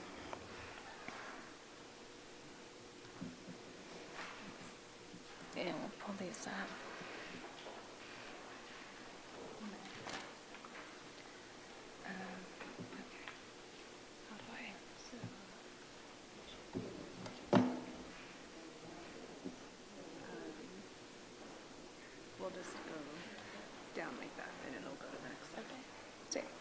Sounds good.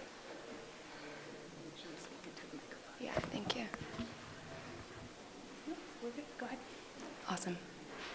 Well, first I wanted to thank you, Dana, for introducing us as well as your involvement in this project. And thank you, counselors, for staying up so late, and everyone else here that's present. We really appreciate your time. So first, we want to specify the goal of this resolution is to approve locations for sidewalk and crosswalk installments in the city public right-of-way. So as we look at the agenda and our items for today, first we're going to be talking about the project itself, why we chose this project, and specifics of the project, as well as what public engagement has looked like throughout this process. And I'll pass it over to Tori, the executive director. Also, I'm Alice Jones, by the way, just forgot to specify. I'll pass it over to Tori to discuss our vision for the themes and some design examples. Then we'll have time, of course, at the end for questions. All right, so thinking about why we chose this project, as was mentioned before by Dana, this all came out of the Destination Downtown process, which happened in May. So that was completely fully funded and run by Travel Oregon, and we had a total number of 20 participants throughout the community, and there were 14 priorities that came out of this. These are the top five priorities. The string that connects all of these is they're all centered around making our downtown more pedestrian friendly. So we received $5,000 sponsorship from Travel Oregon, which was matched by us to further the momentum of this project. We chose to go with painted crosswalks and sidewalks because of the stipulations of this funding.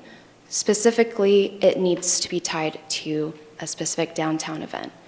And that was apparent that we would really move forward with connecting this project to an already incredible community event, Art Along the Rogue, and an added benefit is, of course, pedestrian safety. So that was really tying back to all of the priorities that were all specifically centered around making downtown more pedestrian friendly. An added benefit is prioritizing the safety of everybody as they pass through G Street. And having the painted crosswalks really adds to that. This is a study that supports this with some stats, and I won't bore you guys with those details.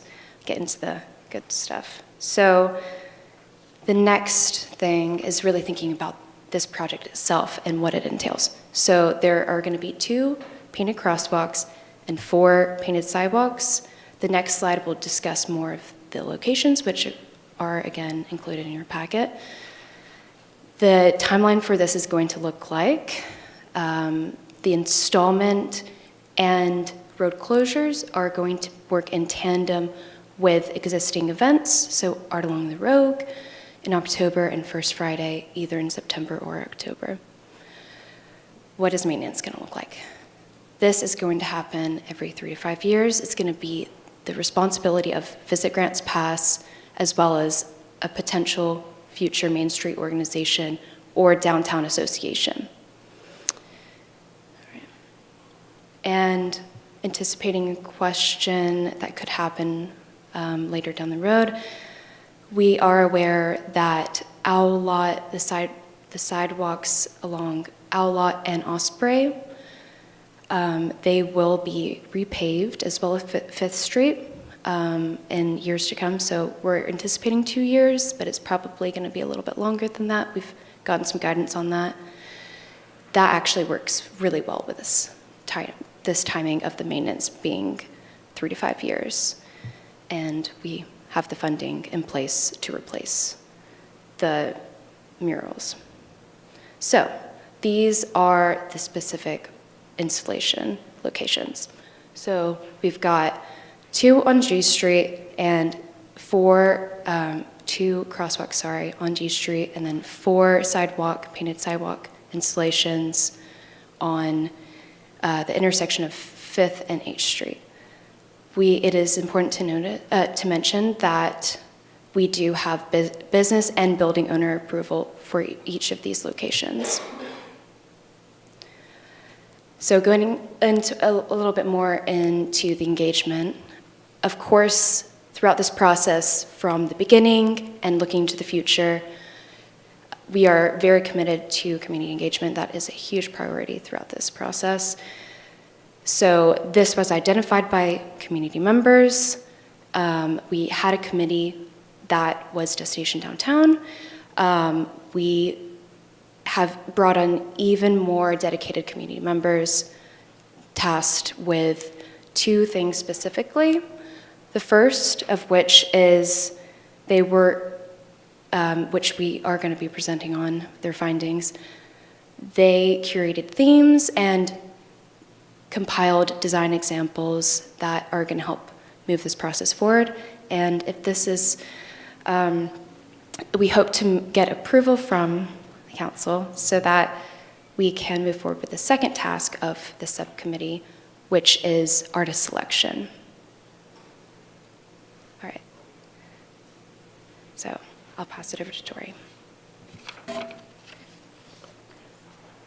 And also just a quick added note of the committee members that we do have representation from the Historic Building Sites Commission as well as the Committee for Public Art. So we are interacting with those 2 active committees from the city as well as part of this project.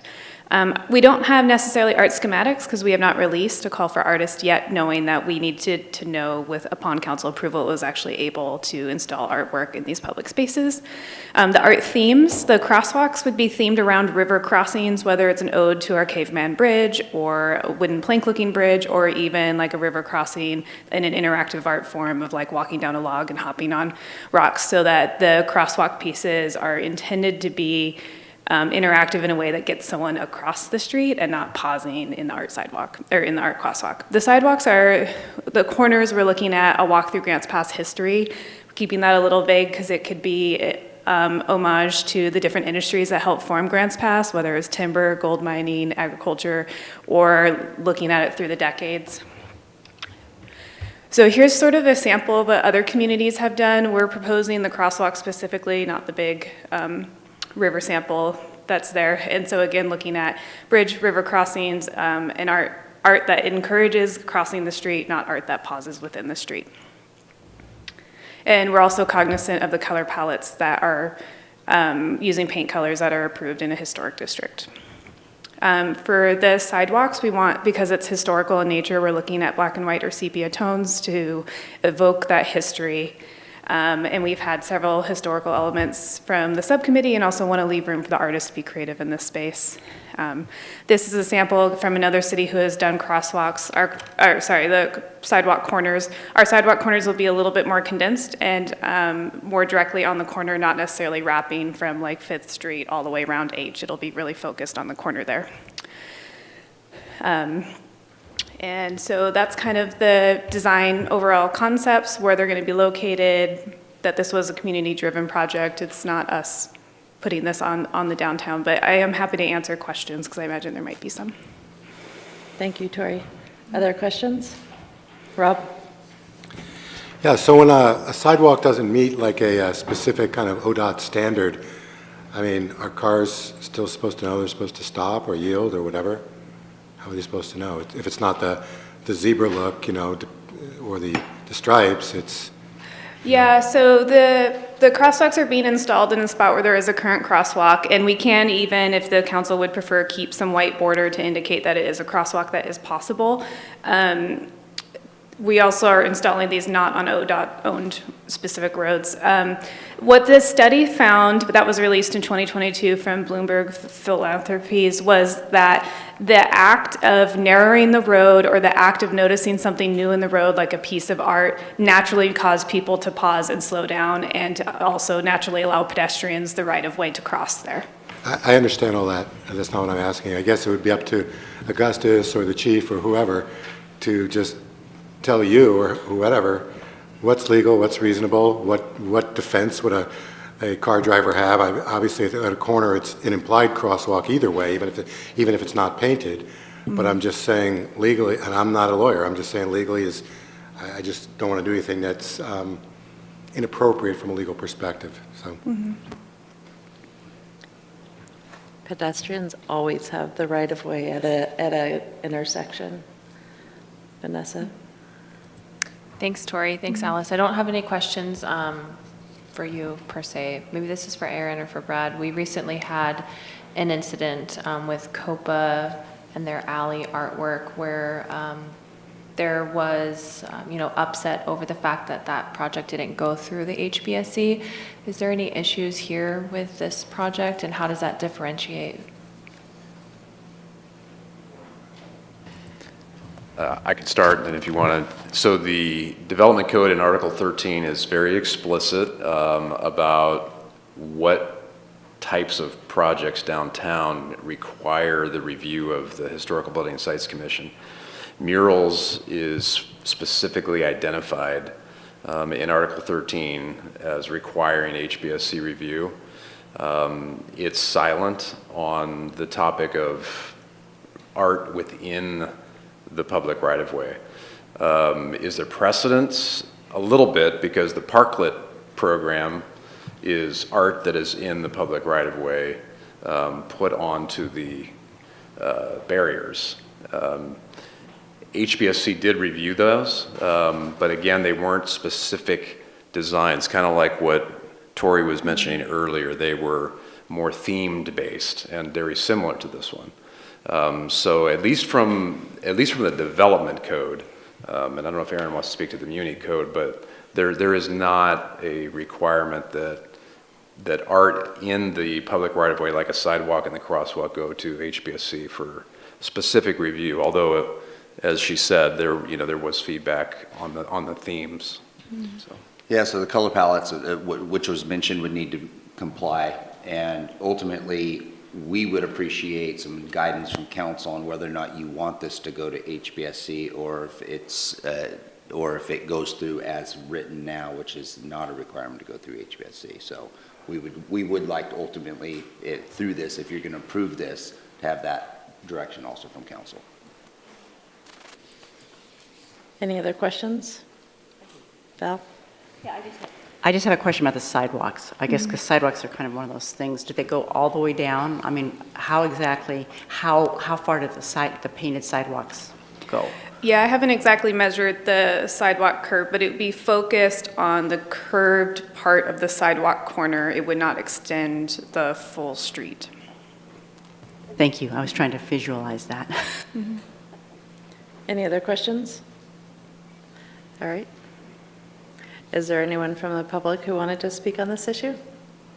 No? All right. Turn it back to you, council, for discussion. Valerie? Yeah, I just feel that this was a community based thing. I do believe that I do know they were at HBSC, and they did talk to them at the time, and I believe it was Ward, went to one of the meetings or whatever to talk about it. So I'm excited to see it. So I'm going to make a motion to approve the selected locations for Destination Downtown's painted crosswalk and sidewalk public art installation. Second by Vanessa. Any discussion on the motion? All right. Valerie, you made the motion. How do you vote? Yes. Rob? Yes.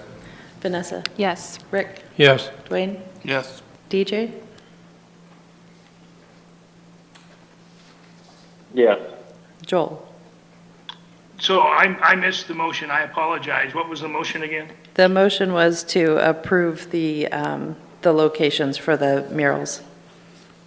Okay, and then there was a gentleman's agreement, I guess, that the artwork actually would go back before the Historic Commission, and there was that understanding at the time. So this would not include that, is that correct? It would not. No. Okay. Motion passes 6-1. Brings us to public comment. Is there anyone here who wanted to speak tonight? Okay. Please state your name and let us know whether or not you live in the city. And I think you probably know the rest of the rules. I am so sorry. This is Dell Aldridge in the city. I had these issues actually written down before I got here, and I addressed the issue that he had on the wall, which was the rules, making everything kind of comply. I'm just going to go park by park. The Wall Park, the trash on the backside. The park's cleaner now, I can see that, but the trash on the backside on the railroad tracks makes the place look like garbage when you drive through there every day. And it's still not safe for kids because they're still laying on the playground, laying on the slide when the sun's in the right position. Baker Park is not safe at all. Oh, just lost my phone. Okay, Baker Park is still not safe at all. There's a bunch of cars on the top full of trash, and they're living in it. Now, I thought Baker Park was part of Park Street, and Park was supposed to be cleared out. I don't know when that's going to ever get done, but there shouldn't be people sleeping in the cars there. Morrison Park is just outright not safe. You can't even walk through there. It's unreal. Tessie Park, we have meetings every Sunday before you have your meeting here, and every Sunday we have to call the cops because of people cussing at us, filling the tables up with trash, smoking, delivering drugs in front of everybody. So that Tessie Park is just still out of control. Riverside Park, thank you for the rules. I'm telling everybody on Facebook, go to the playground, it's safe. The water park is safe. And I had people actually put a list of water parks, and it listed Riverside Park as a beautiful water park, but then it mentions the next word, Frizzy Golf Course. It doesn't exist. There's 6 holes that are in the Riverside West. Can you consider something, and I know your plates are full, moving those 6 holes back into the park so we can enjoy that feature that's listed on the webpage? And last thing is, I sure hope we don't have to wait till the Supreme Court changes the rules. I know you guys, your hands are tied, but you're making little progress every day, and thank you for your time. Thank you. Did anybody want to review public comment tonight? All right. And emails, Julie, are you, no? Okay, emails have already been addressed. I was thinking tonight for the consent agenda, we could have a motion to pass the consent agenda without reading the consent agenda. I will make a motion to accept the consent agenda as presented in the packet. Is there a second? Seconded by Vanessa. And Valerie, you made the motion to pass the consent agenda. How do you vote? Yes. Rob? Yes. Vanessa? Yes. Rick? Yes. Dwayne? Yes. DJ?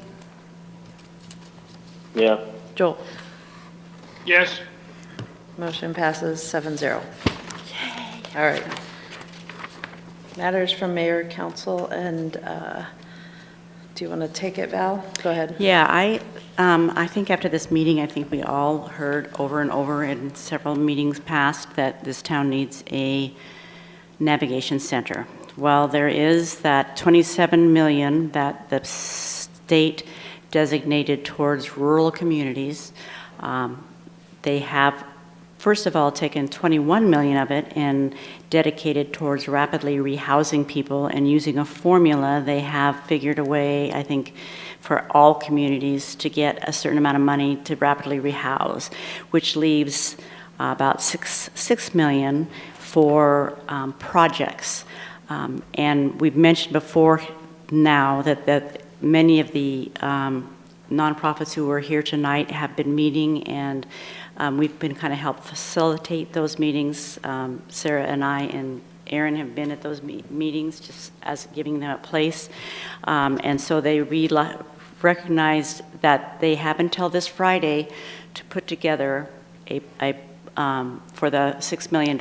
And one of the things that they said is they're looking for project-ready people that are ready to go. And it looks like the nonprofits have done a really good job of putting together something. The money has to go through UCAN, because UCAN is our community, what are they called? Community care organization. So they're the ones who have to put it forth, but they have gotten information from all of the nonprofits who were here tonight. But one of the things they're asking for is letters of recommendation, because community support is a huge part of getting the grant. So this is kind of our chance. I think we're crazy not to go for it and not to try to get a piece of that pie, because tonight, what we've heard over and over, we also lost, so far we had something up and running, and so we have evidence that we have been doing something, and so they think that we might be ripe to get some of the funding, because currently our 25-bed Ramsey project is shut down. Of course, we don't have a warming center, cooling center. So anyway, so I'm asking for the city council to come forth and write a letter to the state saying that we support the local planning group through UCAN to apply for the grant.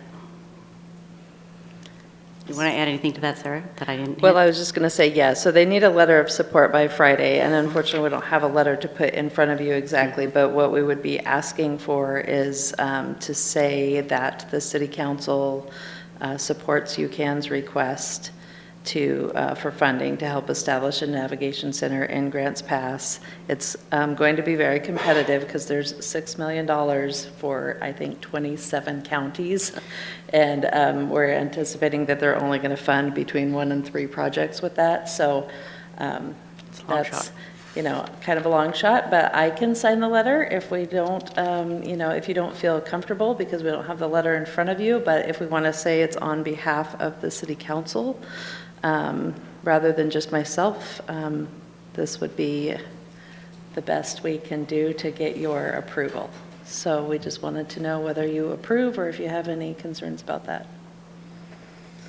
Rob? Yeah, I would support that as a city councilor, and if city council doesn't want to do it, I'm okay with, well, I don't have to give you permission, you can do it as the mayor, but I'm okay as you representing, or the city council being represented. Vanessa? I support that as well. Thank you all for your continued work on this. All right, Rob, Rick says yes. Gets us up to 4 of you anyway. DJ, Joel, any thoughts? I would support it also. Okay, thank you. All right, that gets us up to a majority for council support. Okay, anybody else have anything they wanted to bring up tonight? Dwayne? Sorry.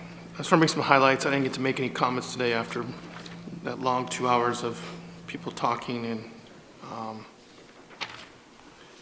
we have 12 OD deaths now. We're over that thresh mark of making records. I have a lot of comments. I really wanted to have a comment towards Mr. Ryan Scott from the Newman United Methodist, because he wrote a letter emailed to us, and I thought it was very ironic. I was on a ride-along yesterday for 3 hours with law enforcement, and maybe he'll get to listen to this, but he had the police department trespass a lady, homeless lady, off the property. No other reason than sleeping in front of his building. The Newman Church, Newman United Methodist, they encouraged sleeping there, hanging out, but when he didn't want someone there, he used our law enforcement to remove somebody that was doing nothing more than sleeping, but thinks that the city should not have rules on other things because we can't control how long people sleep in our parks or our public places, but I just thought it was kind of ironic, and these are, we get all these letters that these are our friends, but they want them gone off of their property, and I just, I think he should think about that when he calls the city for law enforcement, which he doesn't pay any tax dollars for, to remove them off of his property, and but wants to tell the city or the council what to do with homelessness. And so maybe he'll think about that when he calls law enforcement for the problem he's creating over there. Anybody else? Okay, any comments from staff tonight? They're all ready to go home. All right, who's going to make the motion? Vanessa. I move to adjourn. Seconded by Valerie. All in favor of adjourning tonight? Say aye. Aye. Any opposed? All right, 11:12, we're adjourned.